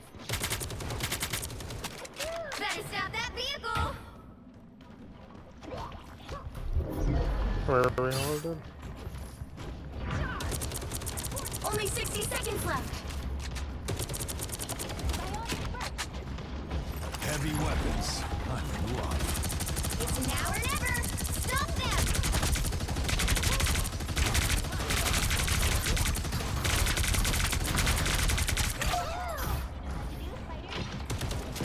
Another fearsome foe.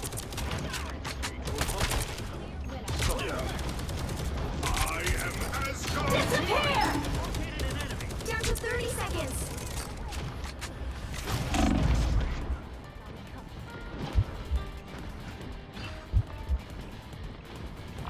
I'm hit pretty bad. I am through. Your powers are mine. Final 10 seconds. Double KO. That's 3. Wow, 4 in a row. I'll meet my family, but not today. You'll have to keep fighting until we have a winner. Why is it always so bad? Like, why? Like, I don't understand, man. Step lightly. Might be more obvious. Don't give them another inch. Armed and dangerous.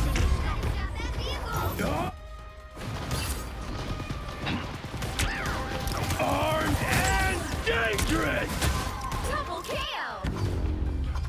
don't get it, man. The current score is 0-2-3. Time to switch things up, including which side you're on. You'll need a top-notch team to win this one. I'm not a hero. I'm the Punisher.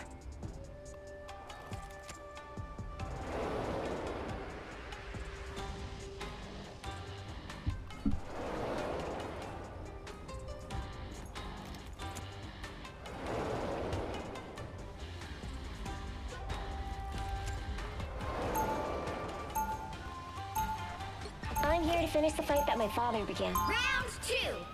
Spider is more than just a mechanized suit of armor. It's my best friend.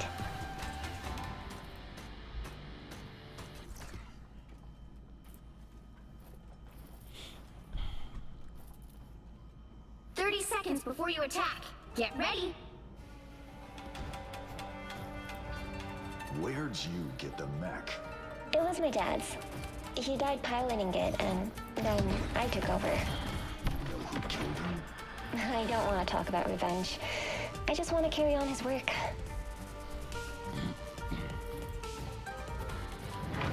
The battle starts in 5, 4, 3, 2, 1.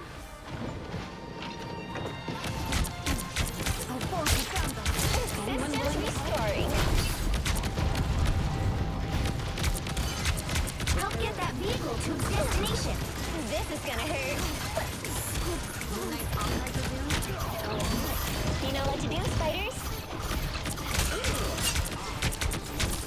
Spread out, everybody. Spread out.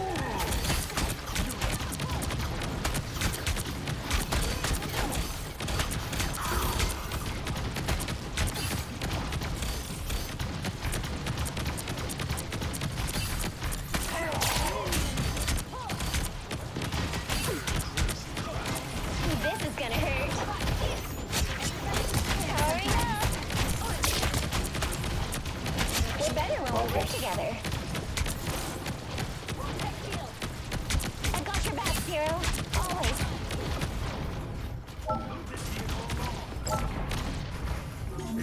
You know what to do, spiders? I feel like I'm being watched. Behind us, somebody. You're up, little one. Shields up. Spiders, get the job done. You got ulti. You guys ready? Time for some fireworks.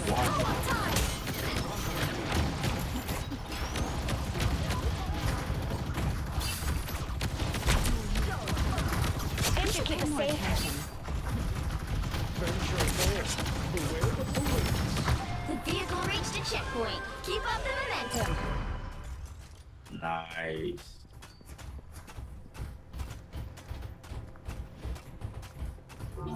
Now, a disappearing act. You know what to do, spiders? Our boats have found us.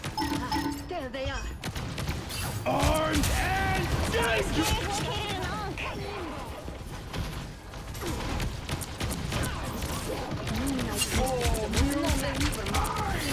Disappear!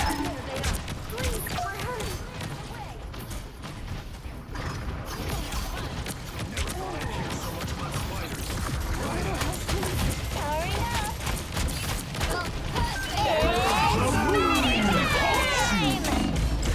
You locked the healer. Oh, tank is dead. Double KO! Nada. That doesn't count. Team meeting, right here.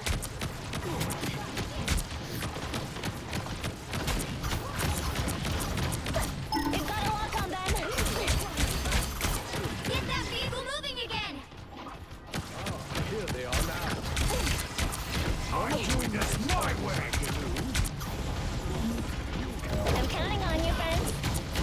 Behold, Dark Child! Time for some fireworks.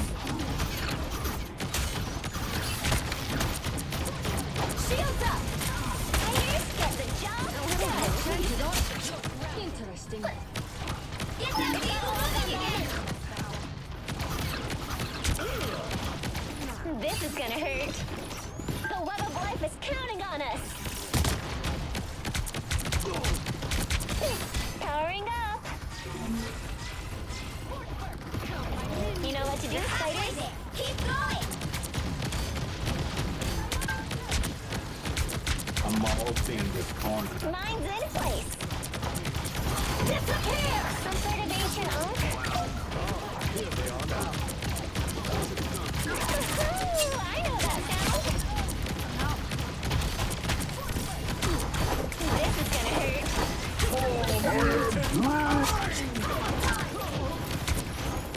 Follow up. Nah, never mind. You're on our team now, hero. Let's do this. Systems restoring. Whatever that oak was, it's gone now. Don't turn back now! You're up, little ones. So much better. The moon haunts!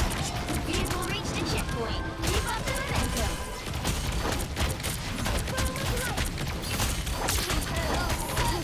Time for some fireworks. Whoever they are, they don't look friendly. Your powers are mine! Disappear! And you get the job done. Armed and Restoring. It just wasn't your day. Here they are. The web of life is counting on us. You know what to do, spiders?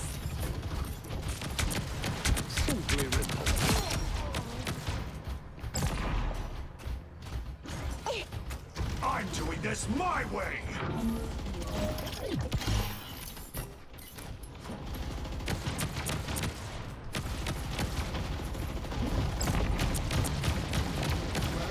I'm counting on you, friends. It's spider time! That's it! Don't let anything stand in your way.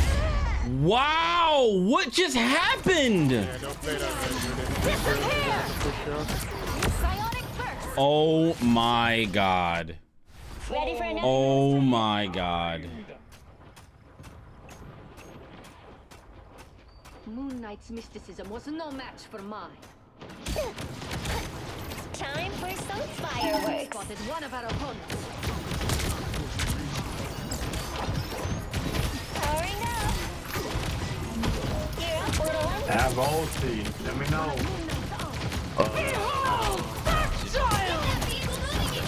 Spiders get the job Yeah, done. drop them on point when I drop them. The moon haunts you! Yeah, we need them on point so we can push. Come back. Only 60 seconds left. Double Ready for kill! another go, spider?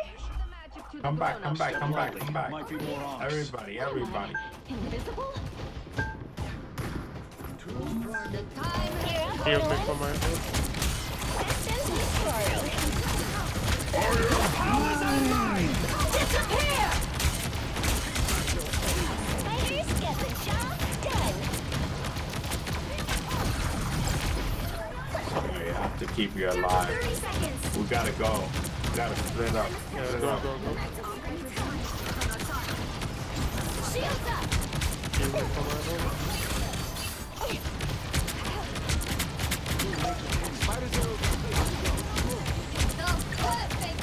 Disappear!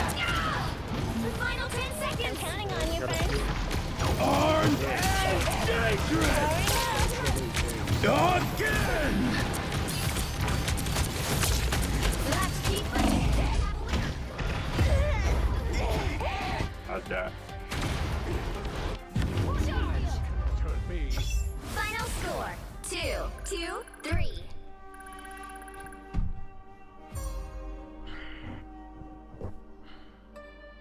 Well, you can't expect to win them all.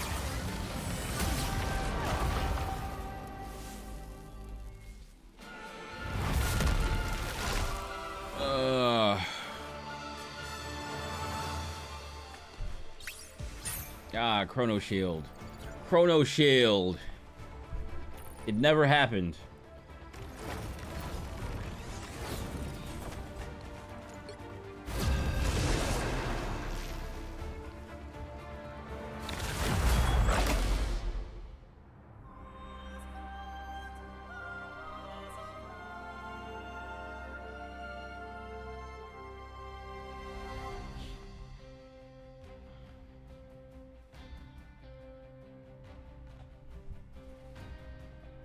LG for me. Let's win this.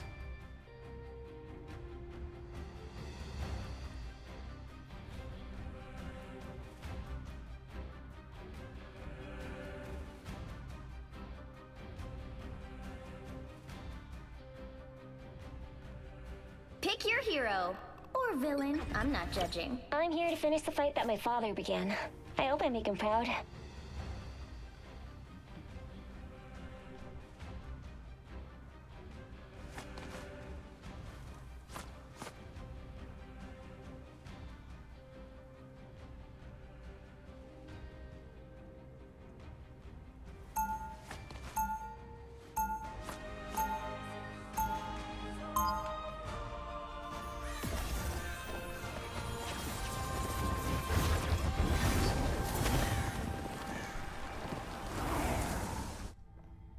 What I do may seem dangerous, but I've never felt safer than when I'm with 30 Spider. seconds before you attack.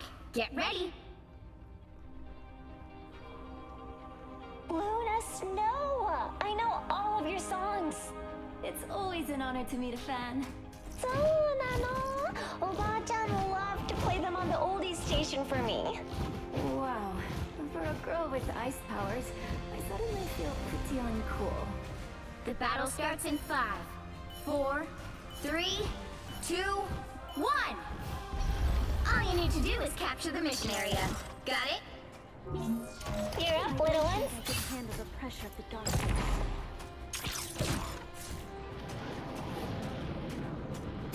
Whoever they are, they don't look threatened. This is gonna hurt. Hurry up! Need some help.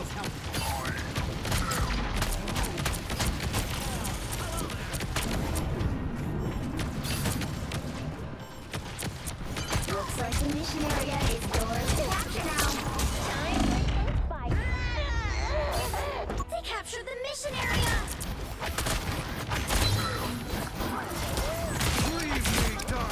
Double KO. I'm confused. I'm confused. Why, like, why are we getting, like, just shit on so hard? Like, I don't get it, bro.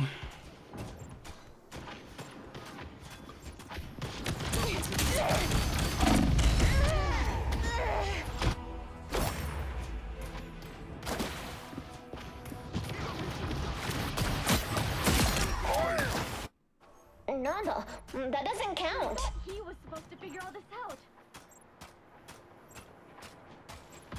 Tandy needs help.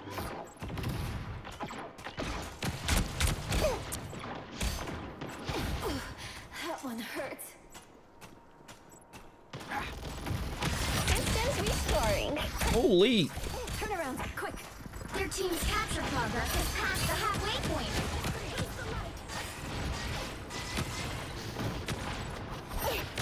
A nice deep freeze. Mine's in place.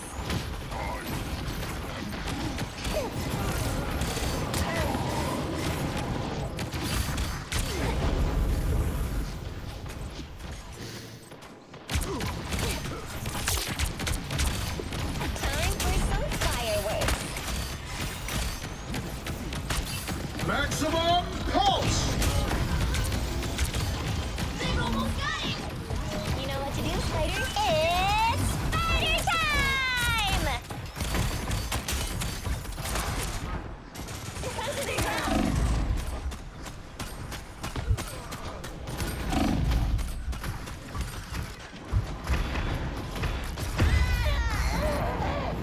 Can y'all please tell me y'all push it up?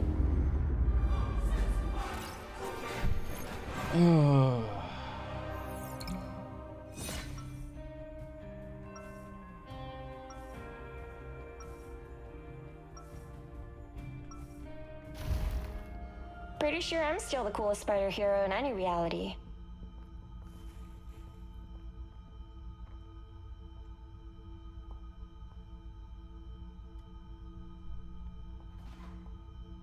Seconds before you attack. Get ready. Wow, you look tough. You look like you belong in high school. What are you? A famous singer. I don't listen to music. I punish criminals. Well, we are in the right place for that. Let's go. The battle starts in 5, 4, 3, 2, 1. All you need to do is capture the mission area. Oh my god, bro. I like the future. It has kick-ass ordnance.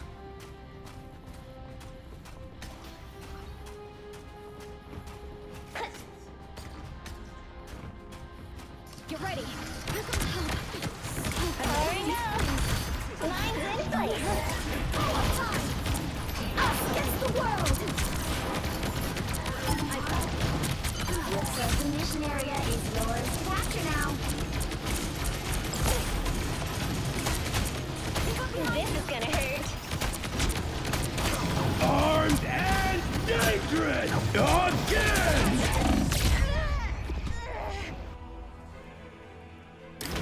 This don't make no goddamn sense, bro. Dangerous! This don't make no sense. Like, none whatsoever, bro. I would knit No the sense. dimensions back together if it were within my power.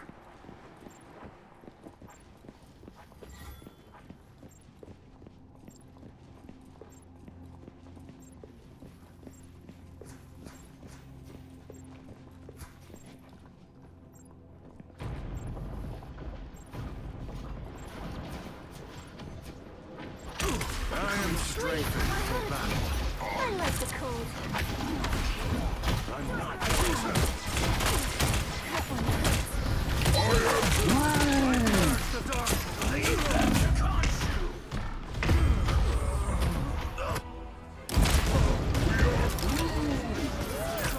The moon haunts you! Their team's capture progress has passed the halfway The point. Sorcerer Supreme.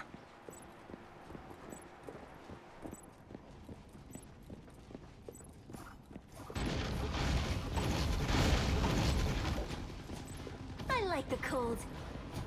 I'm doing this my way! I'm opening a portal.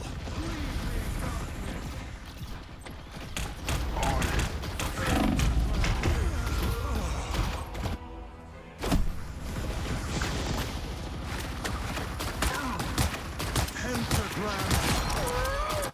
They've By almost the got it! shades of the Seraphim, I return. Maximum By the pulse! eye of Against the Agamotto! world!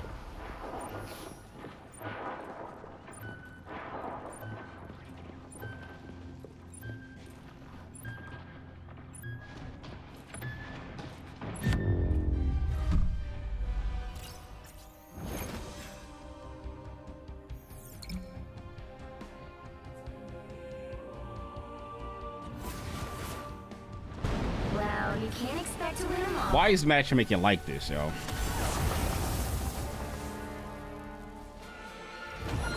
Why is matchmaking like this?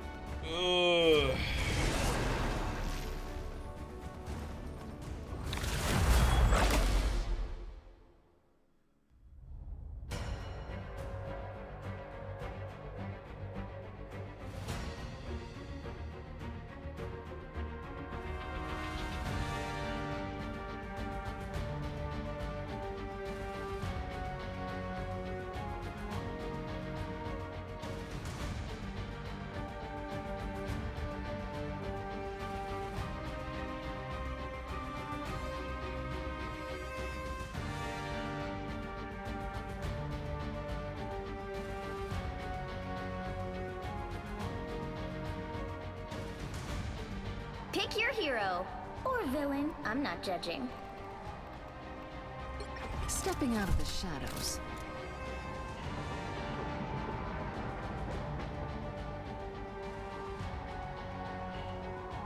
It just.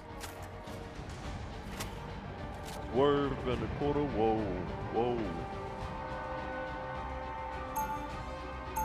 Only one healer? Crazy.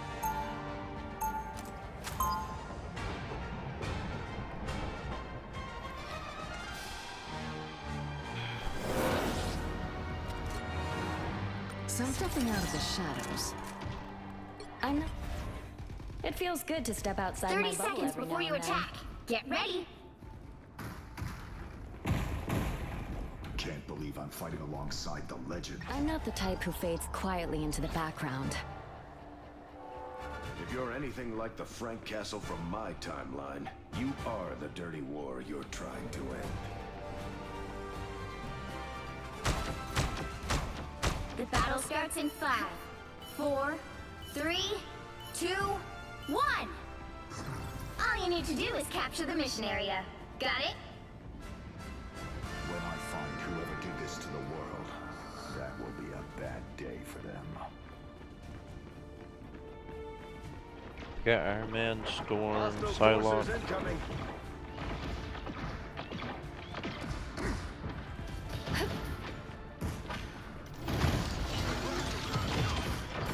An iron suit cannot withstand a psychic blade. Looks like the mission area is yours to capture now.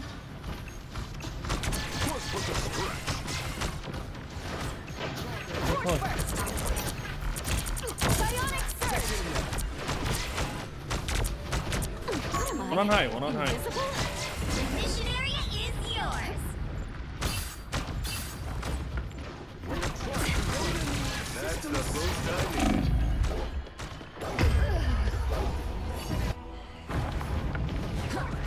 I'm more dangerous. Where am I? Did I break your spirit? I don't give up so easily. We have to stand strong.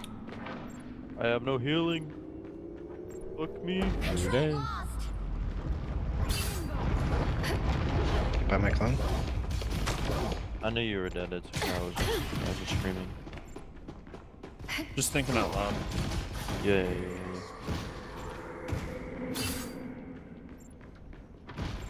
Wait, let's wait for Thor to come back. Don't push it too far. Ain't gonna lie. Start from the right. Sorry. Too bad. We might actually need Loki.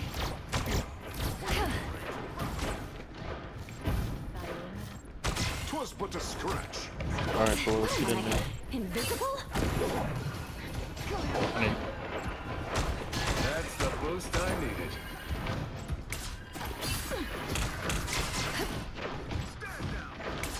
Psylocke up top. Feeling fantastic.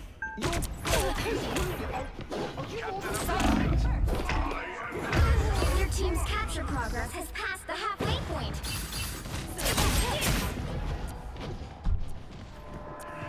One's on. One.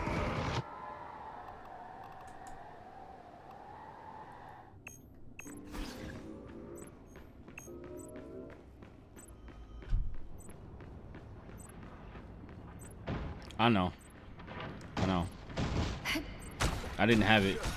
I had did it like a few seconds ago. How can a thunder god fall? Watch me soar! They've almost got it! Like A little help, please. Bogey here.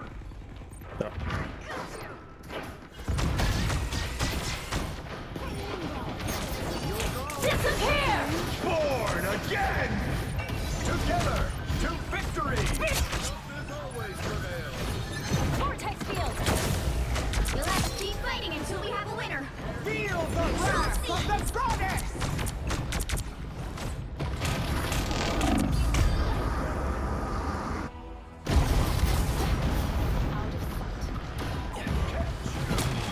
Get off my fucking point, guy. It's mine. Double I'll fight for kill! my family until the end. Stupid fuck. Get off my shit.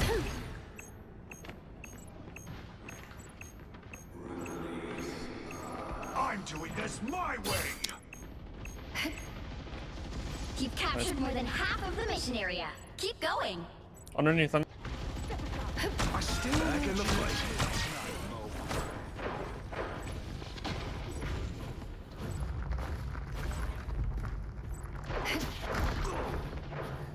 Yeah, they're actually kind of crazy. Your god is wounded. Heaven.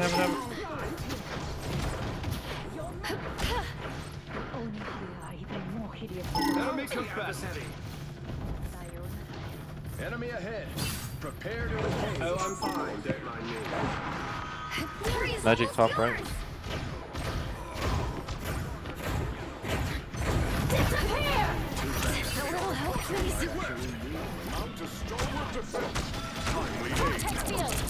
I'm dead as fuck, I'm sorry. Let's keep fighting until we have a winner.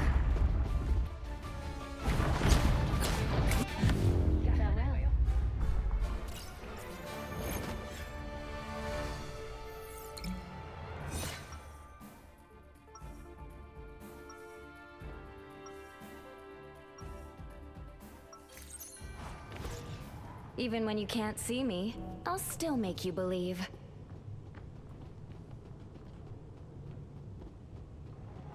Can we get a Loki and a Luna? Are you able to 30 play Luna? seconds before you attack. Get ready. I didn't always love my powers. Thank you. But now I think they're I great. need you in another time. Wouldn't...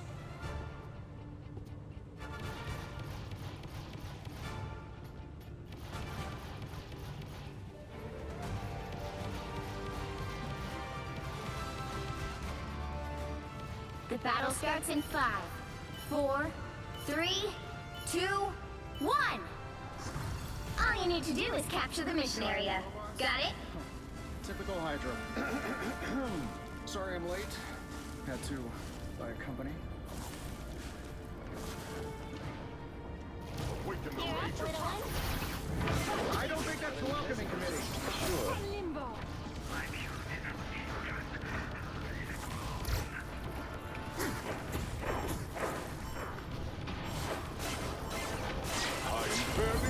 Looks like the mission area is yours to capture now. We captured the mission area! Tower's behind. So out of style now. Thanks so much. Just like you. Somebody's behind us. Control seized! Silex behind us on top. Your god is suffering.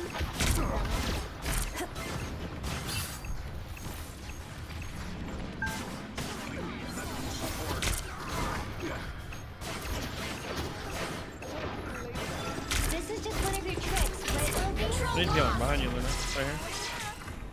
Our adversaries gather. Turn around, they're on your back! Who dare you? Lift your wings. I'm back in the fight.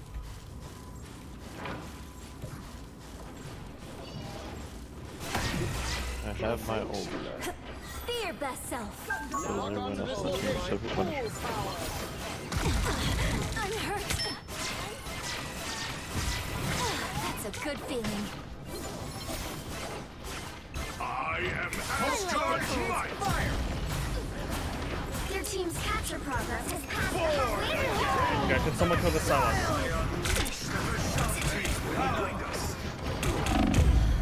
Yeah, die, you stupid bug. By the eye of Agamotto!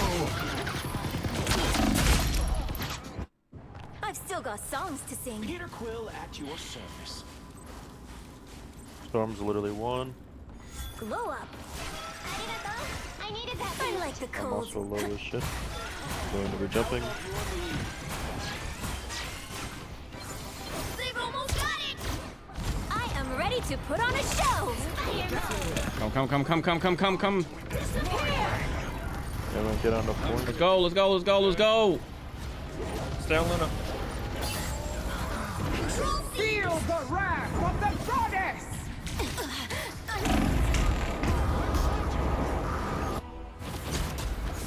the wrath of the goddess! Double kill! I've still got songs to sing.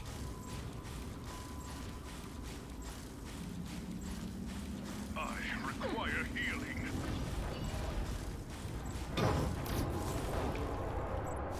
Heads up, hostiles. Control lost!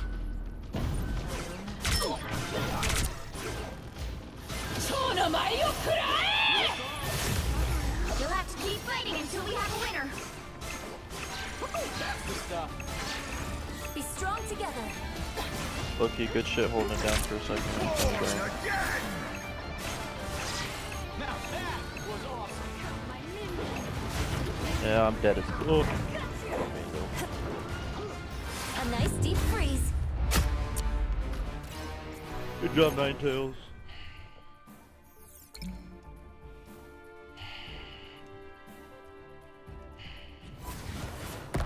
Well, you can't expect to win them all.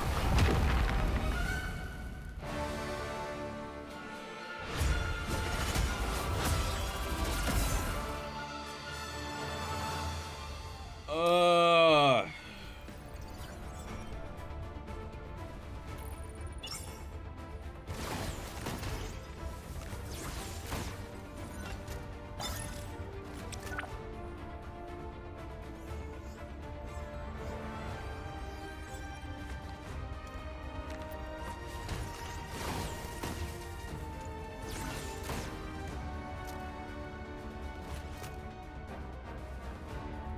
right.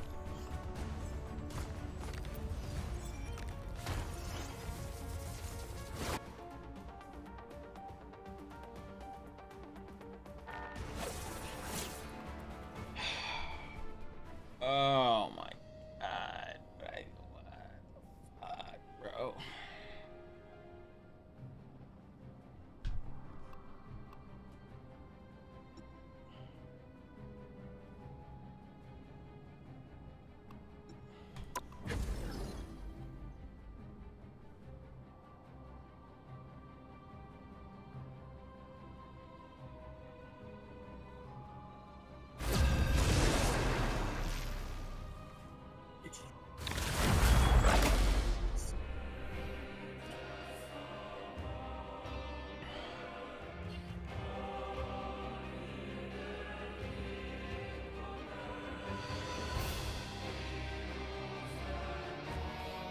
You'll need a top-notch team to win this one. Stepping out of the shadows.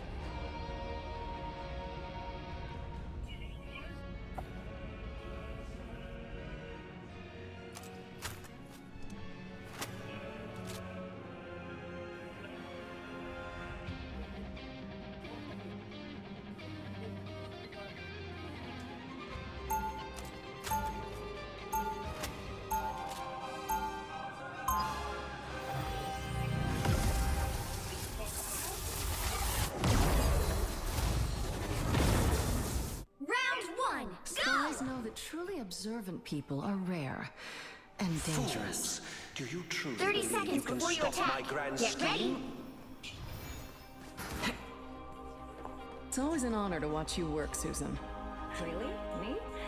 But you're one of the best spies in the world, Natasha.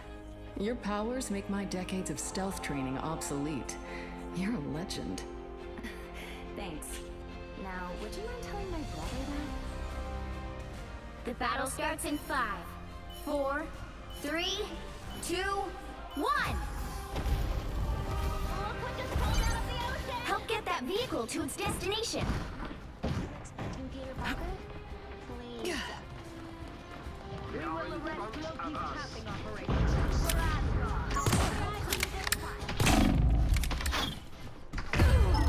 How did I miss him, man?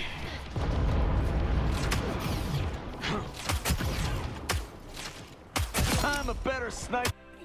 I'll finish the job this time.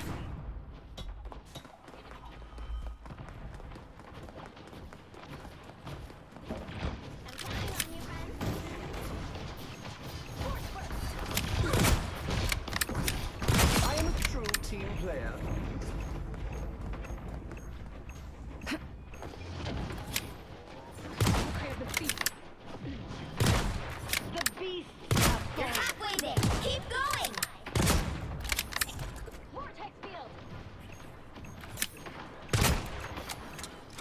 in there. Bro, he didn't even see me. You got lucky with that. What was that bullshit?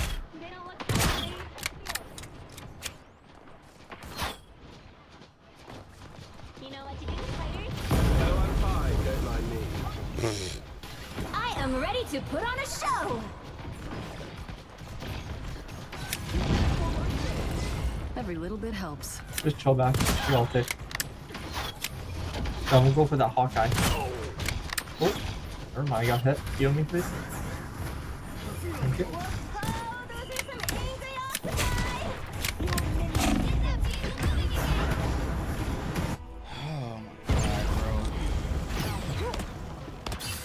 I appreciate you. Take that. Us against the world. Not after everything I've been through in the Red Room. Our progress is too slow. We must save the World Tree. Fear Magneto!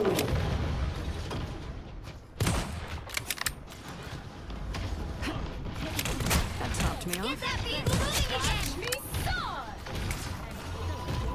again. Mind of Atlantis, ready for combat. This contact lens. I've tagged a hot We got spot. 3 of them. Please push. Secondary targets neutralized. On to Namor. Your god is suffering.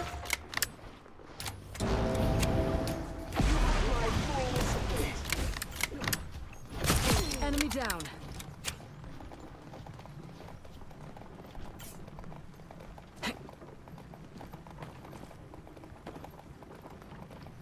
Almost there. Don't turn back now.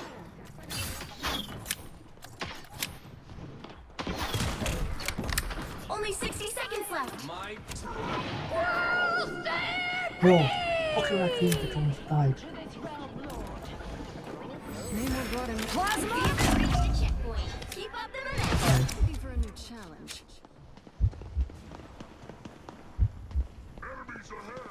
Let me help. Medic.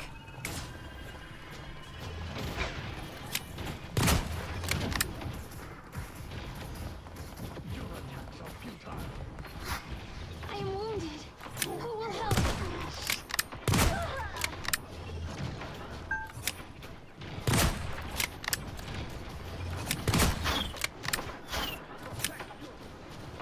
Aquatic threat eliminated. You're halfway there. Keep going. I am a true team player. Oh, I'm fine. Don't mind me. Let us save the great tree. I put a spring in my step. Only the healers are alive. Tagged an enemy here. You have my full support. Almost there. Don't turn back now.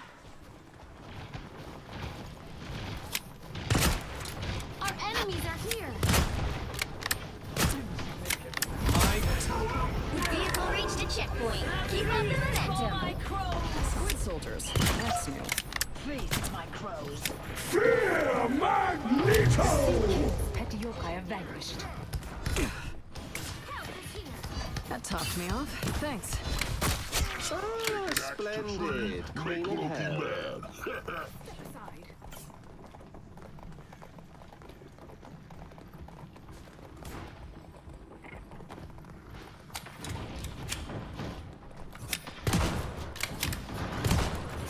Now, Hulkman! That's it.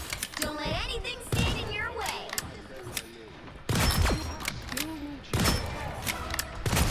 Double KO. Enemy down.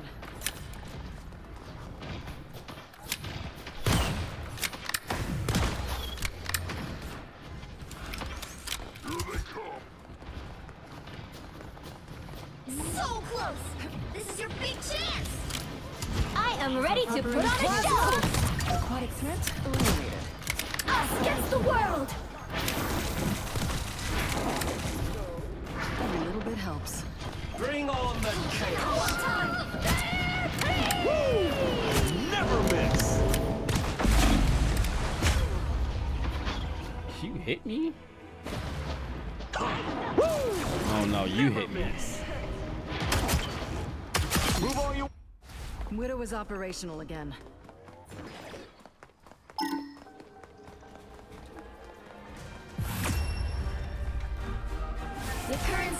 is 3, 2, 0. Time to switch things up, including which side you're on. The right heroes could make all the difference. Stepping out of the shadows.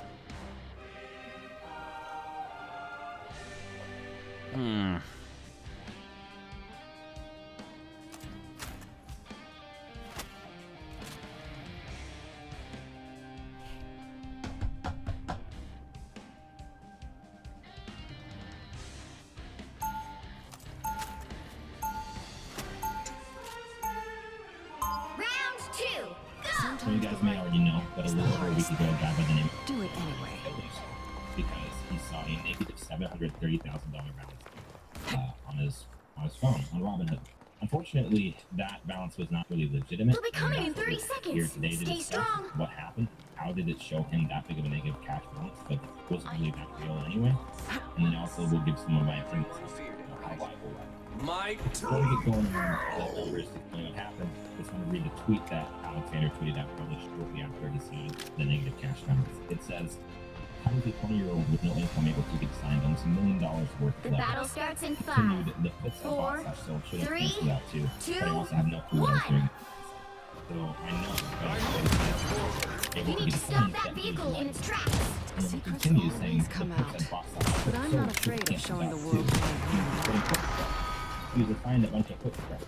So let's go through an example where you get assigned a bunch of quick strikes while putting up very little money at risk and still showing negative capital. I don't know what his trade history was. I wish I could see what actually happened, but I can replicate a trade where it did become that big of a negative. You're going to trading options and stuff. If you don't know what options are, then you can trade them with a portal up in the corner. If you don't know what stuff is, it's going to kind of hurt your brain a little bit. So it's also going to be a difficult in the corner here. Because you're actually one of the safest options. Perfectly safe, you're always taking a risk. But it is one of these things. Gravity's out there. What kind of sucks if this happens while the guy's picked up. relatively. Widow is So operational let's again. go through an example that is Whose mic is open? Somebody's mic is open. I hear things about money. In 2020, we're gonna buy some puts at strike $295, There's still a chance to stop them. and we're gonna sell some puts at strike. These are real numbers I'm about to tell you. I'm not making them up. Pulse down. Now we have to smash. Who will help? The overall cost of this for buying the asset. They hit a checkpoint. Now might be a good time to stop them. $42. Let's say we want to buy a bunch of these. We could. Every little bit Let's buy helps. 29. So the overall cost of this trade R&R in a is box. $29. So we forked out only $58. That's it. And if that is loose, it all fireworks this max loose. Let's say some time goes on, today, market's closed, and the spread expires tonight. So let's say SPY is trading at $250. There's people in the market. Better stop that vehicle. All of your short that are in Feast for my crows. you're gonna exit this. They have this, but they're gonna exercise all of it. Because this would be the money they can sell it to $94 and buy back at $50 and maybe make a profit or at least so let's write these options.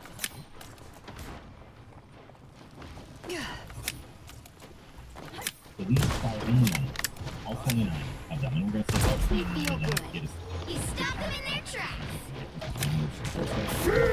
Magneto! Talk me out. Thanks. Watch me soar. I am ready to put on a show. So we're going to be buying, we're going to go for the options, but we're going to be buying, we're going to share each of these stocks. All of them are signed, we're buying 100 chips, 294, and so what happened? So we have 29 times. Okay, with 29 spreads, we're going to be buying 2,900 shares of stock. I got the last How much is shot. this going to cost? Widow is Buying operational 2,900 again. shares at the price of 294. 2,900 times 294. Watch me soar. By the eye of Agamotto! Your powers are mine! checked, you couldn't cash. Shares. We're paying money R&R for in these a box. There's So still a what chance to happens stop always them. unfortunately is that this is the number that was displayed. This negative red number. Work out all this money to buy these shares.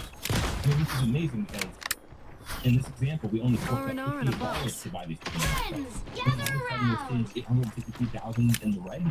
That's what these options over here are for. They are there to hedge against it. Now, we're going to see maybe this number. This is probably this number and panic and improvement. But the long legs walk up to. So when you're assigned after expiration, these long options that you can exercise on. And Oh, I'm fine. Don't mind me. Sell 100. Right. So that's what your counterparty down here did. They sold 100 shares of Strike Price. Had to buy them. You stopped them in their tracks. Obligation. In this case, we are. I can't tell who's talking, bro. Down here, did. We're selling. Friends, we need to fall back. We're gonna sell 100 shares. Whose mic is that? We need to fall back. Just like before. Your attacks are futile. And we'll see if that's when it's sell 100. We're gonna get negative. We're gonna sell Attacks are futile. 195. It's the green. So that's gonna be a deal. Watch me. This money is being credited because this money is being credited to our account. Initially, we paid a bunch of money to buy these options. Plasma! Now, to hedge against this, Electroplasma for the win. I need assistance. those shares, we Double KO. the position is flat. We bought at 294 and then sold at 295. So we're selling. So we're actually working again. But because this much and Only 60 seconds left. the profit's going to be $2,900. So we're actually not going to keep the premium we paid for this. Fight is lethal. I unleash the Vishanti's power! Now, he might have been creating better spells like this, or might have been but we're going to be out of luck. Smashing as always, Hakamari. This leg was just one. So you'd end up with a lot, but there's no way. Are we sure Loki's down? Down to 30 seconds. Well, when you're learning about an strategy,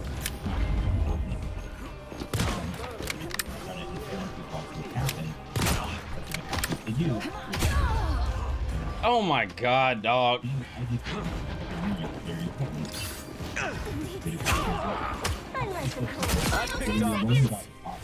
Was operation.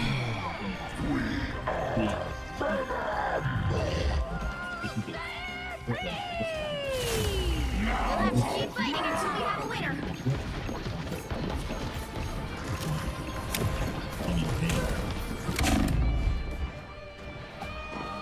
By the eye of Agamotto!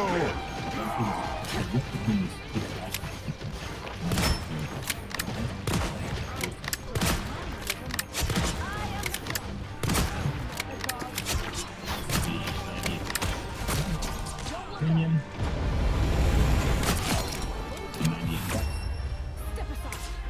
Final score 3, 2, 1. Was 2,840. Got this. Another epic victory! Big win! You're having a hard time dealing with this. I'm standing on a pillar, just shooting down on top of him. Oh my god. Wait, where's my, let me see what my highlight was.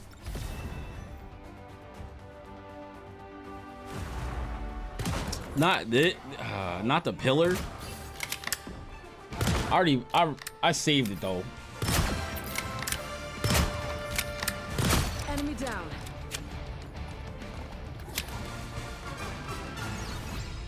I want to make this short right now. I want to make this short right now. I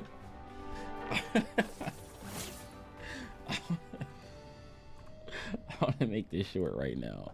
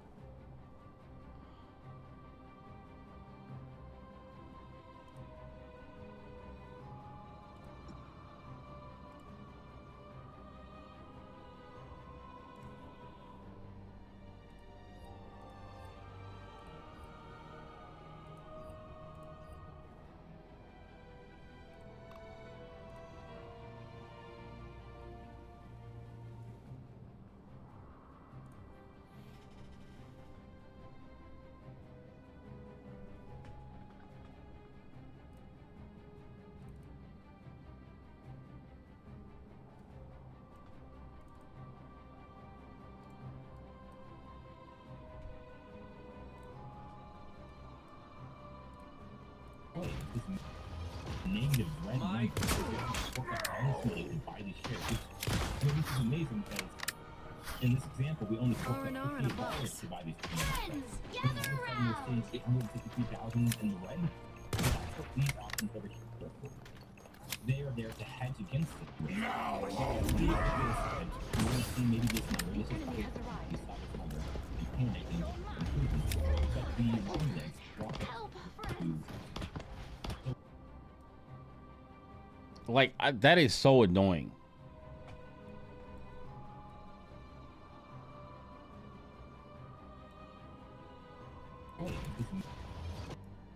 Negative red light. Honestly, you can buy these shares. This is amazing because in this example, we only forked out negative red light.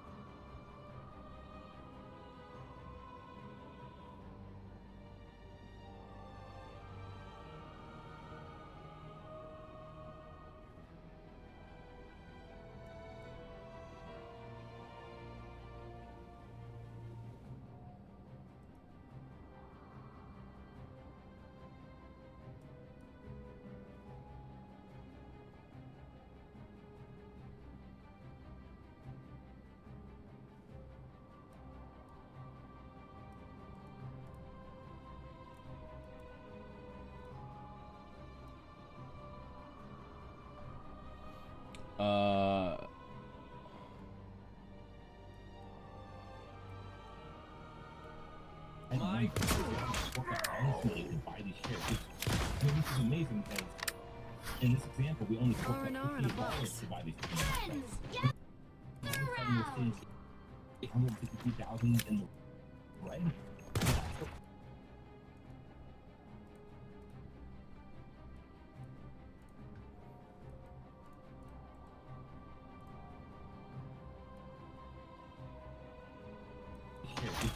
This is amazing. In this example, we only forked out $58 to buy these shares. You can buy these shares. This is amazing.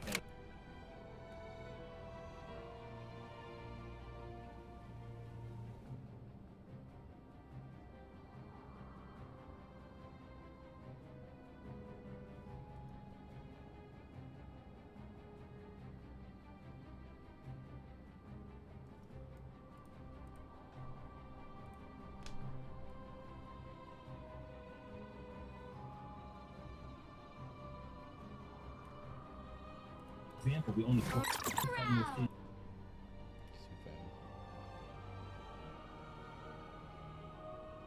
5 times speed. We only forked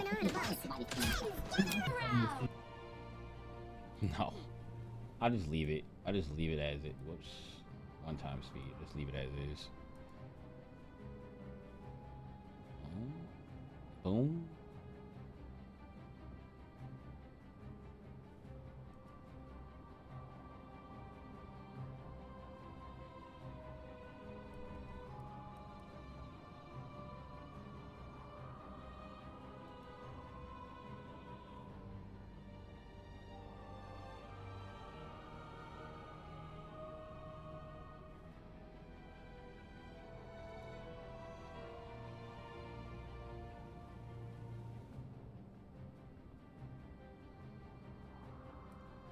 started actually hitting people.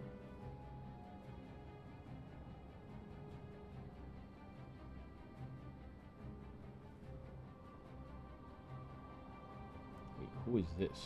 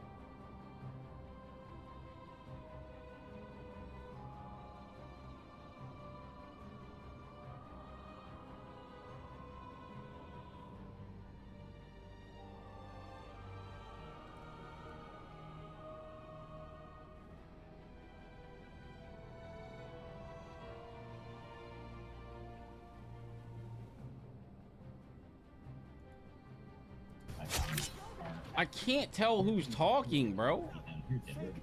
Friends.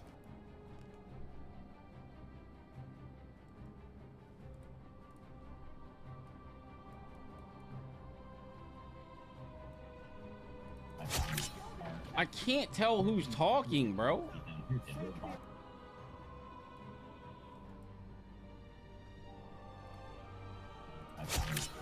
I can't tell who's talking, bro. I can't tell who's talking, bro. Friends. We need to fall back. We're gonna sell 100 shares. Whose mic is that? Just up to 4. We need to fall back. We're gonna sell 100 shares. Whose mic is that? Friends. Mic is that? Fall back. Fall back. Whose mic is that? Fall back. Just up to 4. Mic is that?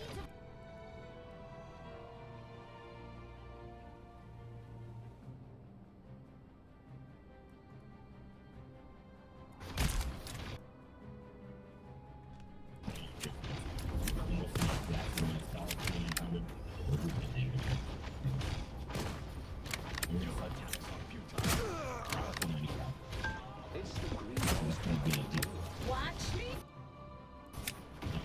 What? Because this money being credited to our account.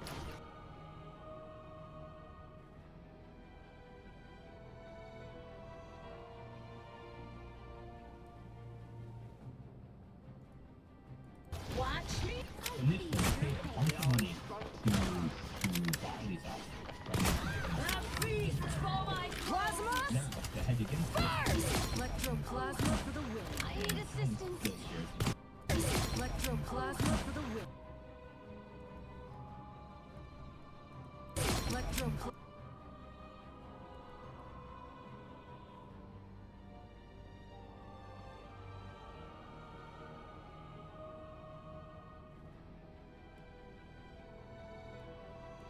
Plasma for the win. I need assistance. Those shares. Double kill. Need assistance. Those shares.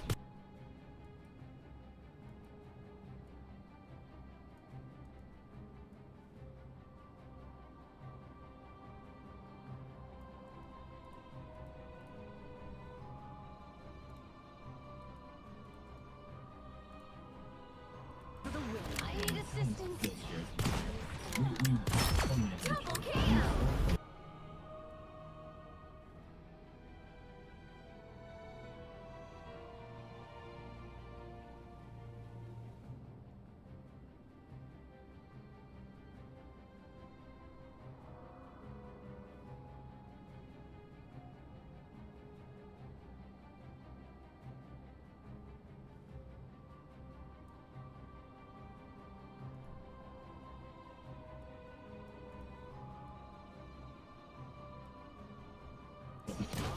Only 60 seconds.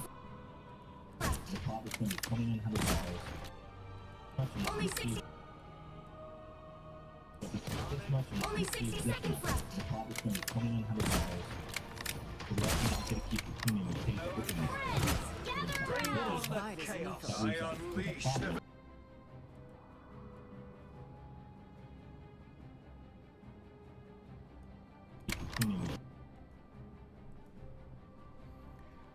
And the other one.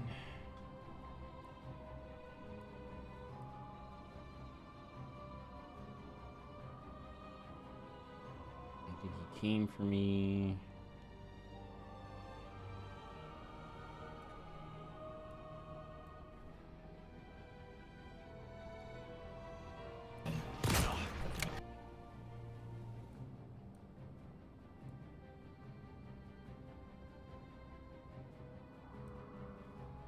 The rest is not going to keep the premium.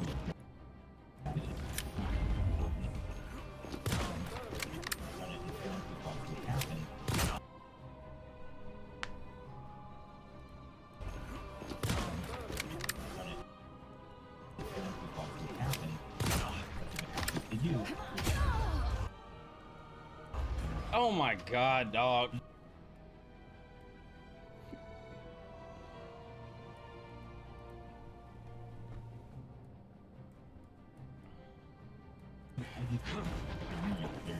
God, dog.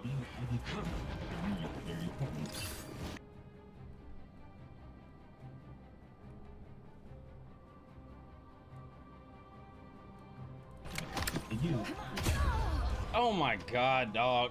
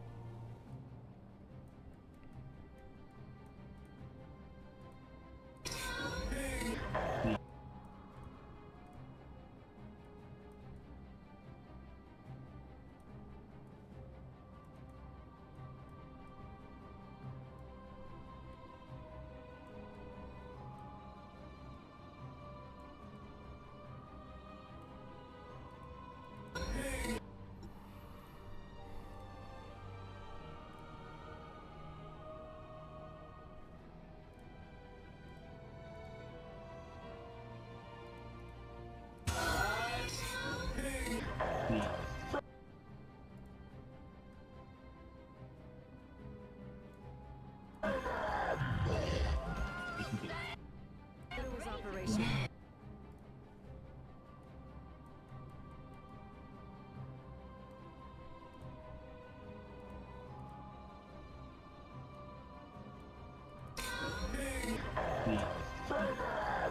Operation.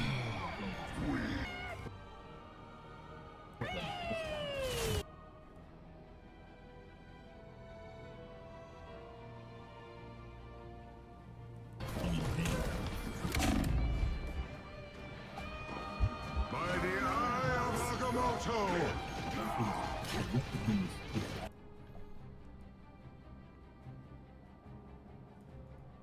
Agamotto!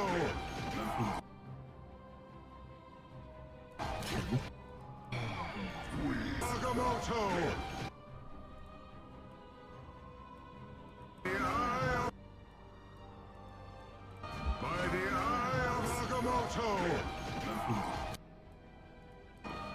By the eye of Agamotto!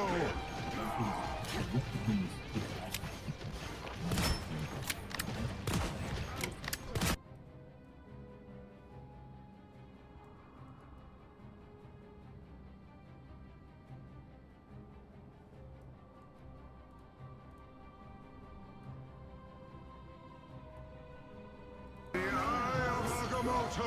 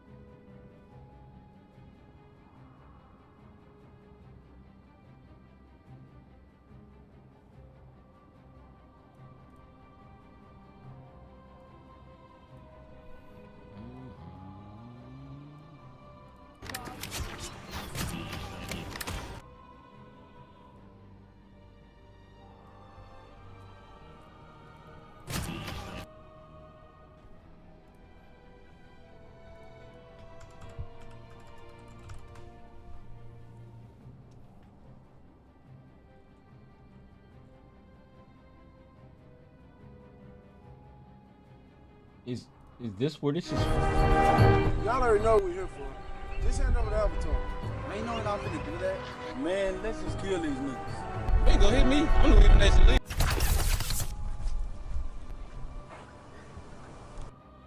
That's not what I'm looking for. We, stupid. We.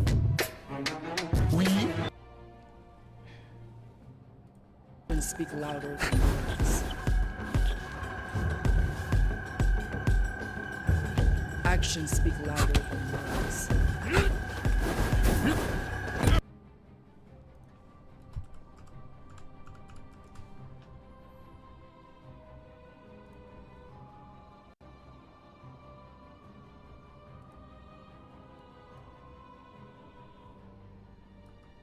Hey, yo.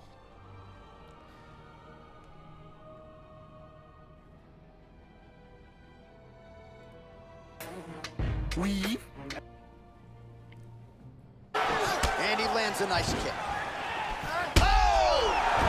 And just like that.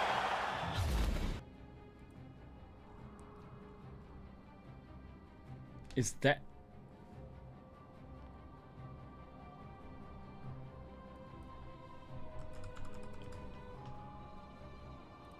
We.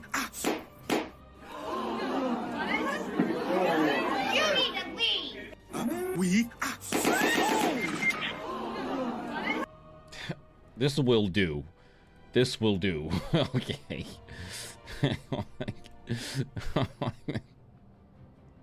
Can I just get it from here? Does this work?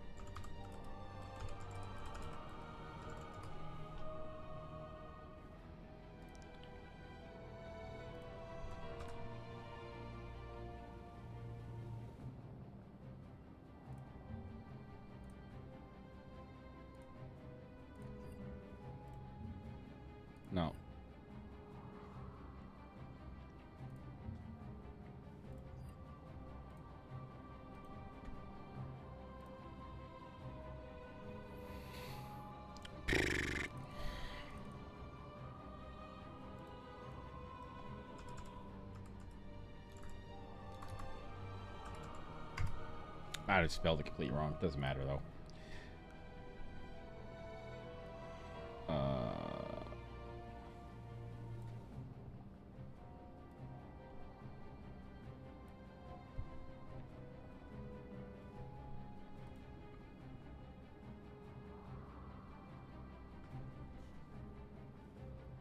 Bro.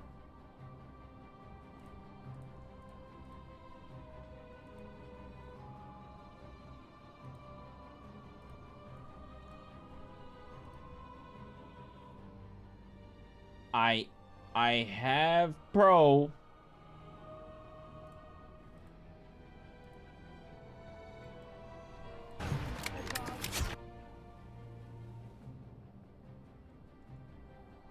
Nerds, bro.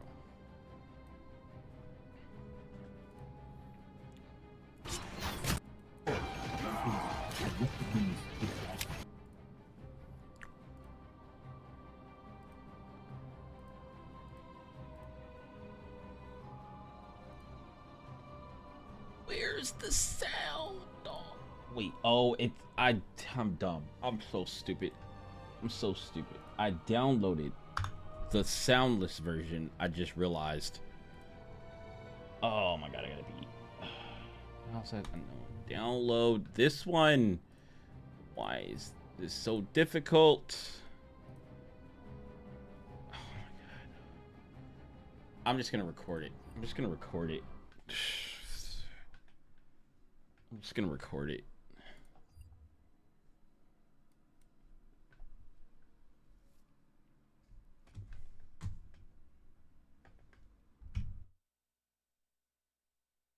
We. You need to leave. We. You need to leave. I'm not finished. Look, sex. I need some wood. You need to leave. I need some blood. We. I'm not finished. You need to leave.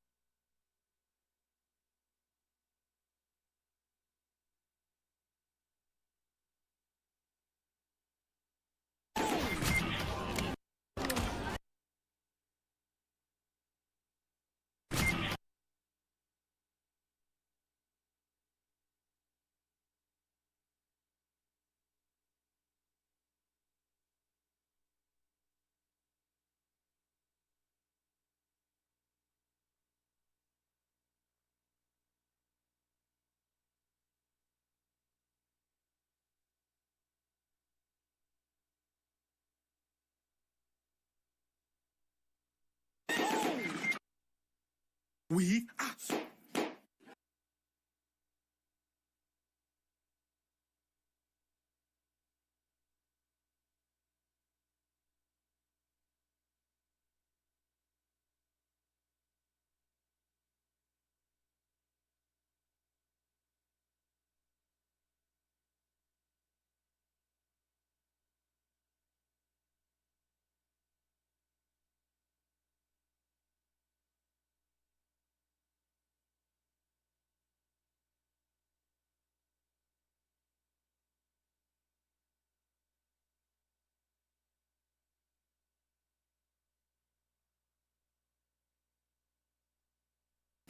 We.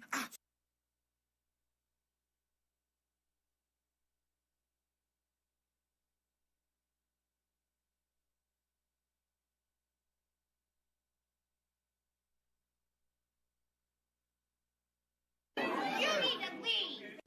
We. You need to leave. I'm not finished. I'm not finished. I'm not finished. I'm not finished.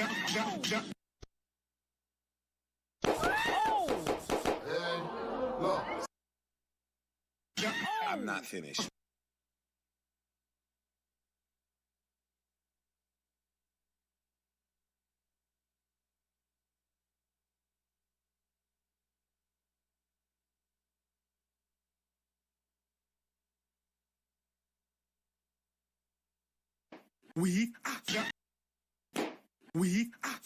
I'm not finished.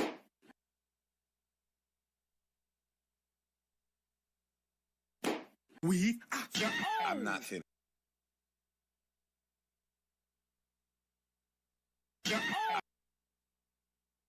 I'm not. I'm not. I'm not finished.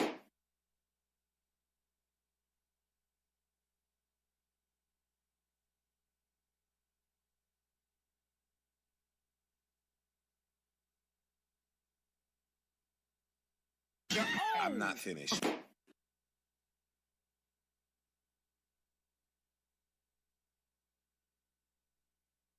Not finished.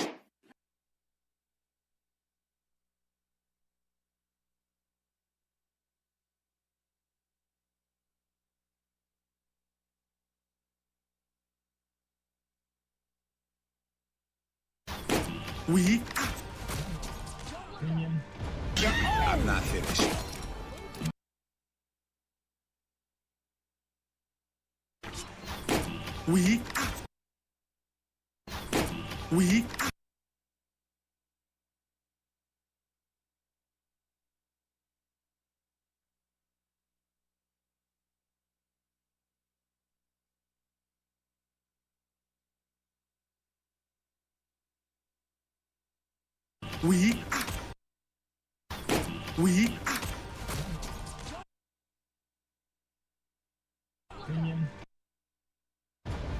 I'm not finished. You need to leave.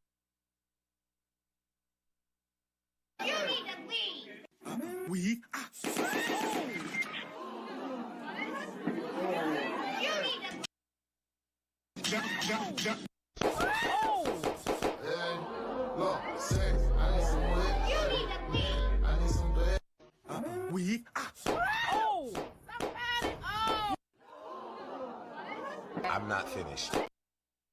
I'm not.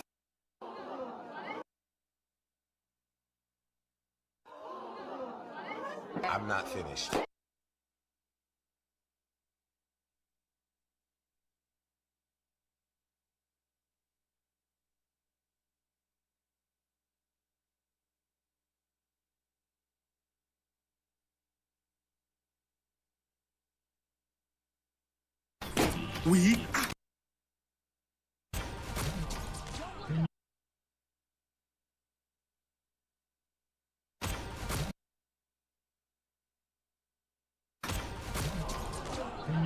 I'm not finished.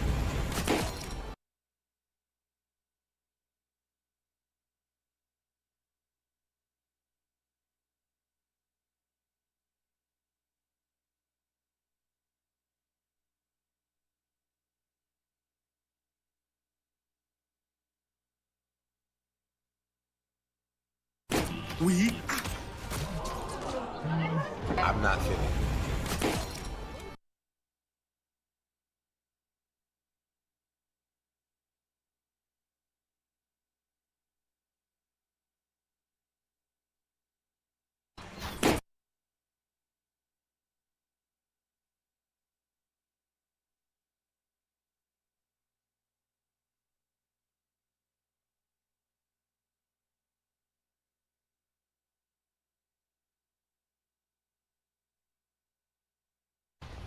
Negative red one. Honestly, to buy these shares. This is amazing because in this example, we only forked out $58 to buy these shares. Gather around. 850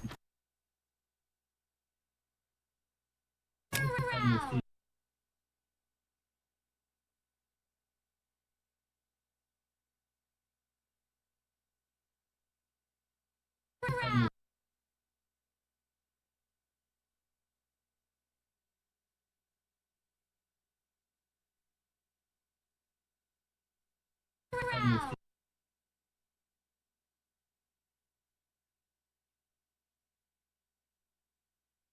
Stage 863,000 in the red.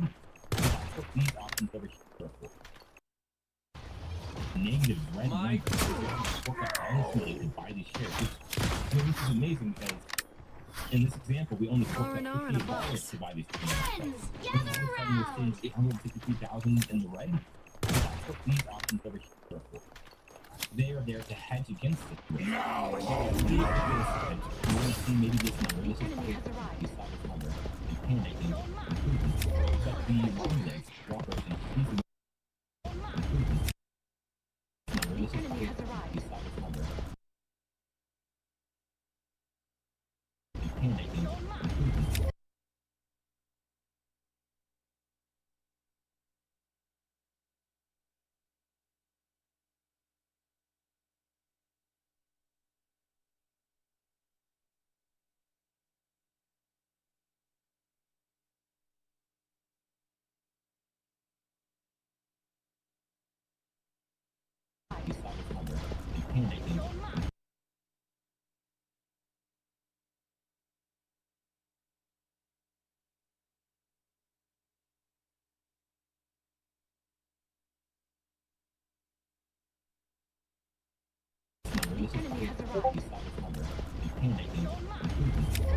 Improvements.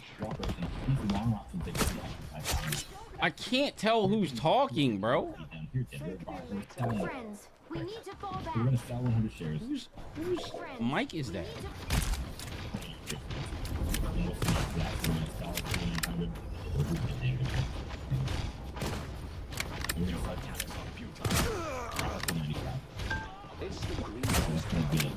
Watch me. Initially, we paid a bunch of money to buy these options. Now, to hedge against it, Electroplasma for the win. I need assistance. we this much. Only 60 seconds left. The profit's going to be $2,900. So we're actually not going to keep the premium with the strategy.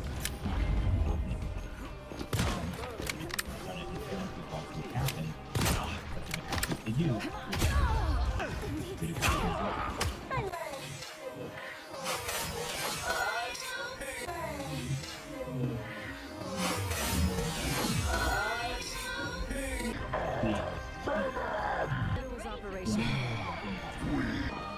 By the eye of Agamotto!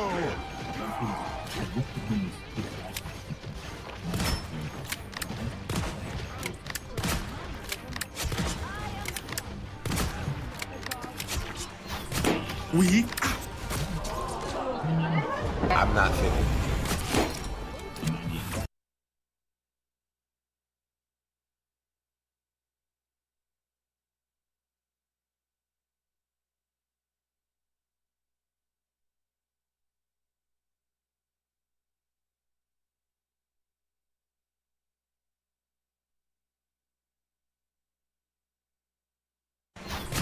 We?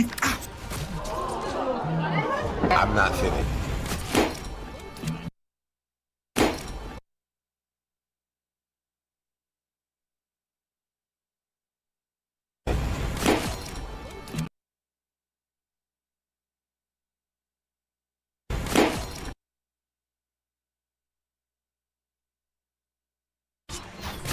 We? I'm not finished.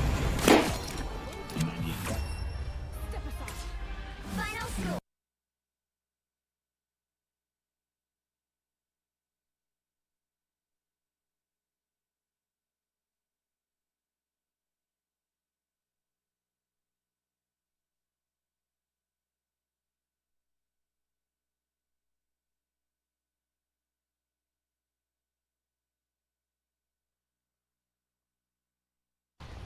Negative red.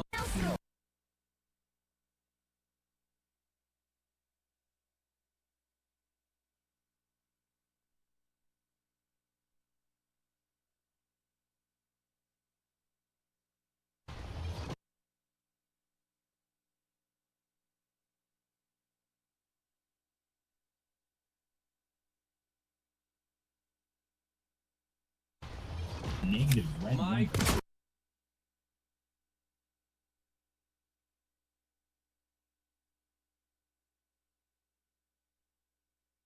Negative red. My Negative red. My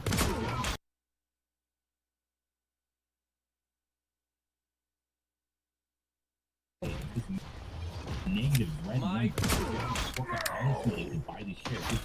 This is amazing because in this example, we only forked R&R out in a $58 box. to buy these Friends, shares. And gather all of a sudden, we're around. seeing 853,000 in the red. That's what these options over here are for.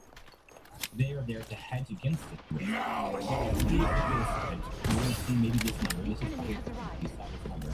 And panicking, but the long legs, walkers, these long options that you exercise. I can't tell who's talking, bro. Down here, Denver, we're selling. Friends, we need to fall We're back. gonna sell 100 shares. Whose mic is that? And we'll see after that, we're gonna sell 100. We're gonna negative. We're gonna sell 95. It's the green. That's gonna be a deal. Watch me. Initially, we paid a bunch of money to buy these options. Feast for my plasma. Now, to hedge against it, Electroplasma for the win. I need assistance. still shares. We funded it, but we took this much and Only we 60 paid this seconds much. left. The profit's gonna be $2,900. So we're actually not gonna keep the premium with the strategy.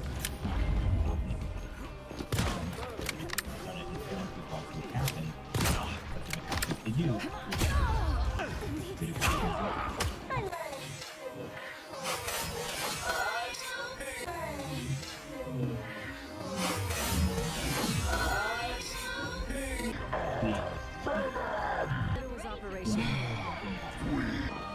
By the eye of Agamotto!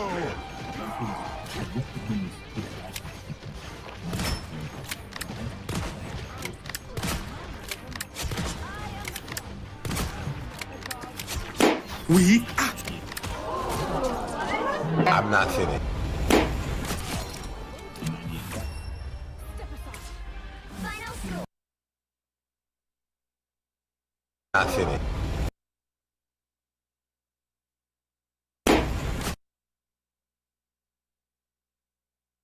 Finished.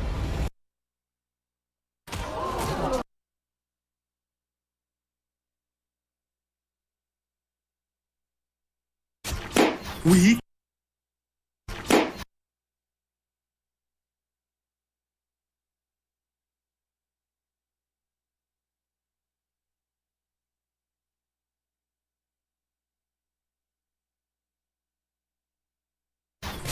we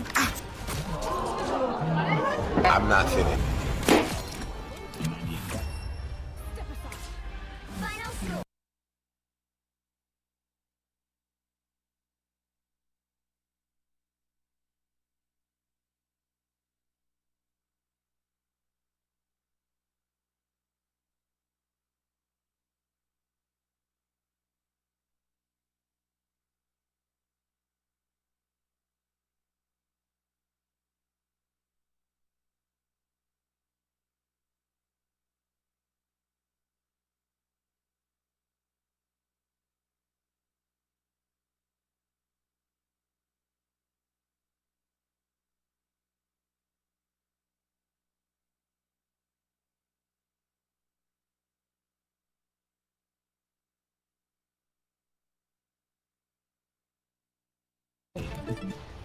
Negative red. My Honestly, to buy these shares.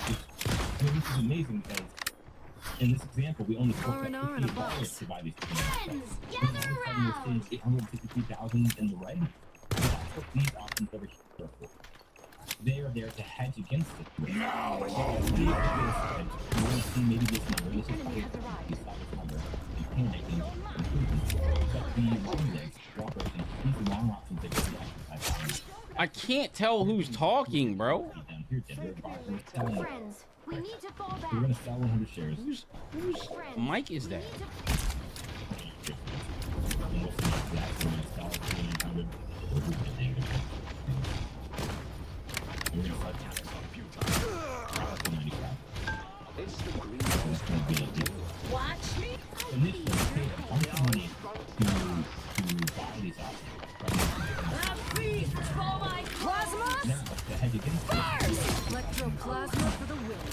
Resistance. Only 60 seconds left. The top is going to be $2,900. So we're actually not going to keep the premium strategy.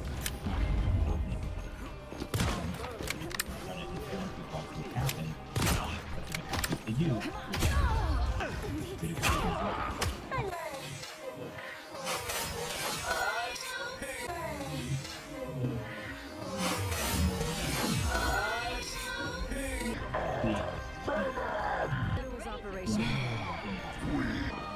By the eye of Agamotto!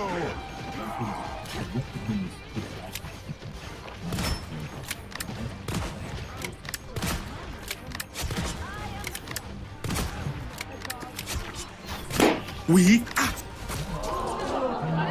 I'm not finished.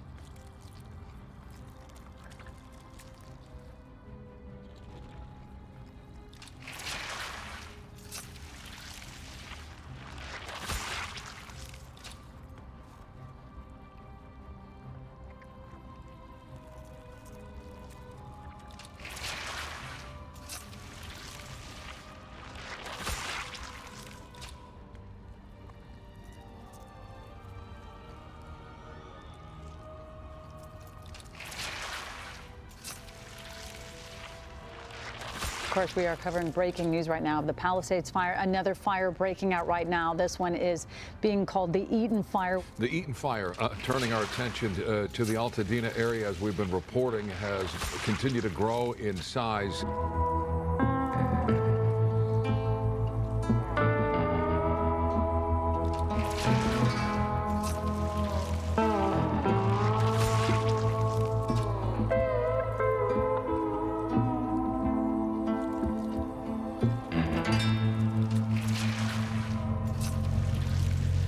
About maybe 2 miles away from my house right now, but it looks like they might have blocked the road to get to my neighborhood. That's why we're kind of in traffic right now. Do you see anything up there? I see a blockade, but... Yeah, blockade. I don't think you can't go past it. Oh yeah, it's totally blocked off. I'm not sure how we're gonna actually get to the house. Maybe there's a detour? We could do the detour, Alvaro. We just hop on Alvaro and we'll figure it out. We're meeting up with one of my friends, Alvaro, right now, who has a truck. It's much higher off the ground than my car, which we're gonna need if we plan to access my house, because there's a lot of downed trees, power lines that my car's probably just not gonna do well with. So let's meet up with him and see what we can do. Yep, this is blocked off. It looks like there are still some cars. Oh, no. What is going on here? Oh, all right, that was another guy. That wasn't us. He's just annoyed. That cop is chewing out some driver back there. So yesterday, when you and Alvaro were trying to access my house, I was obviously out of town still. But initially, the cops tried to push you away. And then Alvaro said that he was a friend of mine, that I lived up there, that he was trying to rescue my cats and dog, which was a lie, but it actually worked, and the cop let you guys by. So that's when you were able to confirm there was nothing left of the house. Yeah. Wow, look at that. Get that McDonald's sign. That McDonald's sign is gone. Alright, so McDonald's is the rendezvous point where we're going to meet Alvaro. He should be here any second.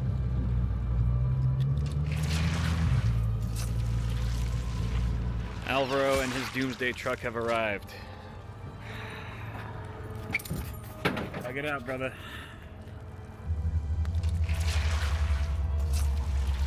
Holy crap. Whoa. Oh my god. Oh my god.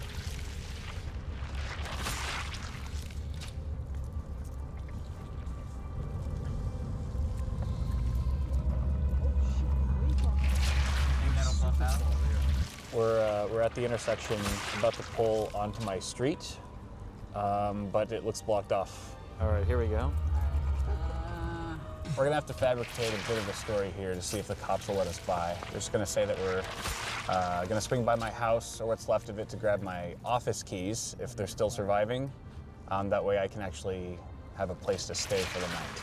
Switch Ash. Are they only letting one person at a time, or what's the story? Let me get out and talk to him. He called for backup.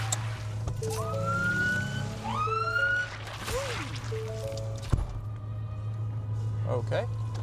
Wow, he called for backup. Why is he putting his hand on his fucking gun? They are telling us to go down. They're not super happy.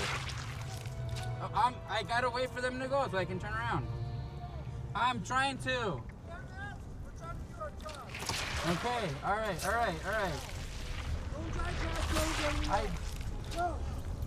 Wow. It does look like they're letting people walk up. They just don't want vehicles driving up the hill, so I think we're just gonna park and just go by foot. Alvaro brought shovels for us so that we can sift through the ash a bit easier. So we got 2 shovels, and Mike has a hoe, because he is a hoe. Wow. Unfortunately, my house is pretty much the last one on the street, so we actually have maybe a mile and a half to walk up this very steep hill before we get there. Quite a bit of scenery on the way, like this broken power line that's been split in 2 and hanging precariously, seemingly by a thread. This power line is completely sideways. That motorcycle's all right. those cars are not. This used to be a house. It is no longer. The damage is getting increasingly intense and the air quality is getting increasingly worse. Really got to wear your K95s here. It's getting pretty hard, harder to breathe. Another sketchy power line and something still smoldering over there. We're gonna go around this caution tape cautiously. That is, that's the bottom of a power line. Whoa, that is like molten metal coming from the car. Holy crap. They literally were working on their pool. All right.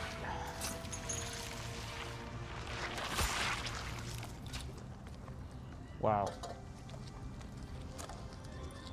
This is brutal.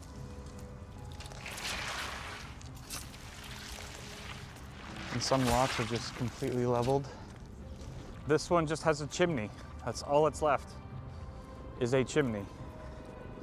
I mean, I've passed by these houses a million times and some of them I've admired, you know, just looking at the front yards and how they did things and taking mental notes for future plans in my own house, but yeah, it's looking a little different today. Wires, hopefully they've cut all the power to those, but better to be safe than sorry.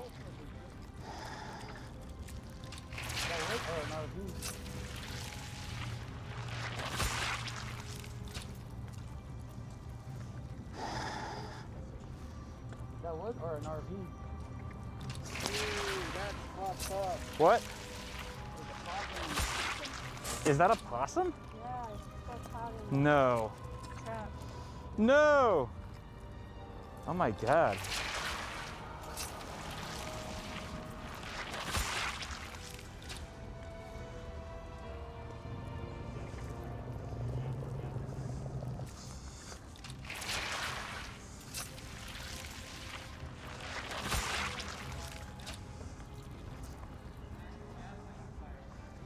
Oh, that was like the other house I was saying earlier.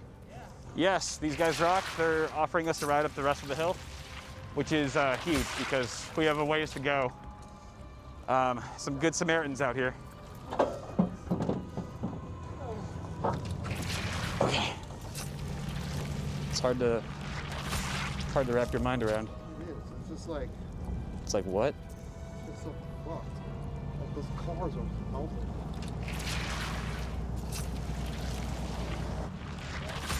Yeah, keep going.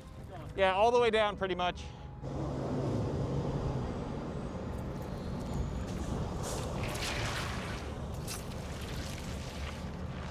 All right, this is good. Okay, this is my next door neighbor's house. Thank Didn't you. make it. Holy shit. And my place. Thank you again. Thank you. Okay, this is my house. We've arrived.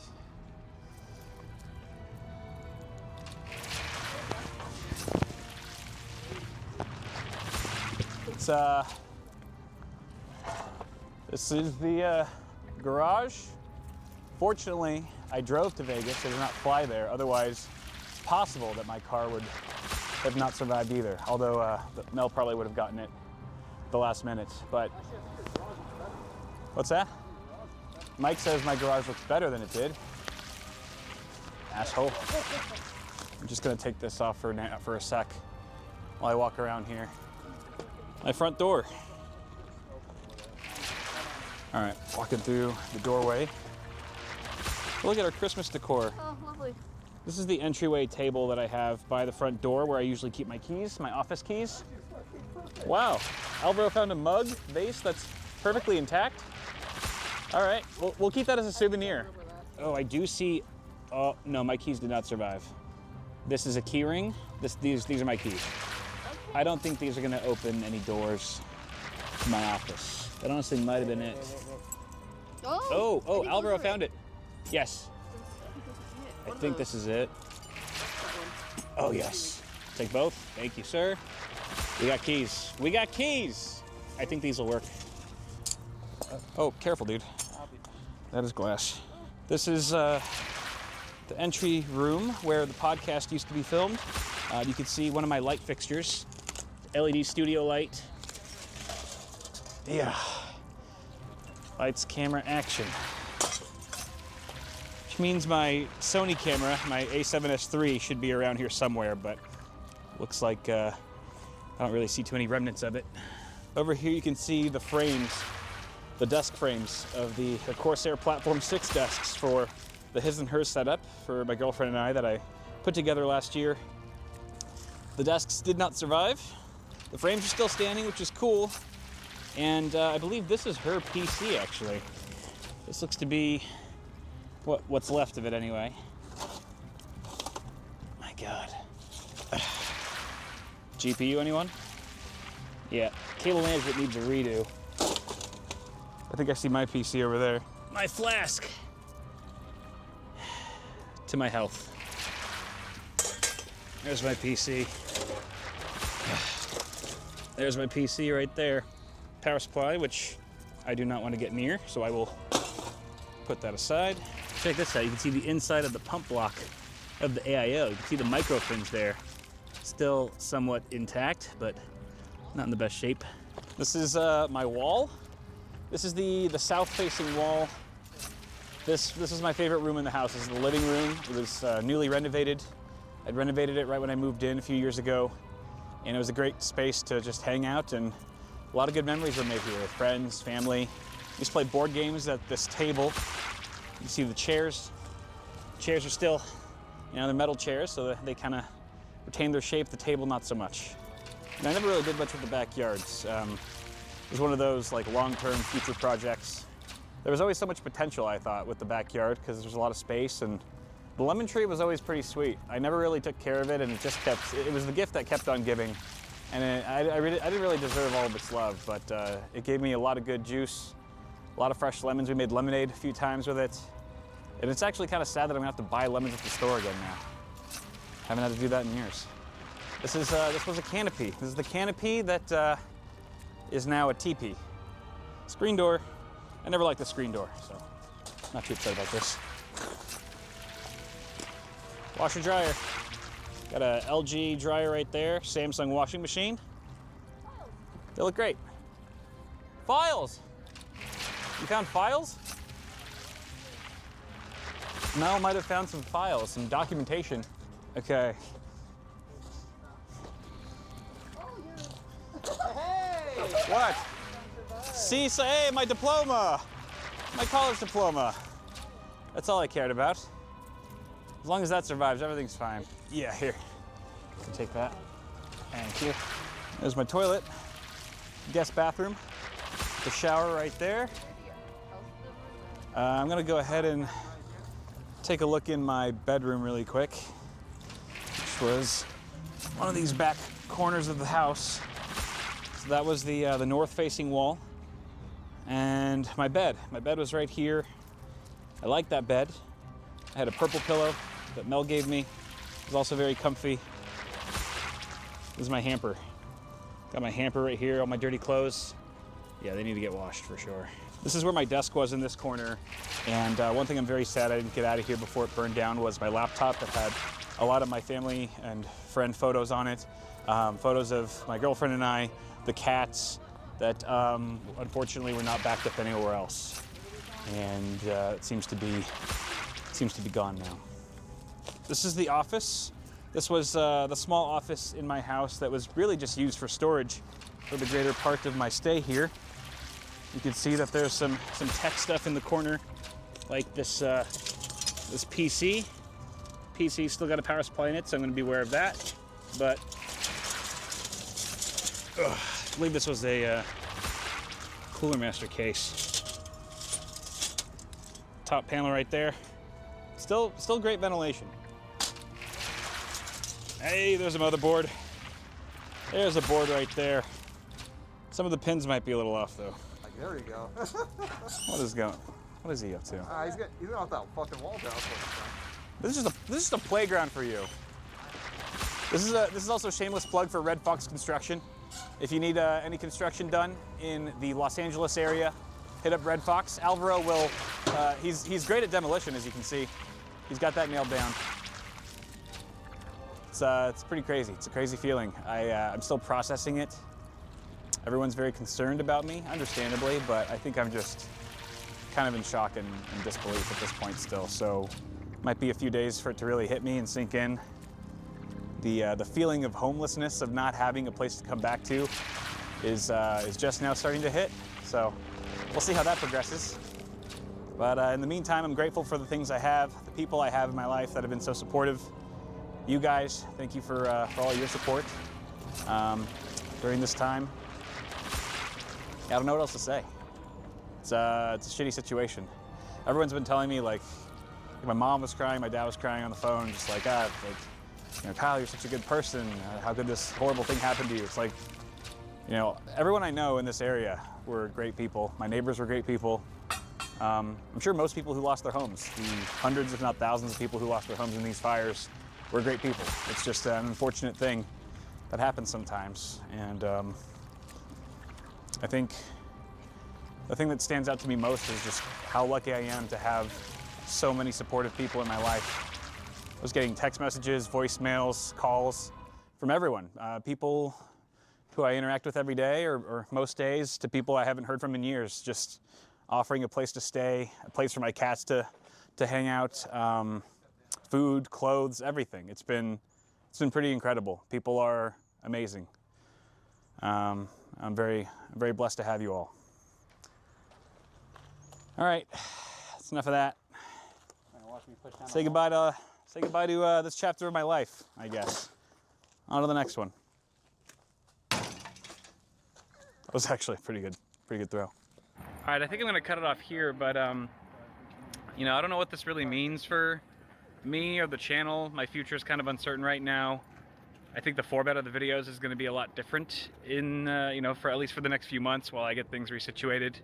I do still have the office, but I don't have a home near the office anymore. I'll probably be living with my parents or a friend for a while, and neither of them live very close to that office, so I can't live in the office because there's no shower there, and it's just the air quality is so bad. It's just a mile away from here. So yeah, there's just a lot up in the air right now. I'll let you guys know. I'll keep you posted on everything as I figure things out. Thanks.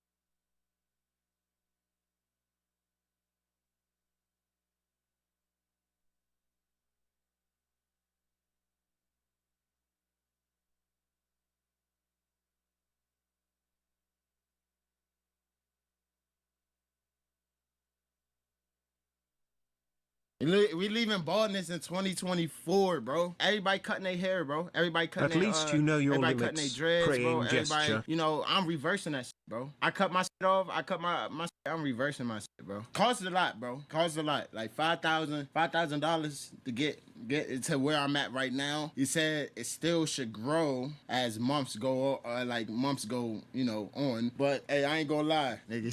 All right, wave check. Hey, everybody pull their do-rags off. It's not just me, bro. Wave check to everybody. And the wigs take them off too. I want to see fucking waves, straight waves, nigga. Straight waves for everybody. And I heard that she wanna show me who she be. I'm kind of with it. Show me some more. 2 days in, nigga. 2 days in, nigga. With hair, bro. Been different, gang. Women has opened the door for me, nigga. Oh my God. I've been going outside. Women been open. Here, handsome. I'm like, oh, thank you, I guess. Yo, niggas is. Nah, I ain't gonna lie, bro. Life been different for me, bro. I ain't gonna lie, bro. Life is different for 2025, gang. Feel me? This song light, you feel me? This song. How do you have hair What do you mean? How? Oh, I cut my hair. I can't grow the shit back. Niggas dumb as bro. Now you know you didn't grow that. See, niggas already praying on the downfall, gang, and that's the problem. Looking ready for that parent-teacher conference. Oh my God, bro. I ain't gonna lie. He could have did better with the temp, bro. All right, real chat. What do I look like I do? What is my name? What do I do for a living? What do it look like I do? Sell cars. You look like you do for Deshi next door. Frank Ocean. Sell Bibles. You look like a stripper? No, I don't. No, you just saying. Let's see. Break hearts. Social studies teacher. Yo. Hold on, wait. I need my charger. What the fuck? Yeah, bro. I ain't gonna lie. Last couple days while I haven't been at the crib, I went overseas, gang. Wait, what? Yeah. Nigga, aren't you bald? You said what? Wait, they fix your hairline too. Bro, I'm telling you, bro. These niggas is tough. No. On some real shit. Wait, put me on, nigga. But what you mean? Your shit straight. Oh, my forehead is Oh, that's bad. Oh my God. Nigga. Oh my God, that's bad. Nah, that's bad. Nah, I mean, I'm just bro. Life been better for me, bro.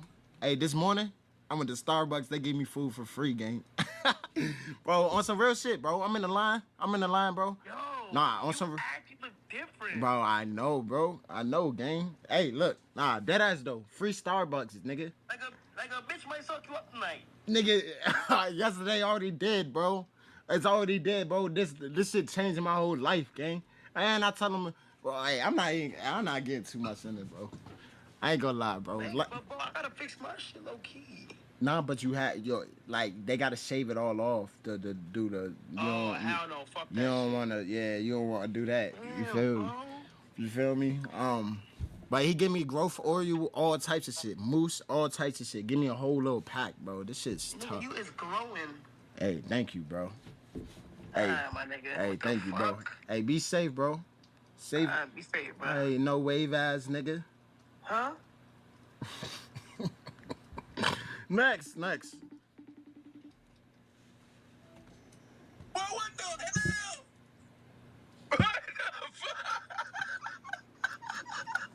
Why you laughing, bro? What the fuck?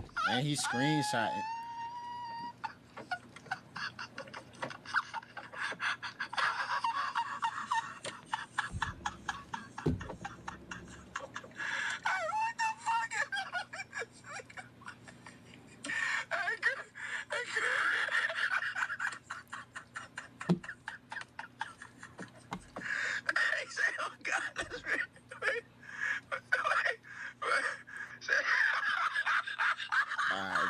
I'm hanging up, bro.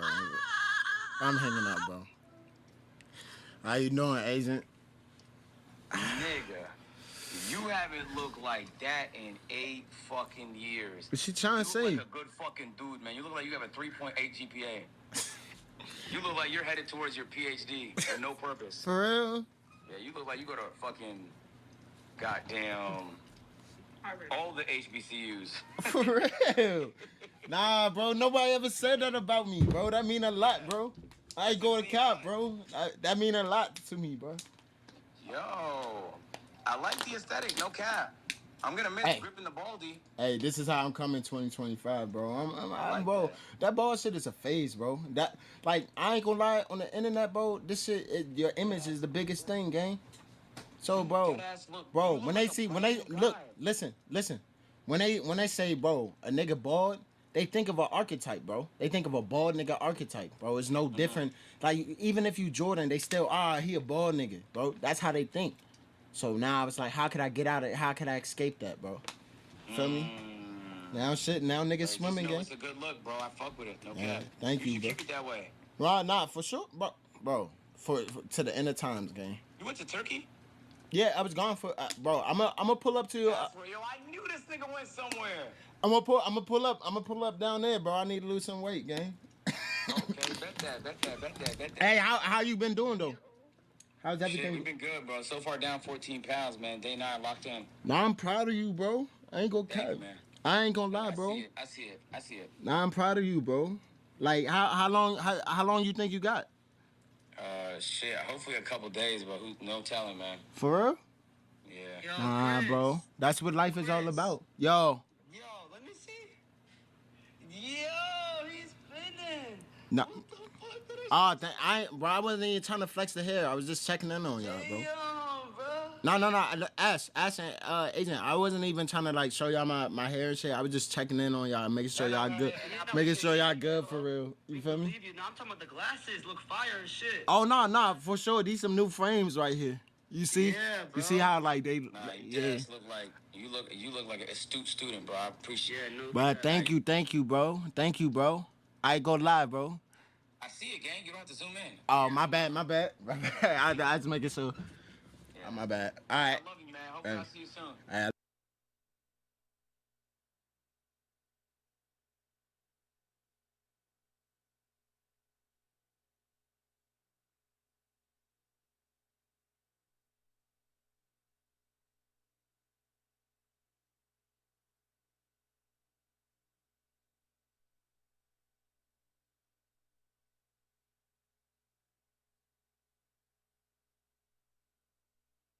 So the title of this video is You Don't Want to Make Gaming Content. And that probably shocked you to hear me say, since I'm a gaming YouTuber, right? But the reality is, this video isn't what you think it's going to be. It's not about editing footage, editing audio, making catchy titles, or making thumbnails for people to click on. It's actually about the decisions that you make within yourself before you get started, because they're going to come to a head at different times in your life. And that's when the reality of if you want to do this or not comes into play. So I'm known for putting out a high volume of content. And I've been doing that 6 years consistently as I started the channel in 2019. It's 2025, and we're closing in on 20,000 subscribers. So some people would say I'm not getting the highest return on my investment. But the truth is, I do this just because I love it. The numbers have never really dictated how I felt about my channel. And that's actually kind of like a defense mechanism or like shielded armor for me. Because I have a lot of friends who started in the past too, and they take breaks, they step away, they get burnt out, and they'll reach out to me in private and say, hey, yo, Lou, how do you keep going? Because like, I don't feel like that this is moving fast enough for me. I'm not making enough money from it. I'm not getting enough views. How do you keep going? And it's funny because I run into some of those same obstacles, but the difference between me and them is that I never even considered quitting. You've never heard me talk about being burnt out. You've never heard me talk about being frustrated. You never heard me talk about that I'm not getting enough views or that I'm not making enough money. Even when these social media platforms kind of screw you over and kind of play around with your income and things of that nature, I never talk about quitting. And I guess it's because for me, this is just as like a journey or passion that I'm following, right? But that comes at a cost. And that's what this video is about. So through creating videos, you develop a reputation online of who you are, right? They say that the fastest way to build trust in video marketing is by creating videos, because people get a sense of who you are as far as your character goes and what your demeanor is, right? I know this because I work in social media marketing. The same skills I use for this channel are the same skills I use in my corporate life, right? But the truth is, there are things that are happening off camera that kind of affect who you are on camera every single day. This could be friendships, financial, family, relationships and heartbreak, mental health concerns, different things you could be going through that affect who you are on the camera, because in my scenario, I'm still expected to show up on camera and be Lou Streets every single day, right? And that's not just creating videos, but that's for streaming as well. People interact with you live in real time. You're still expected to be you, but sometimes you don't feel like yourself. This is where most people burn out. When I mentioned those friends earlier who talked about they're not getting enough views or this doesn't seem worth it, while granted some of that could be based on performance, another part of that is that they're just having things happen in their real life, and this feels like a step that they can just walk away from. I don't have that luxury, or even if I did have that luxury, I've already made the decision that I'm never going to do that because this is important to me. This is my passion, right?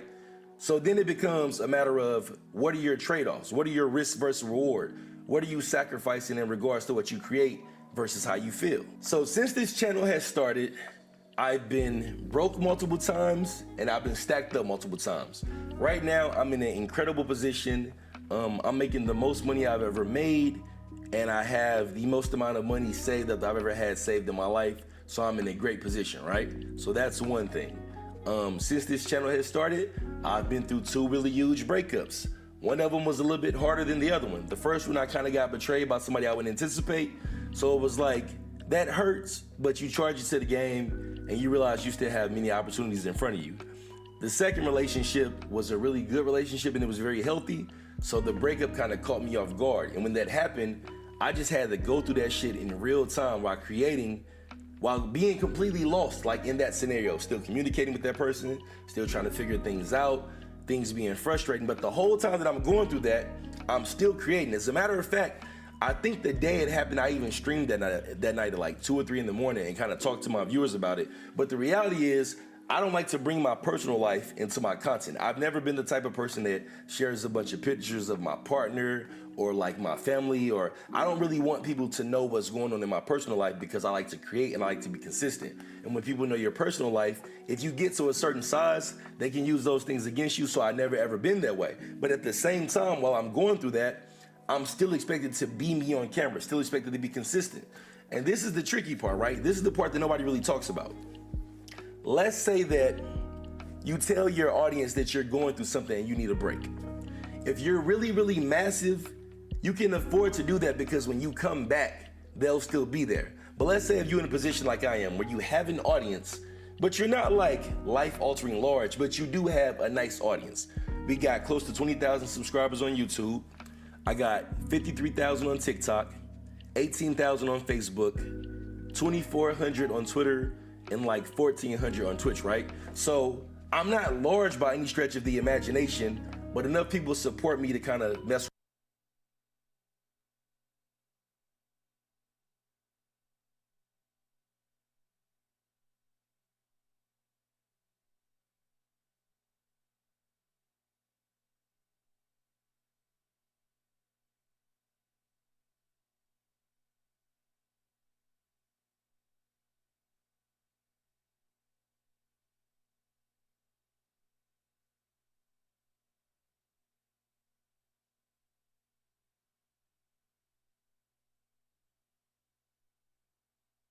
with my content. But let's say that I have one of those moments where I'm going through something and I take a long break because I need some time for me, which I never do anyway. But let's just say if I did that. The tricky part about doing something like that is you're potentially hurting the life of your channel. Let's say you take that break and you can't bounce back. That's why a lot of times when you see streamers panic about getting their channel axed or demonetized or suspended or terminated, they freak out because it takes so much work to build this stuff up that if you was to lose it or even just lose momentum, who's to say you can make it back? So when you're going through something in real life like I was, you need to know the answer to the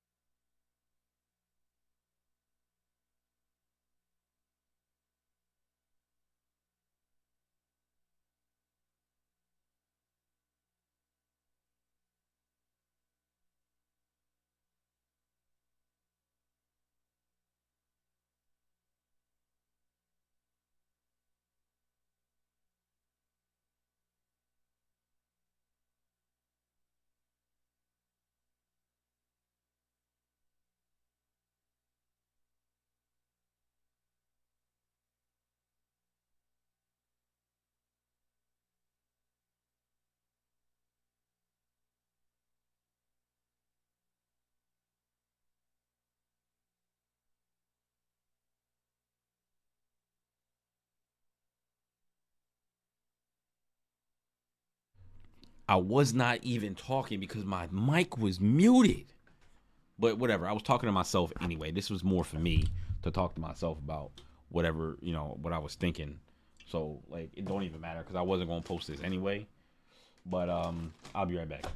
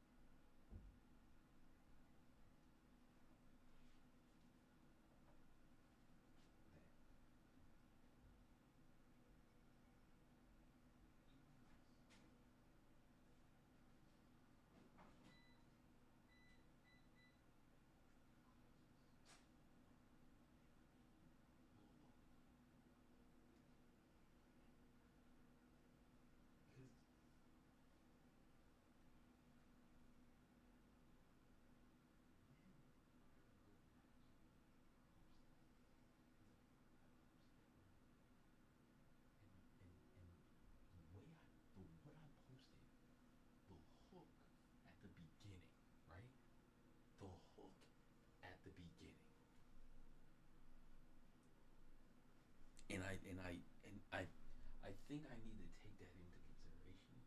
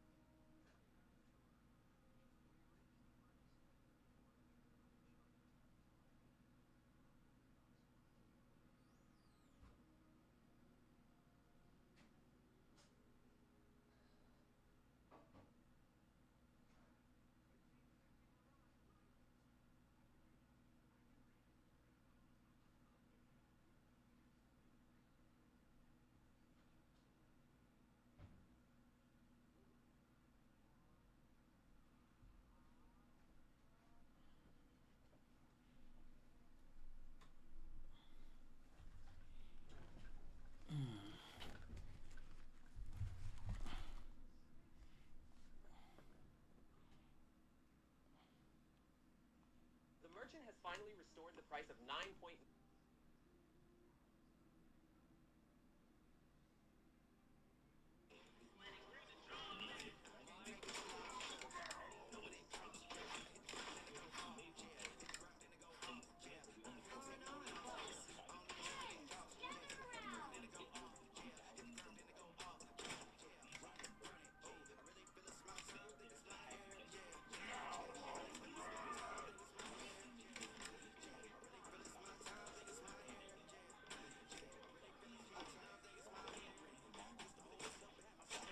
I can't tell who's talking, bro.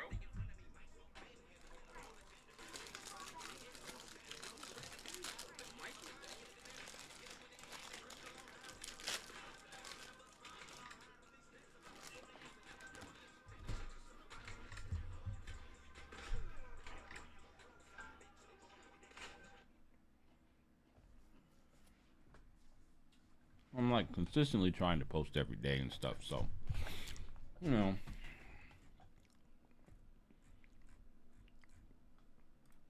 These questions already, because that's what's going to keep you going when you hit those roadblocks. Like, imagine if I just decided to take a long break. It's almost like betraying your audience or breaking their trust. And the irony is that it was times when people would see my videos and be like, yo, Lou, I just broke up with my girl. I'm so glad that you uploaded because, you know, this gives me something else to focus on. The irony of them saying that is I'm going through a breakup myself and making the video through the breakup. But I'm not talking about it because even though it's at the front of my mind, I can't solve it because I can't communicate with that person. And it doesn't make sense to for two reasons. The first reason being that nobody gives a fuck, bro. Like, everybody has their own problems. They're going through their own shit. As the guy said, who said that he loves my videos because they help him think about something else. But he can't care about my problems because he's going through his own. And then secondly, the channel wasn't built on that niche anyway. Like, people are coming here for your gameplay and your commentary and your sense of humor and your upbeat energy. So even if you got something else at the front of your mind, you can't display that energy on camera because it doesn't make sense to who people expect you to be. And I'm not saying that as if I'm playing a character on camera, but at the same time, this is who I really am. But when you got something else in your mind, your energy is gonna kind of convey that, and you don't wanna do that to your audience because you'll be breaking their trust, and that doesn't really make sense to do, to pretty much have long-term negativity with something that you have a passion about due to temporary emotions, right? Or, you know, let's take it off relationships. Let's just move to money. Let's move to finance. Sometimes you could be making content and decide that you're not making enough money with your content or just in general, and you pick up a new job. Some people may forego a relationship and they'll work their 8-hour job, come home and just focus on content for 4 or 5 hours, wash, rinse, repeat. Or somebody like me, I work in social media marketing. So all of my skills that I have on this channel, they're transferable to the corporate world. So I always make it a point to have a remote job. That way I can still make my paper and stack up, but at the same time make content because I'm at home, so I can balance both of them. But sometimes a remote job isn't always available. Sometimes you get laid off. Like, it's been scenarios where my money been tight and I've been trying to figure things out. I've been trying to make things happen with job applications. I've been making things happen in freelance, and I'm still uploading videos, but like, time is ticking on me finding a really reliable source of income to stack up and go forward in life, while at the same time I'm putting out stuff. And so the tricky part is, like, I could stop making videos and focus on the corporate stuff more.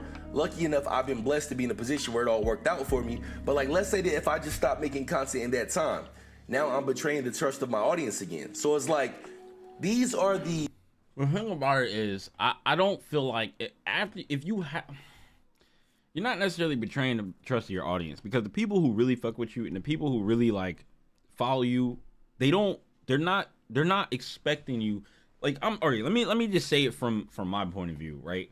If somebody I watch, and I watch their content all the time, and I've been watching them for a long time, and they were like, look, I need to take a break, or they just decided they weren't even gonna say it, and they just like, I'm just saying, they just took a break, right?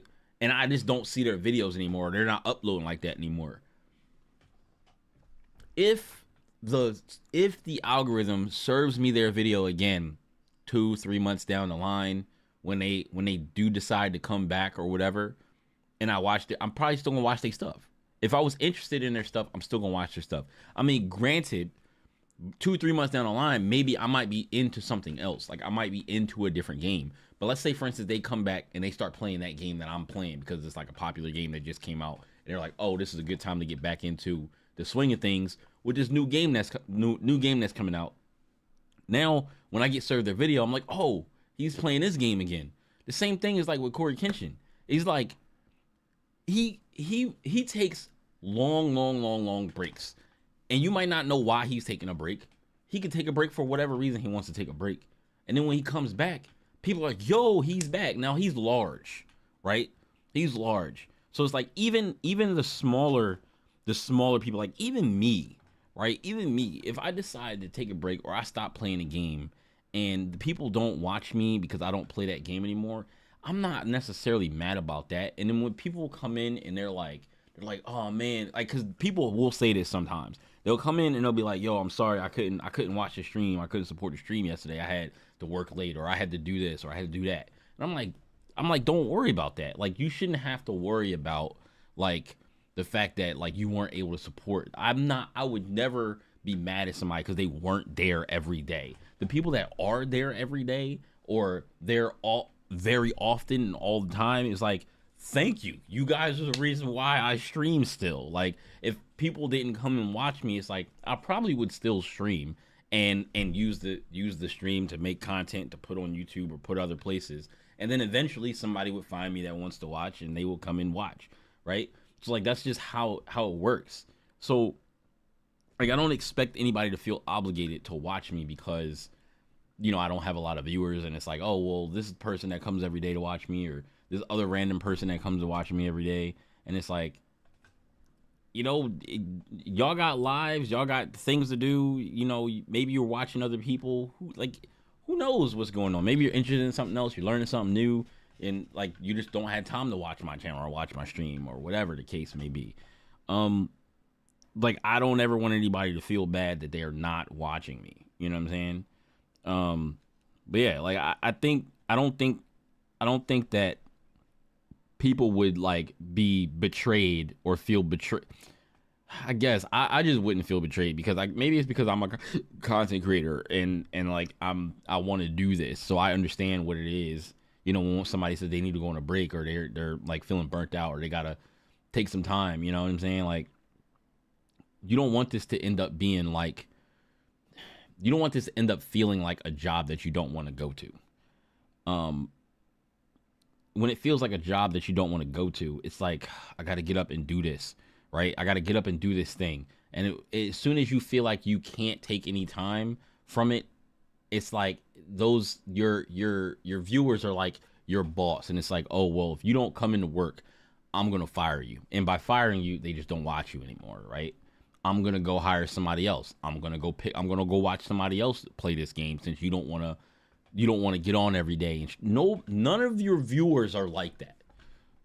Only the like maybe random people, random new people, weird people are like that. Nobody is sitting there thinking that, oh, well, if this person doesn't get on every day, I'm just not going to watch him anymore ever because he just can't stream every day like I want to watch him. Like nobody does that. Like there are days where it's like, yo, I need to not stream today because I'm just tired from work. And I'm just like, I just can't stream today. Or I fall asleep and I wake up at like 10, 11 o'clock. And I just like, well, not streaming tonight.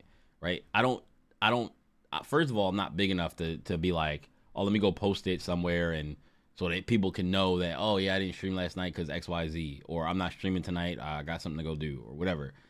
Nobody cares. Like when the next time I get on, if they see me online, they'll pop up. They'll show up if they're down with whatever I'm doing that day. Like, you know what I'm saying? Questions or scenarios you kind of have to have mapped out in your mind before you start, because what you don't want to do is have a passion about something and start and stop and start and stop and start and stop. Because if you do that, at some point you're going to just completely quit, right? But at the same time, you don't want to make it where like your mental health is declining based on real life shit because you can't figure out the balance. And I think this is what happens to like a lot of the people that reach out to me and ask, yo, Lou, how do you keep going? I think it's as simple as they don't ask themselves these questions before they start. You don't know what you're getting into for real when you start doing this.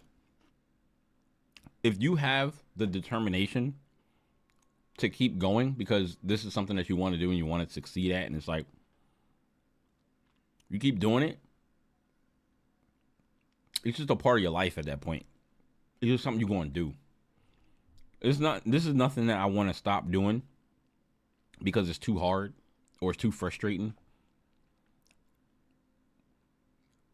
Is it frustrating not getting views or not figuring out how to get views or wanting to do certain things and you can't do it because you're not, it feels like you're not big enough to do that yet? The things that I want to do and like collab with people, and don't even have to be collabing with like super, super big creators, but like to find like-minded people to just do the similar type of stuff with and do collabs and put them in my video like title and have them put me in their video title, and we just form this like friendship of like content creators and a group of people that post similar content, and sometimes you'll see me in somebody else's video and sometimes you'll see them in my video, and then we kind of like bring our communities together. Even though they may be small, you bring your communities together, you make stuff, and then you continue to move forward and stuff like that. It's like it's hard to find those people. It's hard to find the people that are willing to do that and around my size, right? So like I'm at like what 1200 subscribers, and you always want to find somebody that is around your subscriber count, right? Even if, for me personally, even if it was somebody who had the same I felt like they had the same drive and they were just like had the same like mindset as I did about like content and wanting to do stuff and get better at doing stuff, and we played similar games and we had fun doing stuff, or we just like playing a lot of different type of stuff, and we just got into different games and we just meshed well, and we just like, oh yeah, let's play this game this weekend and see what this game is about, and not having to like dedicate all of your time from now until like the end of however long to just play this game forever and try to just only make this content, right? Whereas like we can just make content about whatever game we think is fun that weekend or whatever, and then post it up, right? And then just show us having fun playing games. And I would do that with any creator smaller than me. Maybe not somebody like much bigger than me, 10, 20, 30, 40,000 subscribers would do that with somebody who has 1,200. But like I would do that with anybody, no matter how low their numbers were, if I saw that they were into doing similar stuff, right? Like that's just what I think. And they may not be able to bring me like a community of people, or like I may not even be able to give them a whole bunch of people that will go over to them or whatever.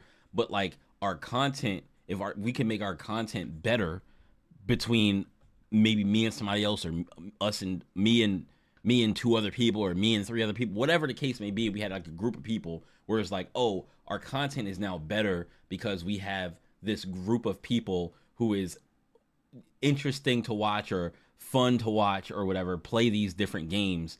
And then people tune into us every week and find out like, oh yeah, all of them have YouTube channels. I want to follow them because their stuff is pretty funny or pretty interesting, pretty cool, whatever. They seem to have fun when they're playing this. I like watching them. They're pretty like cool guys or whatever the case may be, right? Like that type of vibe, right? And it's hard to find that. But if you can find that, I think your content just gets better. And if your content gets better, exponentially better through having this group of people, right? The subscribers and views will come. But it's hard to be a single person that is trying to do this by yourself and grow at any like reasonably fast pace, right? And it's like you will get drip fed all the time, and maybe I need to focus way more on one thing, which right now I'm trying to focus on Marvel Rivals and get better at Marvel Rivals and play more Marvel Rivals and put out more things about the game and talk about the game and put things out and post TikToks. But I can't post as much as I did on TikTok when I was playing Valorant because I didn't post anything on YouTube when I was playing Valorant. I only posted on TikTok. So I would make 3 TikToks every day and post them up. Every day I posted 3 TikToks. 1 in the morning, 1 in the afternoon, and 1 in the evening. I would make them all, and then I would have them all done, and then I would post one, then post the next one, and then post the next one. And then I would stream that night.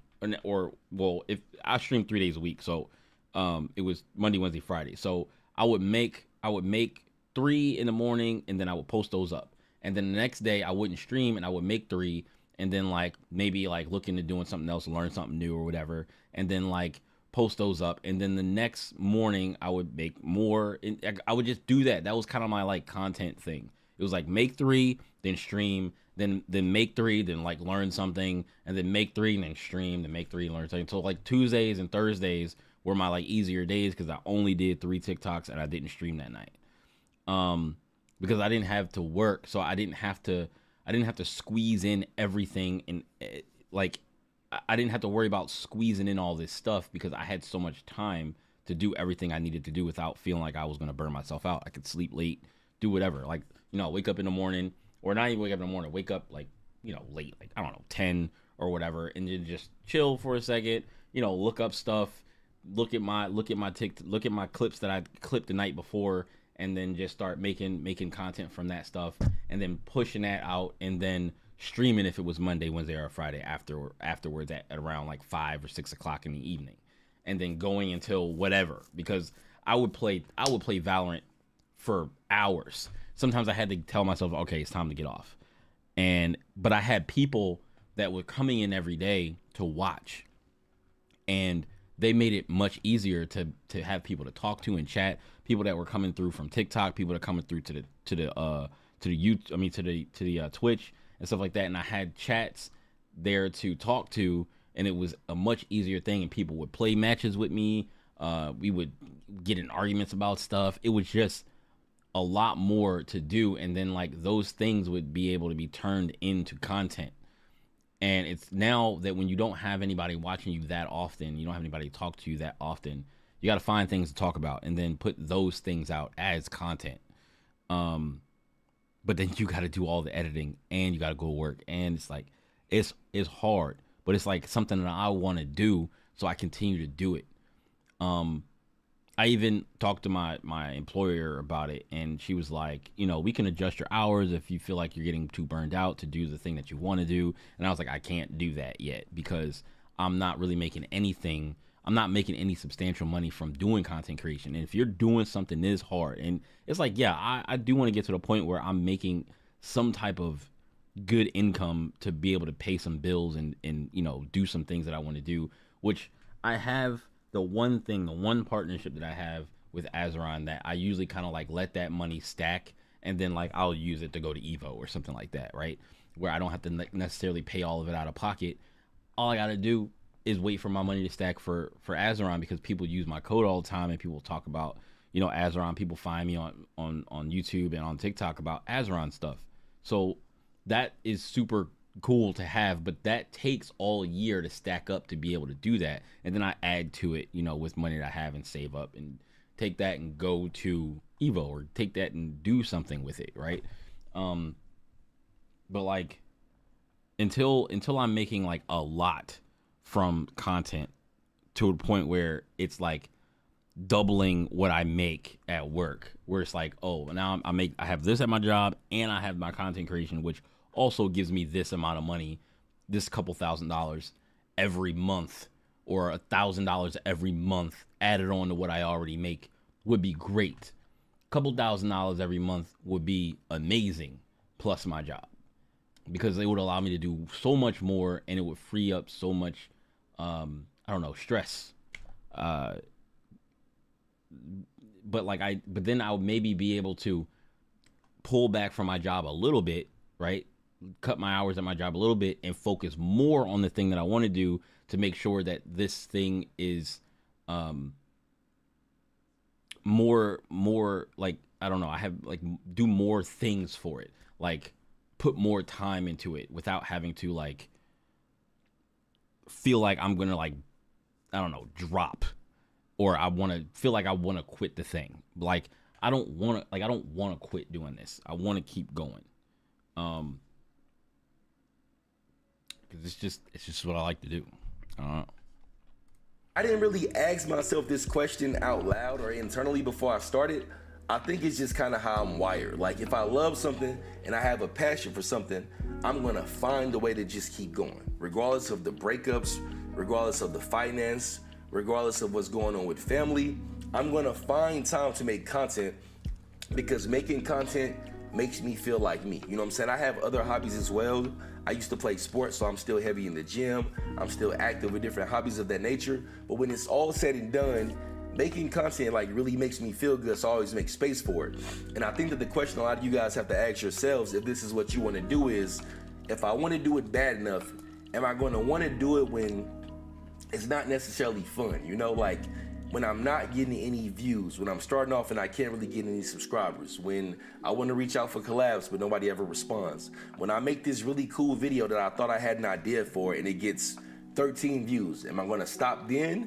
When I need to make more money, am I going to completely neglect my channel just to focus on money? When I'm going through a breakup with my girlfriend, am I going to focus on the relationship so much or be so deep into heartbreak that I just don't make a video for 3 to 6 months? I mean, like, the whole time that those things were going on, I was still creating content. In reality, you guys would never know any of this if I didn't share it with you right now. In fact, I almost feel uncomfortable making this video because since I don't share anything about my personal life, it's kind of weird to divulge this information. But at the same time, I've had so many people reach out to me and be like, yo, Lou, I'm so proud of you. You know, you've been doing this for such a long time. You know, I wish you the best and I hope that you keep grinding and it keeps going.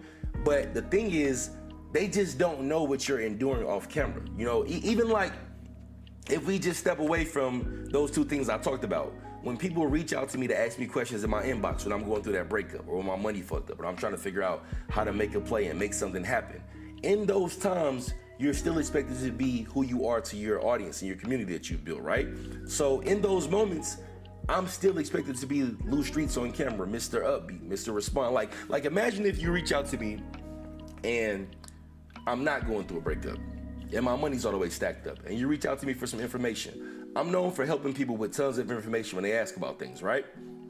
But imagine that you reach out to me and instead all those things are going opposite. Do you think that I want to talk? And it's not your fault because you don't know this. I'm not going to share this with you, but it's like, it's not your fault. But do you think that I want to talk in that moment? So now I'm faced with the decision of either talking in that moment so you don't feel neglected, or thinking that I'm changing or I'm acting funny or acting Hollywood, or I can talk to you, but now I'm kind of draining my mental health because of the fact that I'm... But the thing about it is, if you ever get to a certain size, you're never going to be able to keep that up. You can help as many people as you want. You can there's ways that you can do it where it's like I had a Discord because people would ask me questions too. People ask me stuff about content creation and it's weird, I guess, because I don't know, man, because everybody's going to be like, there's people that are coming up from the bottom where it's like, I've been doing it for so long, but I don't feel like I have the credentials, right? But I did help my cousin a lot and you know, talked with her all the time about like content creation and encouraging her to do better and continue to go and keep going and do what you want to do with your content. Because I'm like, her content is, in my opinion, more creative and probably get way more views than my stuff would get because I'm in gaming and her stuff is not gaming. It's like, you know, corporate America stuff where it's like funny things that happen in corporate America, but that came from, you know, places of pain. Cause it's like, where it's like, okay, well, this is the stuff that we got to deal with in these corporate America or these corporate worlds but making fun of it. Right. And I'm like, this would go crazy if you continue to push this stuff out. But she was too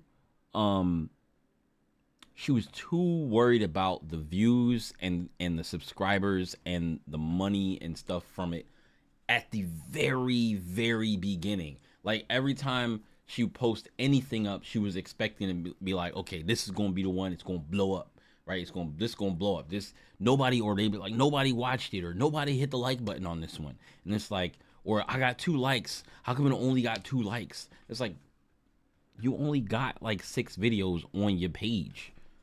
Stop worrying about the views and stop worrying about the subscribers and the followers and stuff, and just post the content. They will come if you continue to post the content. Post. And eventually people will start finding it. And then when they find it and they find it funny and they start sharing it to people, then other people will follow you. And then eventually the algorithm will figure out that, oh, people like this, and they'll push it out to the correct people, and they'll see, like, you know what I'm saying? So like, you gotta just keep posting until you find those people. Like, on YouTube, for me, I'm probably doing everything wrong. On TikTok, I feel like I do way better on TikTok with, you know, views and followers and the way I do my videos, because they're short and they're easy. But like, they're not made for YouTube shorts. Like, I feel like YouTube shorts are a whole different ballpark than what TikToks are, because the way I do my TikToks were pretty good, right? And I feel like they were getting the views that they should. But when I put them on YouTube, they do not perform nearly as well as they do on TikTok. And I'm like, I gotta change something. Now, I did post something the other day that got a lot of views. I made it in the morning before I went to work, posted it, and by the end of the day, it had, you know, over 10,000 views. And I was like, that's pretty damn good. And so I'm like keeping that in the back of my mind on how I should edit my videos going forward for shorts, and maybe also editing my videos for long form. But like, I always want to just make a video, edit it, get it done, put it out. And I think that's a detriment to me. I don't know, because I don't have anybody that is above me and successful in like the content creation space. Well, I shouldn't say that, because Mook is doing his thing, and me and him, I think, do similar type of content. He's doing Deadlock stuff right now, I think. I don't know how much or how often he be posting. He doesn't really, I don't think he really posts anything on YouTube that much. I think he posted 1 or 2 things on YouTube recently. And then, you know, he'll post some stuff on TikTok, but he's not super active like we both used to be back when I was playing Valorant and he was playing Apex. And he had a content creation partner. I did not, because I was playing Valorant, but I did have people coming to my stream that came there every day and that were constant characters on my stream. Characters, well, I say, because like there was my friend Fox, who is from the Philly FGC, just like I am, except I've never met him in person. But my friends have met him in person because we frequent the same spaces. So like the like fighting game tournaments and stuff like that. He was going to fighting game tournaments when I wasn't, and then my friends were. And then I went to fighting game tournaments that he didn't go to, and I knew about him beforehand, and we had talked on Messenger and stuff like that before, but I've never met him in person before. But I consider him one of my friends. And we still talk now about stuff, you know, about like Valorant stuff or stuff about Marvel Rivals, whatever. Like we still like communicate now. And it's just that I don't have that anymore, because like, you know, people grow apart, people are doing different stuff. Like just like the people that came to my stream every day when I was playing Valorant, some of them were like young dudes, and like now that's been how many, 4 or 5 years? They're like grown, doing other stuff, probably not even playing Valorant no more. They probably playing something else or not playing anything at all. Who knows, right? Like watching other streamers, like, you know, like it just, sometimes some of them come back and they're like, yo, what's up, man? I'm like, oh, yo, how you been? You know what I'm saying? Like they never left. Like I treat it, when some people come back to my stream from a long time ago, I treat it almost like they never left. Oh, yo, what's up? What you been up to, yo? Like, you know what I'm saying? Like how I like my friends to be, where it's like, when I go back and talk to my friends, it's like we never stopped interacting, right? Like no matter how long it's been since we talked, we're still cool. overextending myself when I don't feel the best, right? And that's why it's very important to know who you are before these scenarios arise in your life, because they're coming. Like, this can be applicable to any part of life, but it's different when it comes to content. Like, let's say that you have a normal job and you're just working there and you're going through these same obstacles that I'm talking about with like finance, girlfriend, family, relationship, all these things that's kind of like messing up your mood. Outside of the people that you see at work in real life, you can kind of remove yourself and seclude yourself. But when you're making content, you're expected to be on camera. You're extending your energy out into the world. You're expected to answer that DM.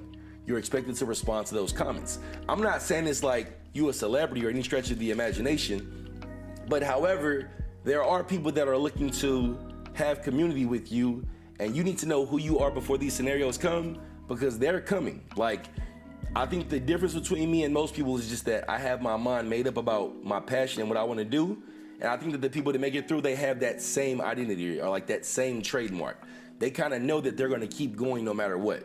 So when I say you don't want to make content, I'm not saying you don't want to make content because it's not enjoyable. I'm saying you don't know if you want to make content until you can endure these types of things. And the way that you would endure these things best is to know the answer to the question before they arise. Because the truth is, it's going to happen. And when it does happen, once you have a community, you have to kind of foster that community. And if you're just neglecting it or taking long breaks because you're going through something personally and you don't want to share, you don't want to communicate that, or even if you do communicate it but you disappear for 6 months, guess what? There's always somebody new. There's somebody younger than you that has the ability to make content all day. They don't have bills to pay. They don't have a job to go to. There's somebody who speaks better than you on camera. There's somebody with a better backdrop than you. There's somebody who's better at the game than you are. There's somebody who's more charismatic on camera than you are. But this might be cliche. This might be cliche. There's only one you. Feel me? Like what he's speaking is facts. Is definitely facts. Like, they're going to find somebody else to watch. But like, if they really like watching you that much, when you come back, even if you're a small creator, if they watch you every day for months on end, right? And then you come back and you're playing something, or you're doing something that they're interested in, because like, if you leave for 6 months and then you come back and you do the exact same thing that you was doing before, but they're into something else, they might not watch you. And it's not because they don't like you. It's just because they're into something else. So it's like, they might not watch your content because they're busy watching some other content. But guaranteed, if there are people that really prefer watching you, and like, say for instance, he plays Tekken and like Mortal Kombat, right? If he takes a break and leaves, and then comes back 6 months later, and that person is still playing Tekken and Mortal Kombat, and he starts posting videos about Tekken and Mortal Kombat, I guarantee you that person is gonna come back and watch me and be like, yo man, yo, where you been all this time? Yo, I missed your videos, bro. That's what's going to happen. It's going to happen. Now, that may not happen with every single subscriber, every single person that views your content, but if you start posting everywhere and they follow you everywhere, they're gonna see that you started posting again somewhere, whether it be Twitter or YouTube or TikTok or Facebook or whatever, right? They're gonna see that you're starting to upload again, and they're gonna be like, "Yo, Lou's uploading again," right? And they're gonna come back. Like, if you're into something that they're doing, I guarantee you, if I went back, there's certain people. Like, there's one person in particular. Like, I have a very small community of people, but like, then when I played Valorant and stuff like that, but a small, tight-knit, community, people that came to watch it all the time, every day, with like probably like 5-6 average viewers, and then like, sometimes I would hit 10 or 12 viewers in a day, concurrently at some points in the day, but like on Twitch. But then like on TikTok, people were coming every day, and those people saw me, and they sat there on TikTok watching me for hours, 5 and 6 hours long, streaks of them sitting there watching me play Valorant on TikTok. People were like, yo, I don't watch anybody's lives on TikTok, but I watch yours. Like, I was like, I don't even really like watching lives like that on TikTok. And they was like, they don't have a Twitch or whatever, so they wouldn't come watch me. I was like, just go to Twitch. Like, I'm streaming on Twitch too. But like people will literally sit there. They used to sit there for hours. Like I will look at my thing and I would be like, dang, this person was here for 6 hours. Like these people right here were here for this long. Multiple people down the top, the leaderboard thing of how long that they watched you today, and it would be like from 3 to 6 hours, everybody on the list. And even that's just the top 10 or whatever, right? Like people were literally sitting here watching me for multiple hours, bro, on a phone. And I'm like, don't nobody watch people for that long on TikTok. Maybe they do. Maybe some people do, but like I just don't. I would always just go to Twitch or go to YouTube or go whatever their stream was. If I really wanted to watch them for that long, I would just go to their other thing, right? Like I would sit in somebody's stream for X amount of time, like, oh, you know, see what they're doing, what's up, send a couple chats, and then like scroll and then, you know, keep going. But like people was literally sitting there watching me for hours playing Valorant, and I'm not even that good at the game. I guess they just, you know, fuck with the vibes, you know what I'm saying? Like I'm just chill. And so I just get to be me and just relax and chill and play the game, and not necessarily chill all the time. It wasn't like super, oh yeah, I'm super chill vibes. Sometimes I was arguing with people, but like sometimes I would be arguing with people, or I would be talking about stuff like I'm talking about now, like all top of my head about different topics or whatever, and playing the game, and then letting people join and all that kind of stuff. And it was fun. So like I feel like people will come back, especially if I go back and play Valorant consistently. I know the dude Boba Fett who is like my age, and he would come every day and we would play all the time, and he still plays Valorant to this day. And but I just don't play Valorant right now. There's just so many other things. Like I kind of be wanting to go back to playing Valorant, but like, because like even the new character that just came out looks kind of cool, and I was like, dang, maybe I should go back and play some Valorant. But I'm playing Rivals right now. Like I'm like addicted to that game. But like maybe it could be in the same vein of things. I don't know. But it's hard to play multiple games, especially competitive games, when you have a job.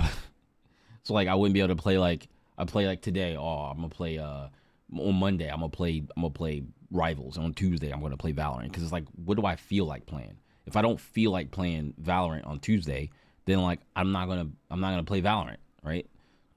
I'm just gonna play what I feel like playing, which is most likely gonna be Rivals. And like, oh, on the weekends I'm gonna play Valorant. It's like, do I really want to do that? Do I really want to?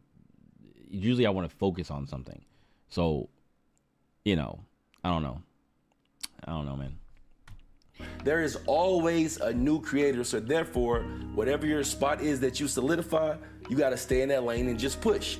And I'm not saying this as if this video is like one of those fake motivational, you gotta grind and keep chopping at the tree. It's not one of those, but it is to say that you don't wanna make content so you know the answer to this question. And for whatever reason, I guess I answered this question. I feel like you can't really know. Maybe you can. Maybe what he's saying is, because like, maybe what he's saying is like if you ask yourself the question like, oh, do I want to create content, or I want to start creating content, and you start, I feel like I can tell whether somebody's gonna really want to create content or not when they first start. Because like, if you can't get past the idea that when you post a video it's not gonna get no views in the beginning, then you probably not gonna last.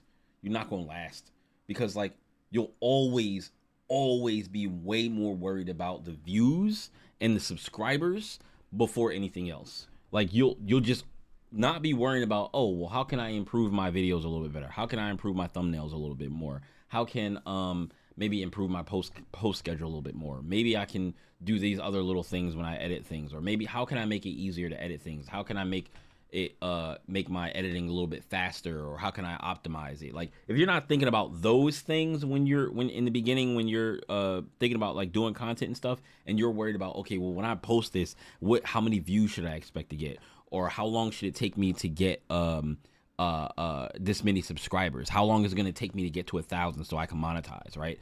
Like, I push for 1,000, but I'm not really worried about when I was going to get to 1,000.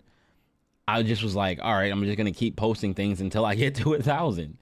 And I got there. It was very, very slow.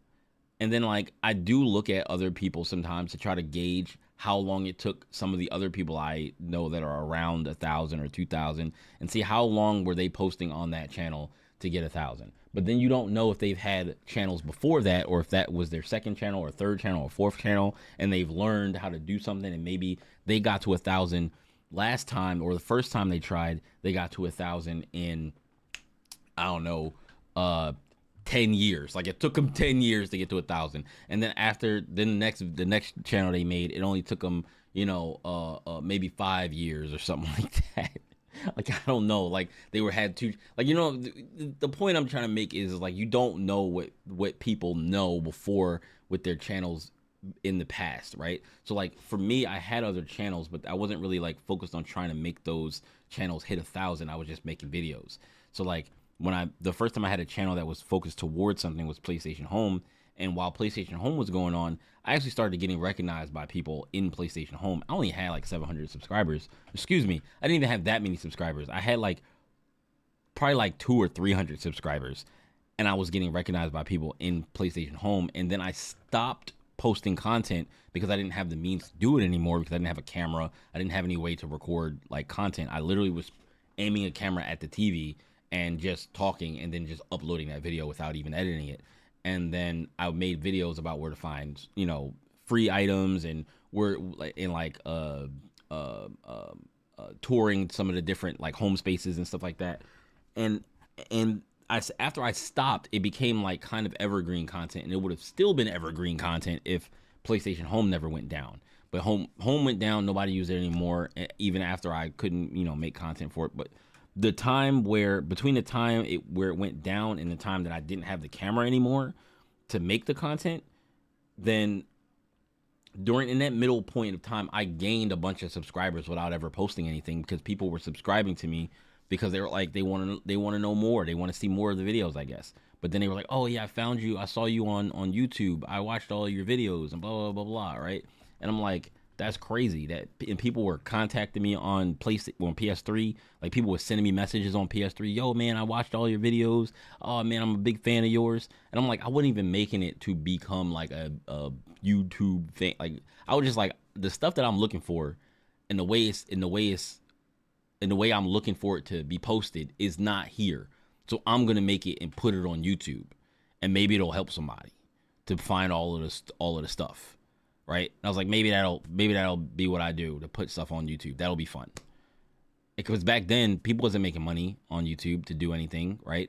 They weren't making money for uploading videos and YouTube. We didn't know about like, or at least I didn't know anything about like MCNs or anything like that to make any type of money. I just was like, I'm gonna upload a bunch of videos and get it, and see if I can get a bunch of people to watch my videos and show them where all the free home items are, because I'm looking for this.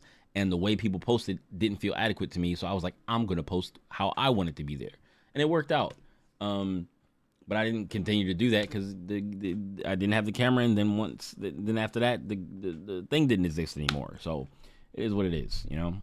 Internally a long time ago. So no matter what I go through, content will always be made. It would almost have to be physically impossible for me to make content, for me to take a real break. And I wanted to make this video because I've had so many people reach out to me and say like that they're proud of me for keeping going. And these are like smaller creators, because like I started in a Facebook group with other creators, and we all kind of was doing our thing and like playing Mortal Kombat back in the day, back in like 2018, 2019. But I just kind of kept pushing, so I've grown somewhat. And because YouTube is such a hard platform to grow on, people show me a lot of love because of the fact that I'm still pushing. I honestly think that YouTube is only hard to grow on because we don't have people to collab with. I honestly think that. I don't know if it's a guarantee, but I feel like collabing with people, like even smaller creators collabing with people around the same size, is what you need in order to grow a bigger channel. Like your content just becomes more interesting and more fun when you're with multiple people, and there's like people for you to interact with and stuff like that. Like you just get this natural content, whereas like usually you don't have nobody to talk to unless there's people in chat, so you don't get to have the organic fun content. You're just kind of like trying to entertain people and trying to like figure out what's the next thing I'm gonna say or how I'm gonna say it, or should this next thing be a clip, or it's like you're looking for things to do, or looking for things to turn into some type of content. And usually I'll take something that's nothing and turn it into something more interesting, which is cool. Like I feel like I have the ability to do that, where it's like I take some of these clips that are nothing burgers of clips, and just maybe I said something later. I was like, oh, you know what? It would be cool if I say this thing after I did this thing, and it was like 10 seconds later. But I'm like, I'll just cut out the center point and zoom in on my face so they won't even notice that I said it so late, right? So it was like, I'll just say this, I'll say the thing, or like today I switched two things where I sighed, right, and then the next, and then I was running along, you know, with my character from spawn back to the point, right, and I was like, I feel like this would be better if I cut from me dying to me sighing, or excuse me, I cut from me dying to the character running back to point, and then like a short portion of that, and then a sigh, the sigh that came before that where I started running, and then back to the running but in full. And I'm like, oh, this flows very well, right? And then nobody will know that I sighed first and then started running if I put the running first and then put the sigh next. Like, that's the type of stuff that I do, or I'm like, oh, I think this would be cool if I did it this way, just to make the content flow better. But the reality is like, I'm sure they've been through similar scenarios as they've mentioned to me before, but every time I've been through a scenario like this, I've never stopped the content. And so the main takeaway from this video that I want you to understand, this video is not about you don't want to make content, it's that you don't want to make content unless you know the answer to this question, because it's the only way that you're gonna keep going. I hope this video isn't too long. I want to wrap it up, but I just feel like get that message off my chest, because that breakup really rocked me last year, bro. Like, it really rocked me, and I kept making content the whole time. But I'm gonna be honest with y'all, bro. I'm just now starting to heal from that shit. Like, if I'm just being dead real, I'm just now starting to get to a point where it's like, it's not on my mind.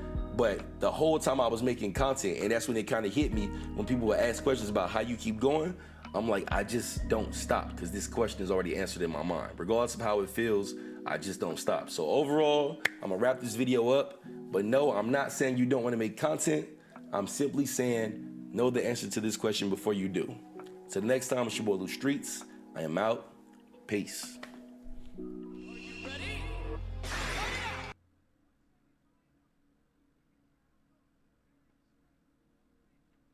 Cool kid.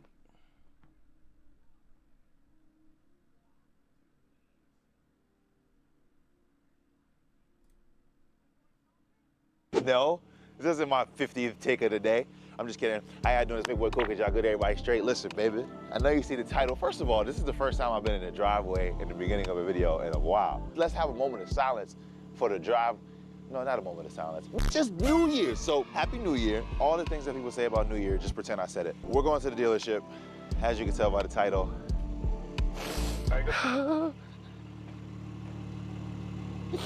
And I know you're probably wondering why. Mind your business, you don't gotta know why. Sometimes I act on impulse, you know what I'm saying? And sometimes when things pop up, you gotta pop out and then pop in. Pop. Anyway, I also didn't get to tell you. Making your scriptless, awkward things into funny moments with editing is, I love it, because it's like it's part of being like lazy, but then it's like, oh, you know, I'm just having fun doing this, and then you just turn it into something funny, like turn these little moments into something funny, these little pauses, like I don't know what to say, screw it, do it live, like it's great. Like I love that about his crazy stuff. Flat, which I like his car, or at least personality. So I got slightly bigger tires. I think these are 35s. Michelin Pilot Sport all season. Had to get it towed, bro. The fucking tire came off the rim. I'll probably put a picture in the video. But yeah, I guess let's just go, man. I'm kind of probably running a little late. Just kidding. We always on time. You know what I'm saying? 2025, new year, new me. Except same me, because same me. I also hate when people say that. So we're gonna get in the car and Get in the car. Just get in the car. Alright, so boom, yeah. When you have, and also when you have a cameraman, you know you made it. When you paying a cameraman to be on the camera so you can just walk around, do whatever you need to do, and your vlogs are so much more. I don't even know what to say, what to call it. They're just more. Your vlogs are just more when you got a cameraman. I'm not trying to like pause this video the whole time because I gotta go to sleep. I'm getting rid of this car, bro. Why do I keep doing this shit? Why do I keep getting rid of the car that I love the most? You know what I'm saying? Damn! Why didn't you just not? Why didn't you just sell one of the cars that you don't like and then get the one that you like? I don't understand. I don't know what to do with my life. I am getting rid of the M4 today. Customer parking. Where do we park at though? I guess we just park here. We're getting rid of the M4. Is it just the one that costs the most and you're just like, all right, I'm just gonna sell it, get a new thing? I don't know how to properly describe my feelings right now. I think we should just go through the motions of the day, and towards the end of the day, I'll be able to reflect. But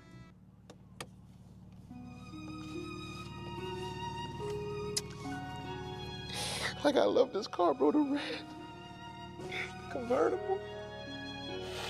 I don't know, bro. But honestly, no, the only reason why I'm getting rid of this car is because I needed windshield washer fluid and I didn't want to fill it up myself. So I was like, yo, I might as well just get a new car. Now I'm just playing. Anyway, let's go in, see what they're gonna give me for my car. And damn, bro. Because the thing is, I still didn't even get to tune it yet. Like, I didn't put the pieces on. I don't know. Just do an edit real quick while we figure some shit out, bro. Do an edit, damn it. Hold on, bro. This dealership kind of nice, though. We gotta go upstairs. I'm still sad. I don't know. I'm not like, I don't know. I'm confused. How do y'all feel? Y'all all right? You crying on the camera? Don't cry. Because this is a motivational quote. Wait. Because you have to take the elevator to the show. That's fire. But in life, you can't be upset. You gotta be success. Okay. So like, I decided that I didn't want to do another regular size car. I'm kind of tired of the new age big ass cars. So I decided to go to Isetta, 19-something BMW Isetta. It fits me, right? No. So they gotta take it out. They put these signs here for me because I had to make sure. I don't even, yo, they gave me an M hat. I don't know why they did that. You know, I'm a Benz guy. I'm about to throw this away. I'm just kidding. I'm just kidding, obviously. That's not what I bought. Should we do like a B-roll cinematic thing where we show what I actually got? Probably. All right, cool. Let's just do that. We present to you Cool Kids' new 2025 BMW M4 competition.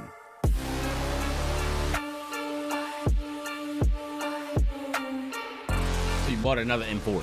You got rid of the M4 to get another M4. Shut the fuck up.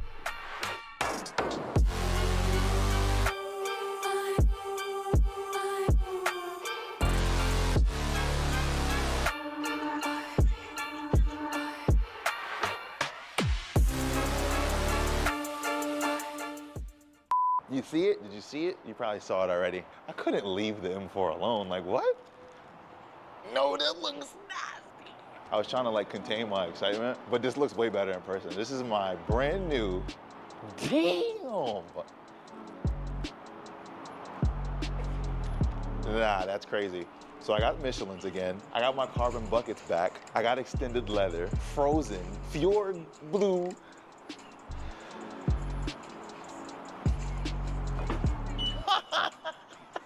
Nah, I haven't sat in it yet. I haven't even been able to look at it. CSL tails, the new tails. Nah, this is OD, this is OD, this is OD, this is OD, this is OD, OD. Oh my days. It's crazy because it's the same car, but it's just not. This is way better. I was gonna say like, damn, I kind of miss my spec. I like the red. Nah. I got my carbon buckets, bro. Nah, all right, hold on. Hold on, bro. I gotta sit down. I'm hyped. I know it probably doesn't make sense to y'all, right? But it doesn't have to make sense, you know what I'm saying? I gotta sit down and see if I could. Ah, my carbon buckets. I don't fit. Damn. So the thing with the convertible, when you push the seat back, it like lifts up. Since this is a carbon bucket, it's still comfortable, but I'm gonna have to get it coated again. But I got my buckets back. What is you talking about? And I got the new wheel with, oh shit, this is Alcantara. Oh my God, that's amazing. Wow. All right, well, and I have a light in the middle now. I'm in love. Yo, shut the fuck up, bro. Man.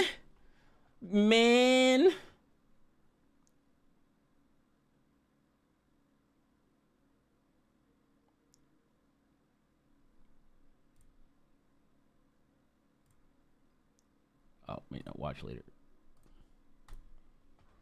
The year was 20, whatever Starfield came out, and I played that. And I uploaded it. I didn't like it, and I shot it a little bit. I don't know, bro. I feel like what I was looking for, I didn't get right away. So I spun the block on it later as in recently in all of December, which is why I've been gone prior to now and then. And I still don't like it, even though I beat the game 13 times and I have 100+ hours into it. I don't know what it is, bro. The loading screens probably beat my ass. It was too much over time. And the high. You beat the game 13 times and you don't like the game? What you mean you don't like the game? Is it that you really wanted to really like the game and then you just didn't? Because like, I can't say that I didn't dislike the game. I didn't dislike the game.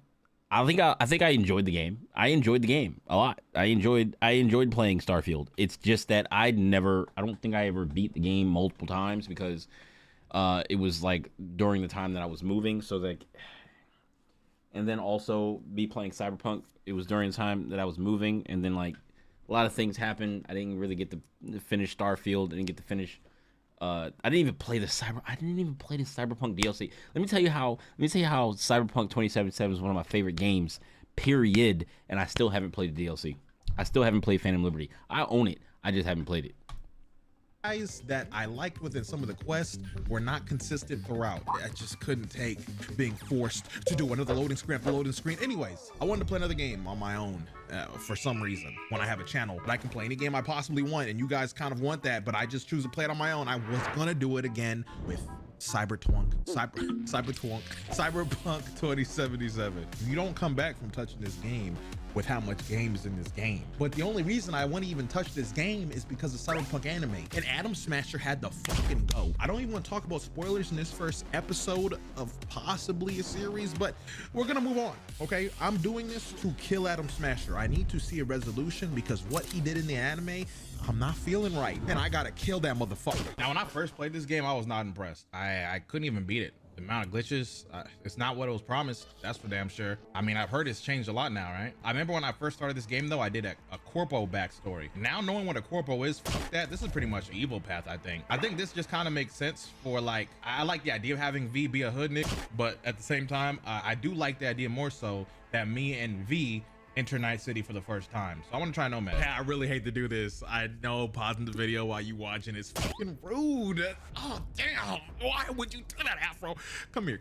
Just walk with me, bro. Look, you've been fucking with me for a long time, and I love that, bro. But can I tell you something? Right now, we're kind of hidden. And that kind of matches the vibe what I'm trying to talk to you about. The Hidden Ones is a 3D action fighting game that's an adaptation of the martial arts franchise, The Outcast. A game that's also on PC and Android, and you can play it right now for yourself up until February 27th, 2025, when the alpha is done. It's a pre-alpha, you know, it has PvP. That's one thing that I'm getting in there for. And if you didn't know anything, if you didn't know a lot about me, rather, you should know that I'm violent. I hit people. And I get to hit you too. If you're down, we can fight each other, or you can do the challenging boss rushes as a separate PvE experience, which, you know, you can kind of get a feel for what character you like, you vibe with based off the different martial arts styles that they have, or just the drip that they got, whatever. Hey, I'm not gonna judge you, bro. But I think one thing that we can all agree on, okay, is the story is very captivating. No, I don't know. I actually don't know anything about The Outcast. I've seen a lot of the fights on TikTok, and that alone tells me a bit about the story, but I do know that this game does a really good job of telling the story through just how fast-paced the combat is and just how engaging it is too. So if you're just like me and you're going to understand the show from the game, then we can talk about it together in the comment section, and you can get it for yourself in the link description down below and click it and we'll fight.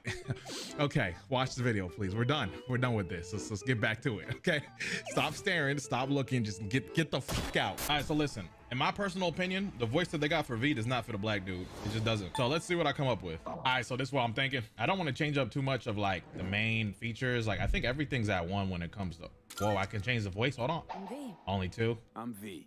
See, yeah, see what I'm talking about. This voice I'm V. Just don't give my kind of skin, so I ain't gonna do it. It's gonna take me out the immersion, bro. Yeah, that's what I'm thinking though. Like this match is for, to me, like if we got a nomad, like nomad lifestyle, right? Like I'm not cutting my hair, so I'm keeping it out type shit, you feel me? I don't know why my neck like that. That's just a thought. I got a little bit of tattoos type beat, you know what I'm saying? And I think I'm good, bro. Now my question is YouTube, do I give him a disc or not? Do I get like striked if I do? All right, now that that's done, shit, I don't know how I want to build my character. This part always stresses me out, bro. Do I want reflexes at low though? I feel like I'm going shit. All right, I'll be a lame ass to get my reflexes up. I think this is what I'm looking at. This is what I'm liking. Yeah, all right, bet. Let's play the game. I think this fits, bro. Like I think I did a good job. This fits with the outfit and everything. Okay. Remove the patch. I was in a gang. Like, what's going on? Electric coupling module. Excuse me. All right, first things first. I gotta do, bro. All right.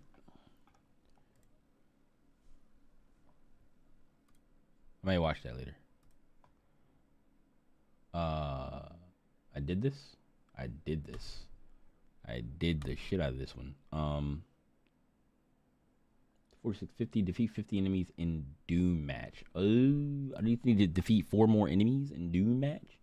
4 more enemies in Doom match. Enter inflated state 5 times as Mr. in quick match.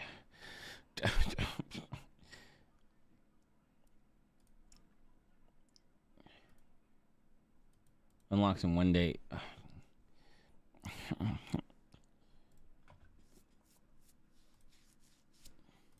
I will eventually do these things. I will eventually. It's 2 o'clock. I should get off. But I want to play one more. I want to play one more.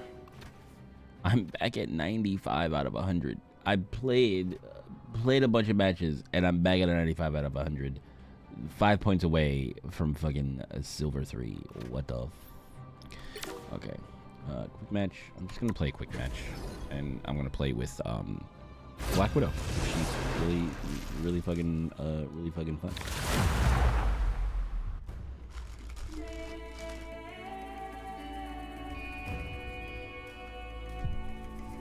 And then I'm going to sleep. I'll hop in bed.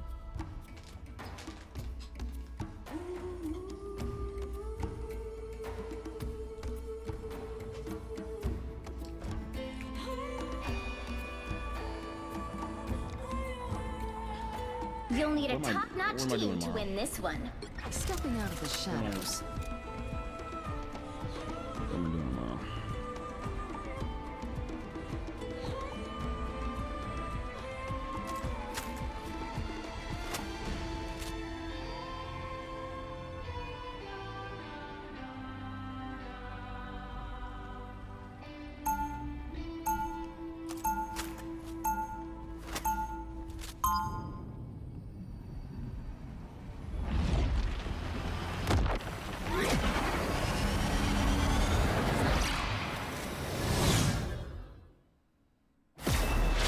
Nothing happens in any world without 30 seconds before you attack. Get ready. The legend himself, the Jade Giant, the Taciturn Terror. Taciturn Terror. History, you're not funny.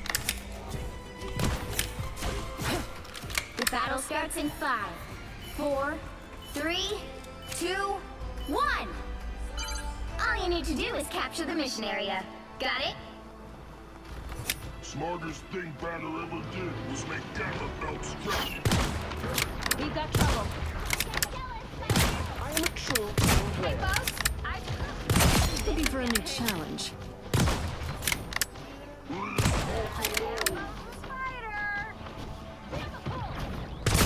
Double KO! What am I? Invisible?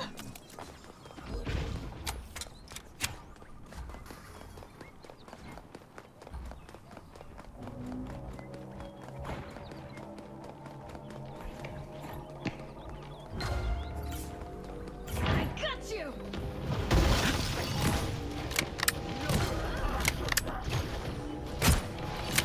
Smash, big fella!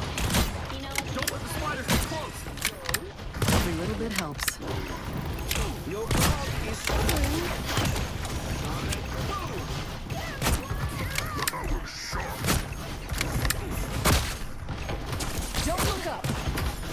by some bad guys. Clearly.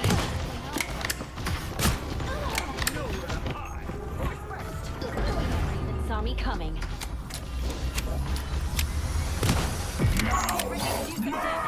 Get ready to do some damage. Help get that vehicle to its destination. In all, I have a Ravens. Coming right up. You have no clue how long I've wanted to chip in anymore. My spirit is free. Onward to my sacred hall. Is he dead?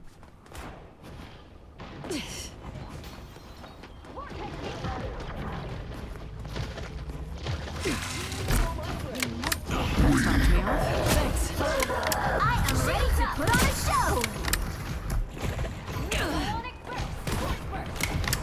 My friends are here.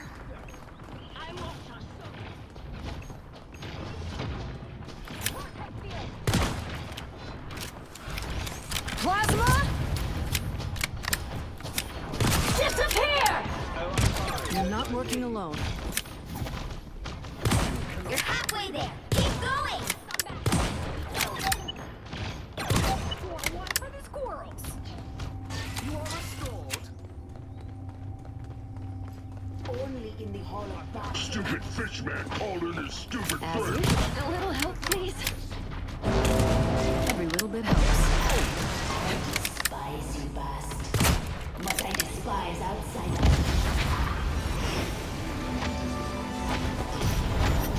Fear Magneto!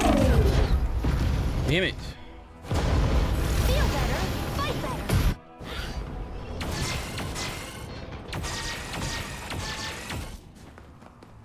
My turn now.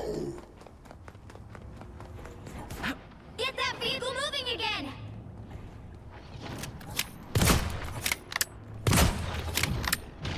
They look like they mean.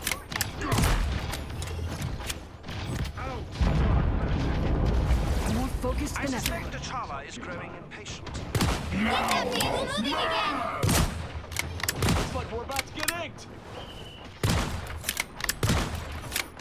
Here's how you shoot. Where am I? Invisible?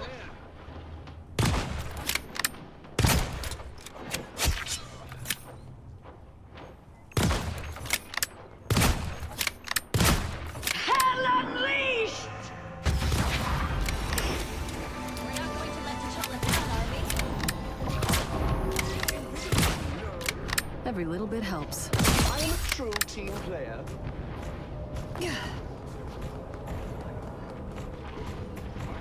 No way to miss now. Another one bites the dust. Now I see them.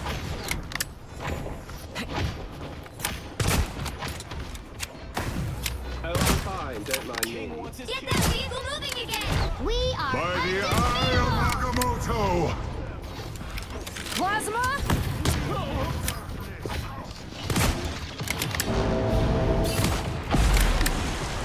More tentacles, more problems. The green monster I want anyway. Imagine how much Tony could have helped. Every little bit helps. My Who's behind you, my ally? Get in there.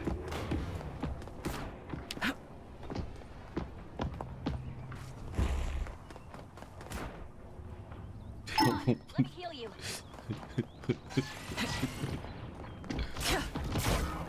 Vortex field. Get that vehicle moving again. Here they come. bring on the chaos. My turn now. Somebody help him! Aquatic threat eliminated. Squid soldiers. The god of thunder! Your powers are mine! By the eye of Agamotto! Oh,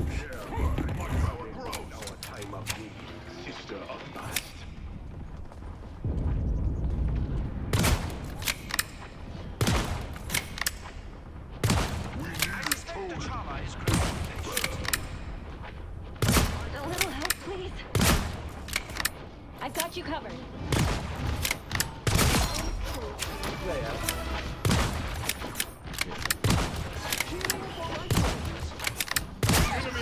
We are undefeatables! All I have are ravens. Poor creatures. Name more shit. By the eye of Agamotto! Someone's controlling me. Plasma burst!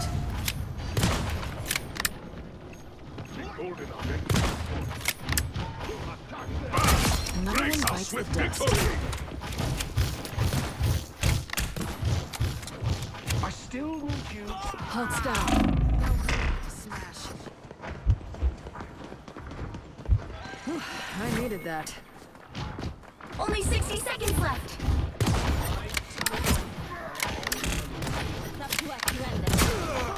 Anyone willing to help?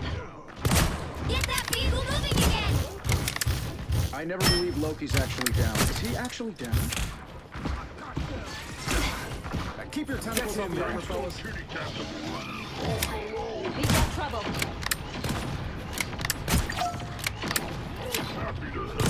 Piece of cake. Down to 30 seconds.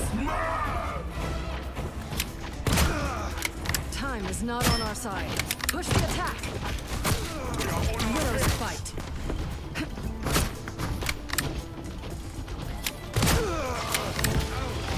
Every little bit helps. Pulse charge. Fire. Neutralized.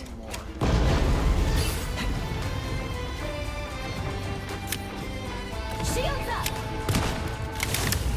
You'll have to keep fighting until we have a winner. The vehicle reached the checkpoint. Keep up the momentum. Behold the god of thunder! Okay, who ordered the calamari? Plasma! Double KO! Widow's bite is lethal. Enemies on approach. That's 3! I'm not working alone. Poor creatures. Namor should be ashamed. All eyes over here.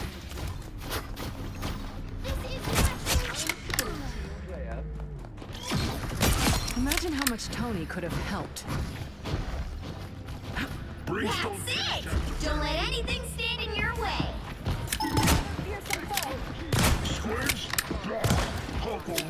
Your powers are mine! Only 60 seconds left.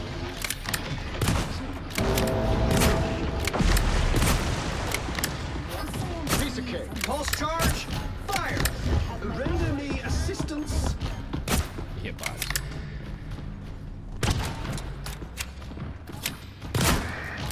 So close! This is your big chance! Namor's alone again. Enemy down. Bring on the chaos. Down to 30 seconds. By the eye of Agamotto! I'm a sitting duck.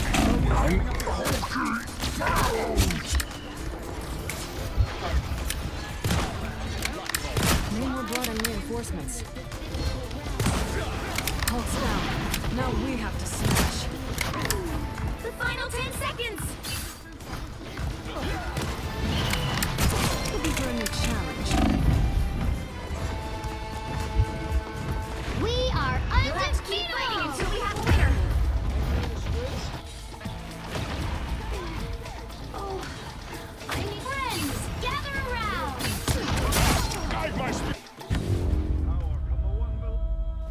Well, you can't expect. Ain't no way.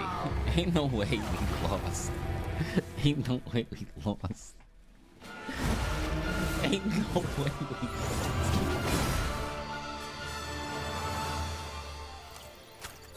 lost. These are bots. They gotta be bots, bro. There's no way we lost.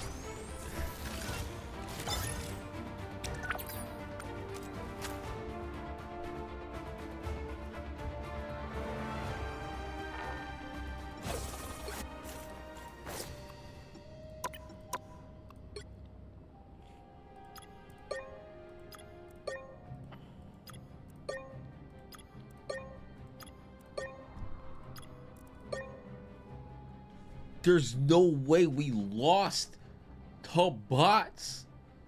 There's no way. There's no way.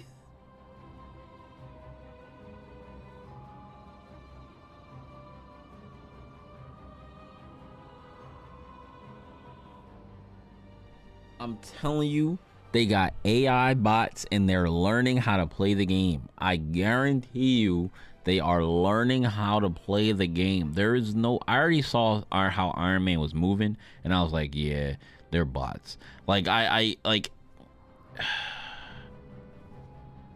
Iron Man is kind of a dead giveaway to how they move. Like how he moves is a dead giveaway that the other team is bots. Because no human moves like that in the air with Iron Man. Like they just move in straight lines in random directions. No one moves like that with Iron Man. No one does that. So I'm sitting here popping people left and right. Oh, and nobody came for me to kill me directly. That's probably another dead giveaway. That they're just letting me basically blast them from a million miles away all the time. I mean, maybe they are like dodging my reticle. Like when I put my reticle on, maybe they're dodging the reticle like, but I don't know. Who knows? All right, I'm ready to go to sleep. This is crazy. This is, look, quick match loss.